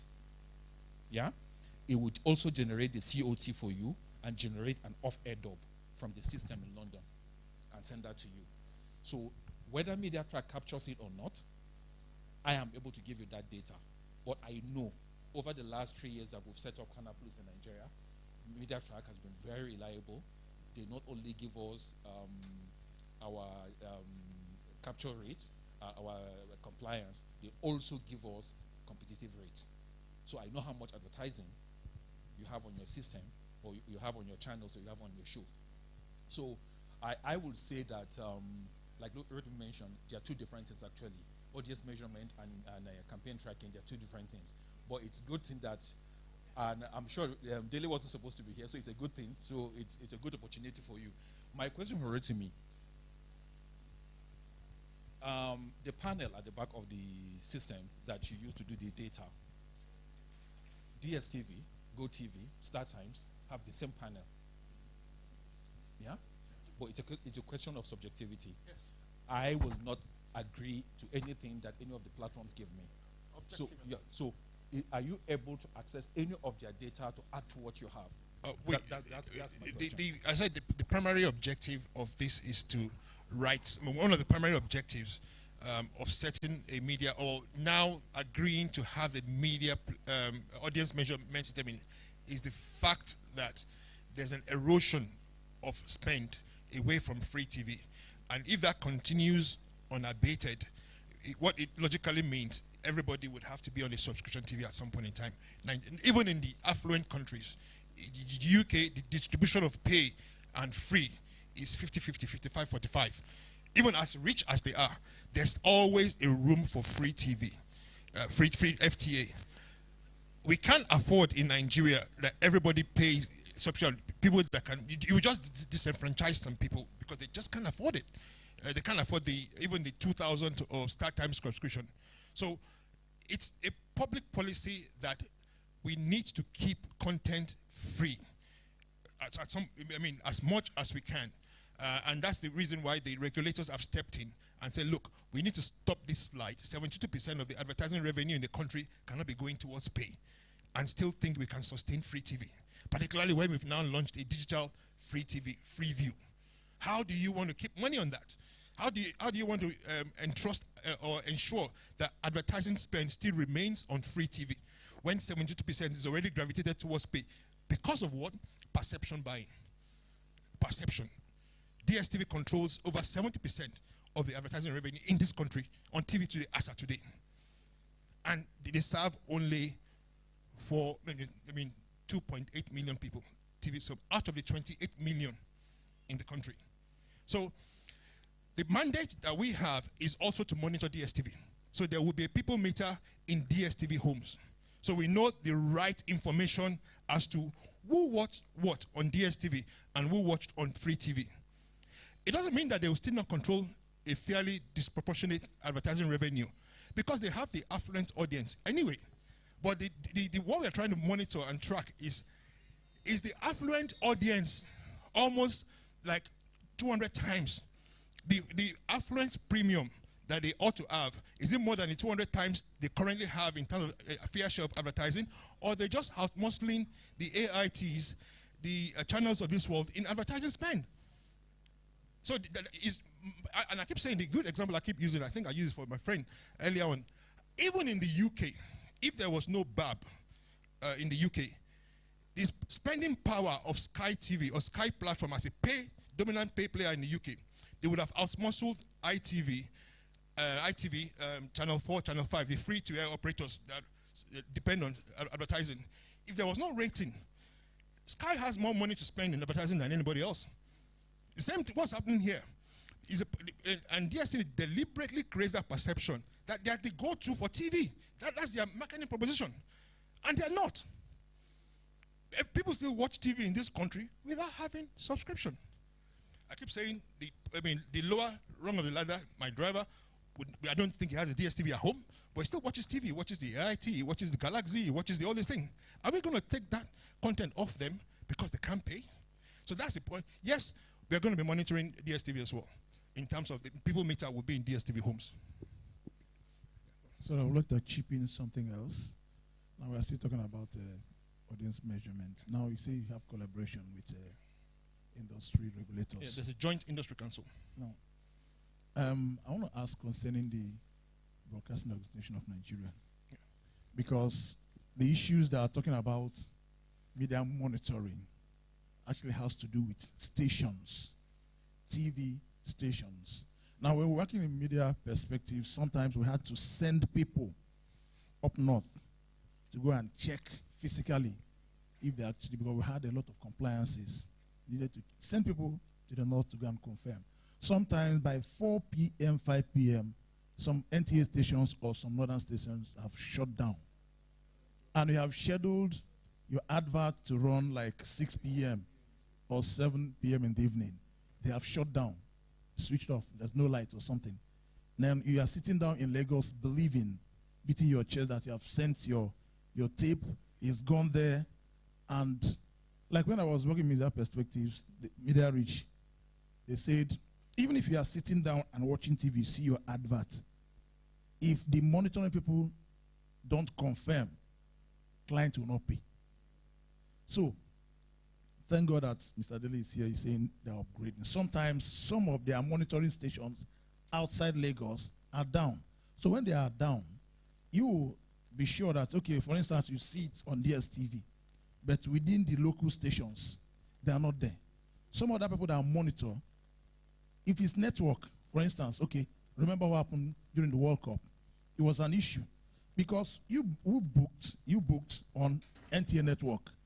NTA network is supposed to be 36 states, okay? And NTA 2 show it, NTA 10 show it, NTA Enugu did not show, NTA Benin did not show. Am I supposed to pay for the 36 states? You're not coming to say it's bulk.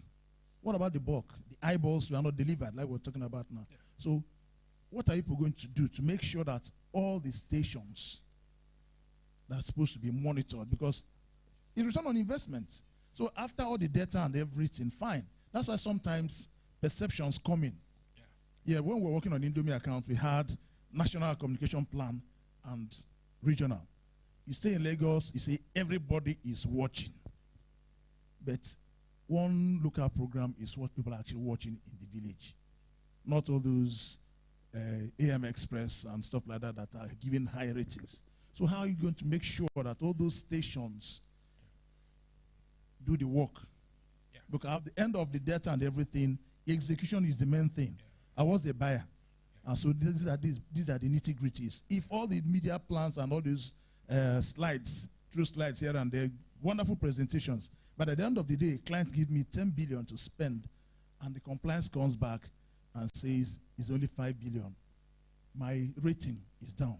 So what are you going to do to make sure? Thank you so much. Thank you so much. And just to illustrate again and reiterate that the Joint Industry Council has a number of mandates. One of them is just to institutionalize audience measurement in the country. That's one leg that we are service suppliers to the Joint Industry Council. The Joint Industry Council, headed by a former MIDPAN president, that's Tolu Ogunkoya, is the chairman of the Joint Industry Council. The second mandate is to work a way whereby broadcasters the advertisers, the debt history, the debt issues in the system, how can we solve that problem? So that's one of the mandate as well. And any other thing that would improve this FTA space, which is one of the problems that you've raised down, is the problem of TV shutting down at night, compliance. Compliance is a big problem as well. I'm not quite clear whether they have that mandate specifically as one of the things that they need to resolve as part of the whole entire industry reform. It is an industry reform thing to save the free-to-air. So audience measurement is just one. I believe compliance issues would be another one that they need to. But I would say address those questions to Tolu Ogunkoya. He's the chairman of the Joint Industry Council. Audience measurement is just one leg of the thing that this is what they need to do to actually bake a bigger pie for the industry. Our mandate is key, part of it, because we feel the market here currently worth about $420 million a year. TV alone, radio is about 81 million, and it's stagnated about 81 million for 10 years now. We believe in 5 years' time, if there's reliability, if there's trust in the system, if we can build trust and reliability of data into the system, just like in South Africa when they started measuring in 2008 or thereabout, and just like in Bulgaria, our technical partners country, we believe we can build the advertising space to a 2 billion market in 5 years or 7 years' time. We can drive more investment into that market if the people trust the data and rely. So it's a question of a long-term thing. We're trying to bake a bigger pie, and by building trust and reliability into the system. So the second question of compliance would be a joint industry council thing that they need to take up as well. Last question. Yeah. Good evening, all. Yeah. My name is Okenwosu, CEO of Key Media Nigeria Limited. Actually, my question is to my friend, Mr. Dede. You know, all this accuracy and all that. I have an incident that happened in 2016, Media Track, Etisalat, where all seasons is the media agency. This is a compliance question. No, the same data, the accuracy of data. I'm trying to prove a point now. So it was my program, Circle of Interest, on RSTV. The listing returned for sports 0. And I was like, okay. I got to RSTV. Please, can you give me off-head up? They did. And I saw the program. I saw the first spot intact. And I wrote to the media agency that I'm questioning this data. That's not correct. They said, no, it's 0 and all that. I said, no problem. I have my time. Because the most important thing, I got the timing of those, it was a Etisalat. So at the end of the day, they went back for back check and came back to me again and said 0. I now called the RSTV. Are you sure of this? Even the off-head up. But the only assurance I had that I saw their logo on the off-head up, meaning it's and the time and the date, meaning that it's actually ran. So at the end of the day, they came back the third time. So we are like back and front on this. So around the fourth time, the media track now saw the same 4 spots. So my question here now is that what actually happened between the first check-in, the back check, the third one was 000 until the fourth. This is before he now saw the same 4 spot that was in contest and other. So what happened when you checked the first time, you didn't say it? You went to the second back check, nothing. The third, nothing. But because I was very, very adamant, I didn't want to, because ordinarily what I would have done to just raise the case and say, well, you have, you are the final, this thing you have said, I didn't do it. But for the fact that I saw that logo of RSTV, I saw the date, I saw the time, I was highly convinced that no. So my question is, tell me what actually happened between those 1, 2, 3. Before you now got to the 4th, you now saw it. So let me know what happened. Okay, well, so thank you. Quick one, before I answer him. The audience measurement thing Rotimi presented to us is different from execution. Compliance. Extremely different. They are 2 different things. Now, come to your question. I'll answer his question. Now, this is it.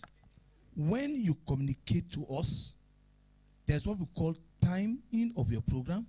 There's what we call your campaign title. It's not out of place that agency communicate to us that this is the campaign to watch for. Maybe it might be an Etisalat freebies, Etisalat 8 for 1, like you have a ×8 Airtel campaign now. If those details are intact, I can tell you here without missing word that your report will come out straight. I got to know Mrs. Jibe Ologe while our office was in Okwebi. She was coming with so much vibe, so much anger to fight. Good enough. I was in the office that day. She came up. I said, come on, madam. I took her to my office. She narrated her story. I said, okay, madam, come.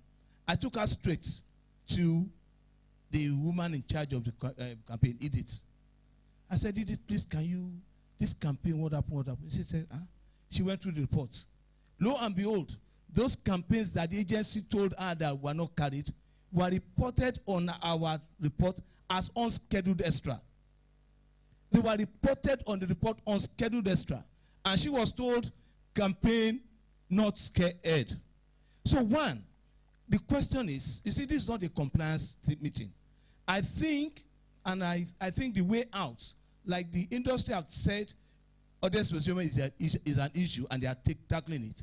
All stakeholders need to come together and address compliance issue. There are so many levels to compliance issue. Number one, the communication from the agency to us might be wrong. Now, you are telling me that you have a program at midnight or in the morning. The program is in the morning, an AM program. And you are giving me that it's on the evening belt. We will report that this campaign is on scheduled extra. You understand? I am not here to apportion blame, but I will defend my business. There's no time you have correct communication to us, the campaign material, the material getting to us, the scheduled time accurately that will ever report you not done. And one of the things we do, if we have challenges, because these things are electronics, if they have challenges, we tell the client, this period not monitored, pay with COT. We do that to our clients. So we will not, in fact, some of our clients will tell us that once you tell us we have an issue, we will not run campaign on those stations. You understand? So we don't sit down and watch our systems. Our systems will run independent of human beings. Excuse me, sir. Sorry, please. Excuse me. If we are talking, this is MediaTrack standing. By the grace of God, we started this company on a piece of paper at Sheraton. You understand? So at any point in time I set up an office, I ensure there's a signal receptor, there's a recording system, there's a detection system. So we have never at any point sit down and be monitoring this. No. Yes, please. Yes. Yeah. Yeah. Yes, please. No, excuse me. I represent MediaTrack. Okay. Okay. Okay. Okay.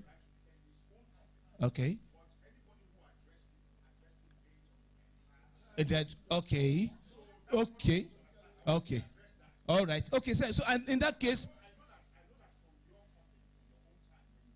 yeah. Yeah. Okay. All right. Okay. So I think the way forward for all the industry is to find a way to come together and address this compliance issue. Because I know a lot of content owners, your monies are locked with agencies. A lot of, you understand? So you understand? And Chinedu here was on that side before. And he knows the way it is. I tell you, on a monthly basis, there is a problem, a query to everybody in the system who does not generate his report before the 20th of the month. So all reports goes to the agency by the 20th. Some get their reports by the 11th. Some get their reports by 15th. The latest report leave our system is 20th, latest. Okay. So I think, like Rotimi had said, maybe the Joint Industry Council will need to sit and, okay, let's look at compliance. Because it is important that you invest your time, you invest your money, you get your money back. And that's why I want to say this, that our position is to ensure that every stakeholder get value for what they are imputed. Okay. Thank you. Thank you so much. I mean, can we just make that the last point on compliance? Because I would address that. I mean, I would take that back to the Joint Industry Council, and I'll raise the issue. I don't know whether their mandate covers that, but the mandate generally for the Joint Industry Council is the entire reform, overhaul of the media industry space. And the chairman is far more than competent. Tulu Ngoya is known in the industry, is the chairman of the Joint Industry Council, appointed by the ministry and the APCON regulatory bodies to actually reform the media space, the television and radio space in the country. Ours is just one leg, audience measurement, to make sure that we're able to drive the investment required into the sector over a period of time, and that's what we are mandated to do by providing data. So is your question related to compliance or audience measurement? Audience measurement. I'm actually a member of the subcommittee on media monitoring in the audience measurement tax team. Okay. And these issues have actually been looked into. Okay. Okay, Fantastic. so apart from media track, there's also the issues with the broadcasting stations. Yes. Sometimes when these programs are preempted with national broadcast, they show it at other times. Fantastic. And they don't get back to the agencies. So by the time the compliance report comes, it says Make good, unscheduled extra. So on the committee, the media monitoring committee, where the chairman is Mr. Semede from Advan, and I'm the vice chairman of that committee, we're looking into all these issues, and we have a very robust solution to it, so that the industry, will be better positioned to benefit and get value for their services. There you go. I mean, from the horse's mouth. So it's been looked into. I said the entire mandate is to reform. So I wouldn't think the Joint Industry Council will be doing a good job if they haven't touched on compliance as a major issue. Yeah. Okay. Any other question on the audience measurement? No. Okay. Yeah, I mean, on the parting shot, I mean, I keep saying that Nigeria is on the verge of dominating global culture in a way. We have cut across in music. Music is now mainstream. We are cutting across in movies. Movies is on demand. Our food as well. Jollof rice is now being sold in Sainsbury's and Tesco. So there's a cultural renaissance going on across the globe. We are beginning to win Grammys, and hopefully we'll win an Oscar soon. So we have been recognized globally. That itself means a commercial revolution.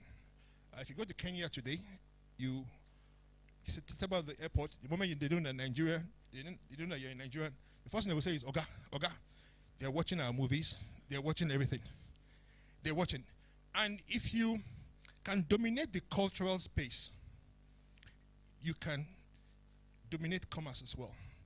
I keep saying the reason why people like us wanted to go and study in America and the UK at that point in time, because they had our minds. We were watching Soul Train. We were watching things that we were watching then. Motown and Hollywood. We are very influential on our upbringing. Nigeria sits today in that space that America sat, cultural imperialism, 30, 40 years ago. We are able to do it. What do we need to do it? It's a home market. Without a home market for American music, they can't export. Yeah?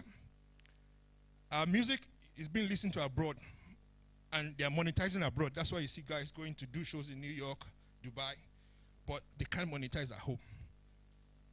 What do we need to do that? Is our media space. We need to clean up our media space. And we need to be able to add value to what we are exporting. The home market is key. That's when the export market becomes relevant. I keep saying, a Nigerian producer like you can sit here today in this room and decide how a Kenyan wears their jeans, whether they sag it or they don't sag it, because you have their minds. They are watching your movies. So that's the verge. So when the government is saying they're paying 200 million to this sector, it's nothing. This sector itself can feed the next generation of Nigerians, but if you know what we're doing, the media and entertainment industry. So we all need to understand that this home market needs to be reformed. This is where the base is.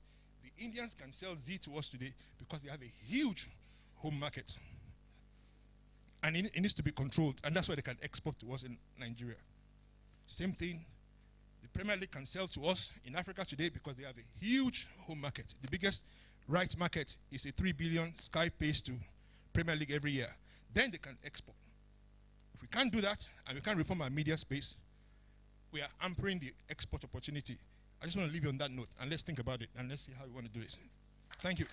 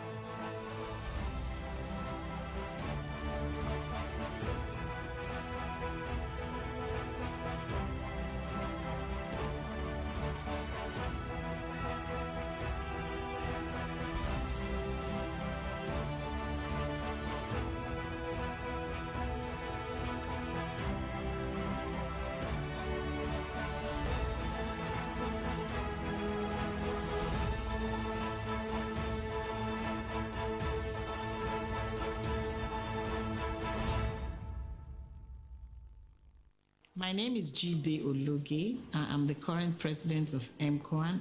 We are the organizers of Nemcea. So, Nemcea will be happening in 2022 at Radisson Blue Hotel in Ikeja. We hope to see you there. To act as a further catalyst to the already very busy space of content production in Nigeria.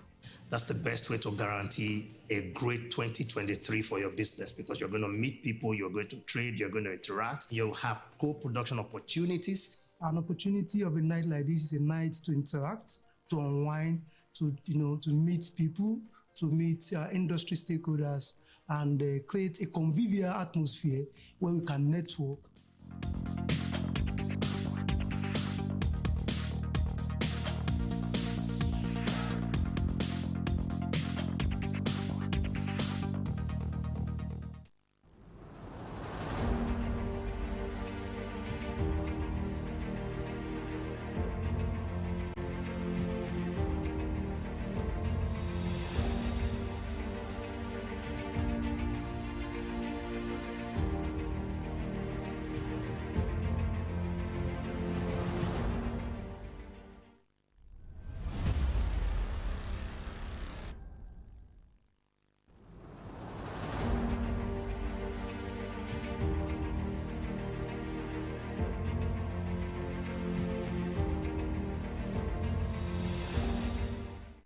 My name is G.B. Ologe. I'm the current president of MCOAN.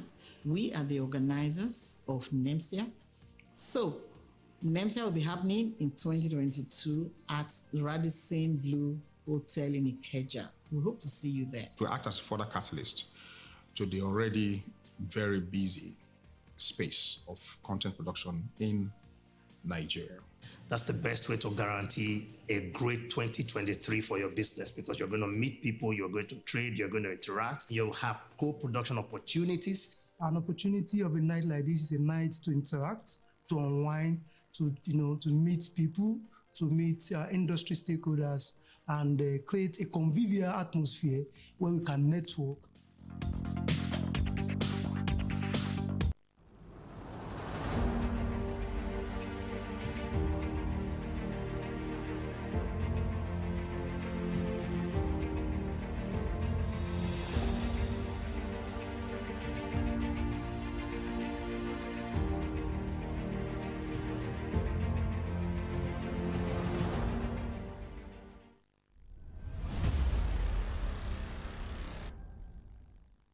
My name is G.B. Ologe. I'm the current president of MCOAN.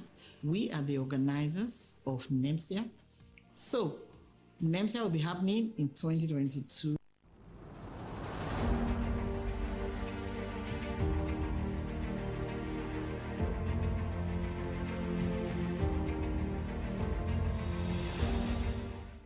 My name is G.B. Ologe. I'm the current president of MCOAN. We are the organizers of Nemcea. So, Nemcea will be happening in 2022 at Radisson Blue Hotel in Ikeja. We hope to see you there. To act as a further catalyst to the already very busy space of content production in Nigeria. That's the best way to guarantee a great 2023 for your business, because you're going to meet people, you're going to trade, you're going to interact, you'll have co-production opportunities. An opportunity of a night like this is a night to interact, to unwind, to meet people, to meet industry stakeholders, and create a convivial atmosphere where we can network.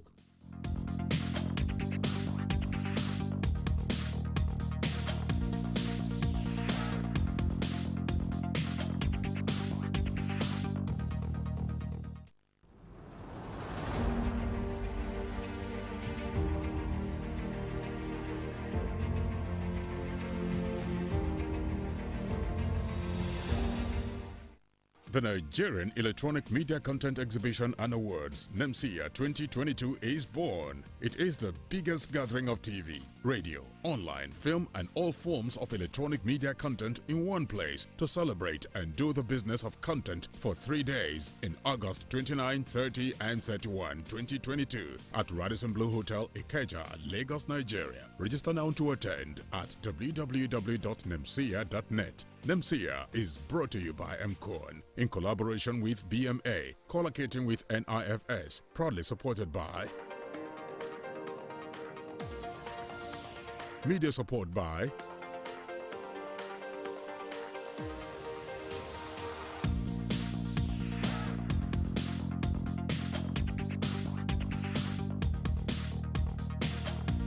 Nemcea 2022. One place, 3 days. Content is king, always.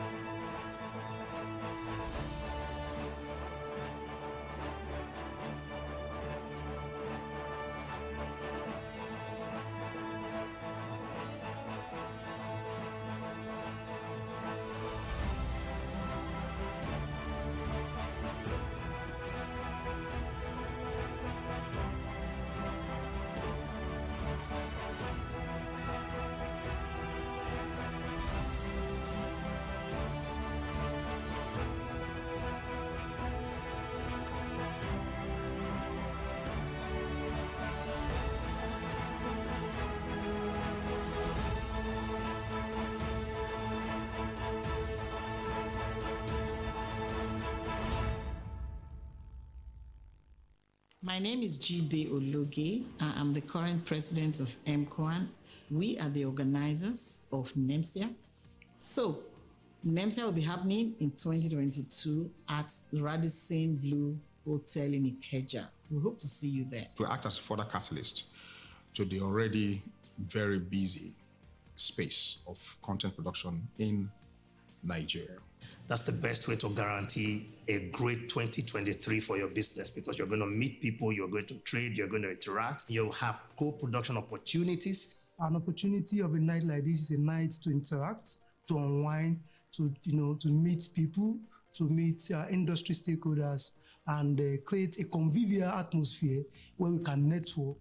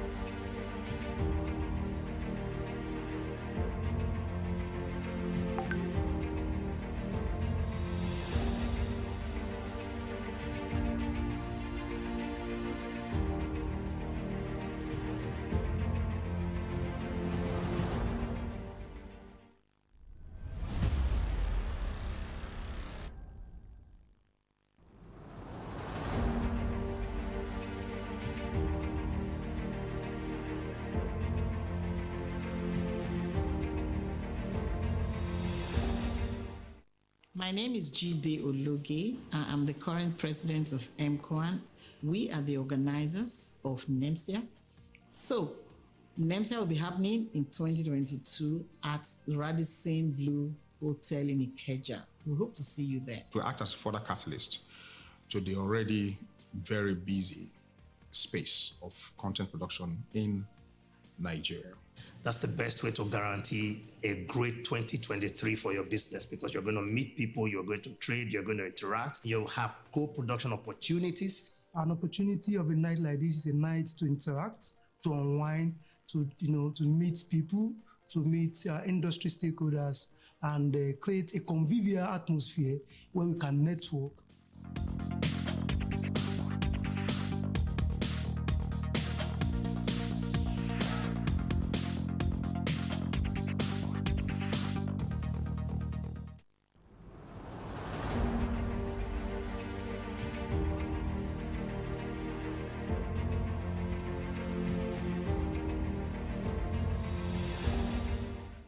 The Nigerian Electronic Media Content Exhibition and Awards, Nemcea 2022, is born. It is the biggest gathering of TV, radio, online, film, and all forms of electronic media content in one place to celebrate and do the business of content for 3 days in August 29, 30, and 31, 2022 at Radisson Blue Hotel, Ikeja, Lagos, Nigeria. Register now to attend at www.nemcea.net. Nemcea is brought to you by MCON in collaboration with BMA, collocating with NIFS, proudly